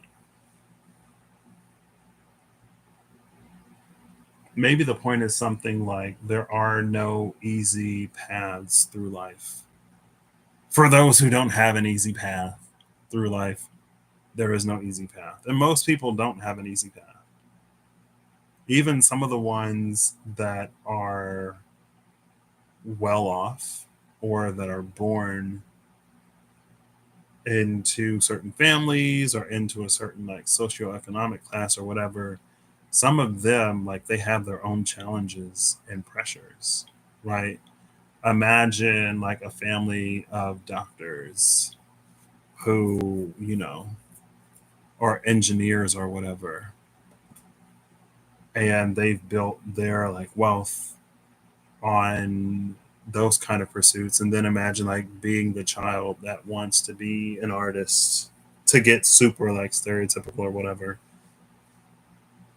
Like, yeah, they would have money and they could have um like connections and stuff, but there's also that pressure that some others may not necessarily understand, of like, before you're even born, your whole life is like planned for you, right? You're going to be someone's son, even if you were born a daughter, or vice versa. And you're going to have this job, and you're going to have these kinds of friends, and you're going to go to this school, and you're going to study this, and you're going to love that.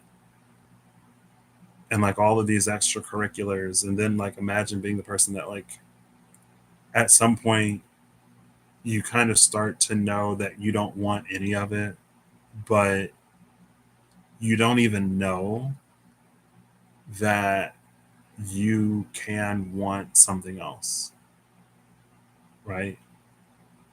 Just like you don't feel fulfilled by the life that's been planned for you, but you don't even have the resources to think that you could do anything else. I don't know. I'm getting to the point now where I'm rambling. Um, but that was just to like, and again, there are some people who have those expectations and they align with it and everything is gravy. I'm sure there are still pressures for those people, pressures to perform, pressures to be the best, pressures to whatever. Like, oh, like I went to this school and my parent went to this school and their parents went to this school and you got to get into the school, and they're like, oh, but I'm not making grades or whatever. I'd say to most lives there is some element of challenge, um, and also not everything is fair in life. A lot of things are unfair. There are people who,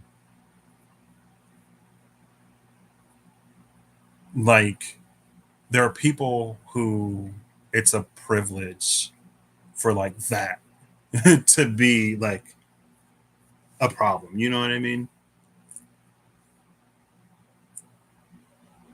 And it's not necessarily to play into the whole like, oh, there's someone out there that has it worse, so you should be grateful for what you have and where you are. Because again, like, we all go through challenges, and gratitude and an acknowledgement that things can be worse, it can give us perspective. But it's not necessarily, I would imagine it's not necessarily always healthy to continuously like and constantly consciously reduce one's like troubles or worries or challenges or setbacks or whatever, to stunt oneself emotionally like that. or to keep oneself from feeling whatever. I'm sure there's a balance to it, as there are many things, most things, if not everything.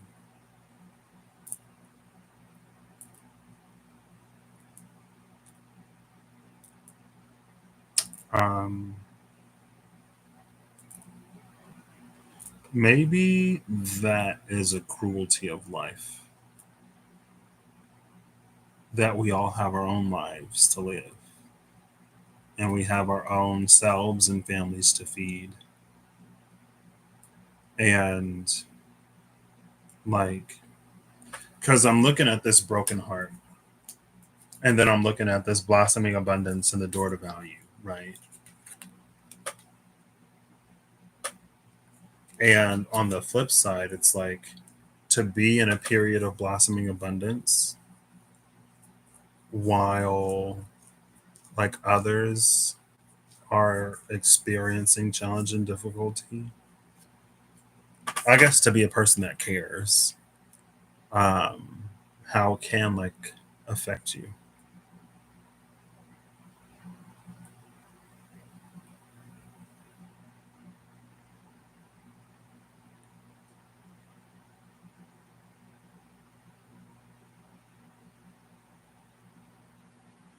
Also, obviously, it's for us to be considerate and mindful of our own capacities and where we are mentally, emotionally, physically, spiritually, right? If we can't risk vulnerability because we can't afford what it might mean, then don't take the risk, right? And like that goes back to like the marine life and atoms building and richness. Like there's a whole process of internal cultivation where the thing becomes more resistant to the environment and it becomes more resilient.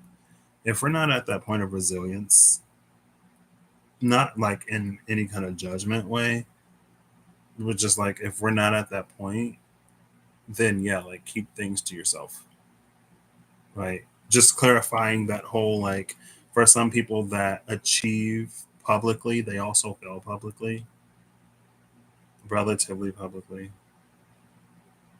But again, like if we're at a point where that could break something, then like we should care for it the way it needs to be cared for.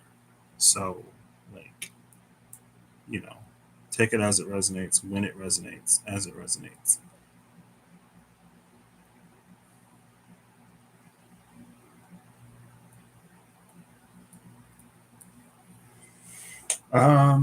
As far as this broken heart, then mend it, I guess. Dear Georgie, right? Then mend it, dear Georgie, dear Georgie, dear Georgie. Then mend it, dear Georgie, dear Georgie, then mend it.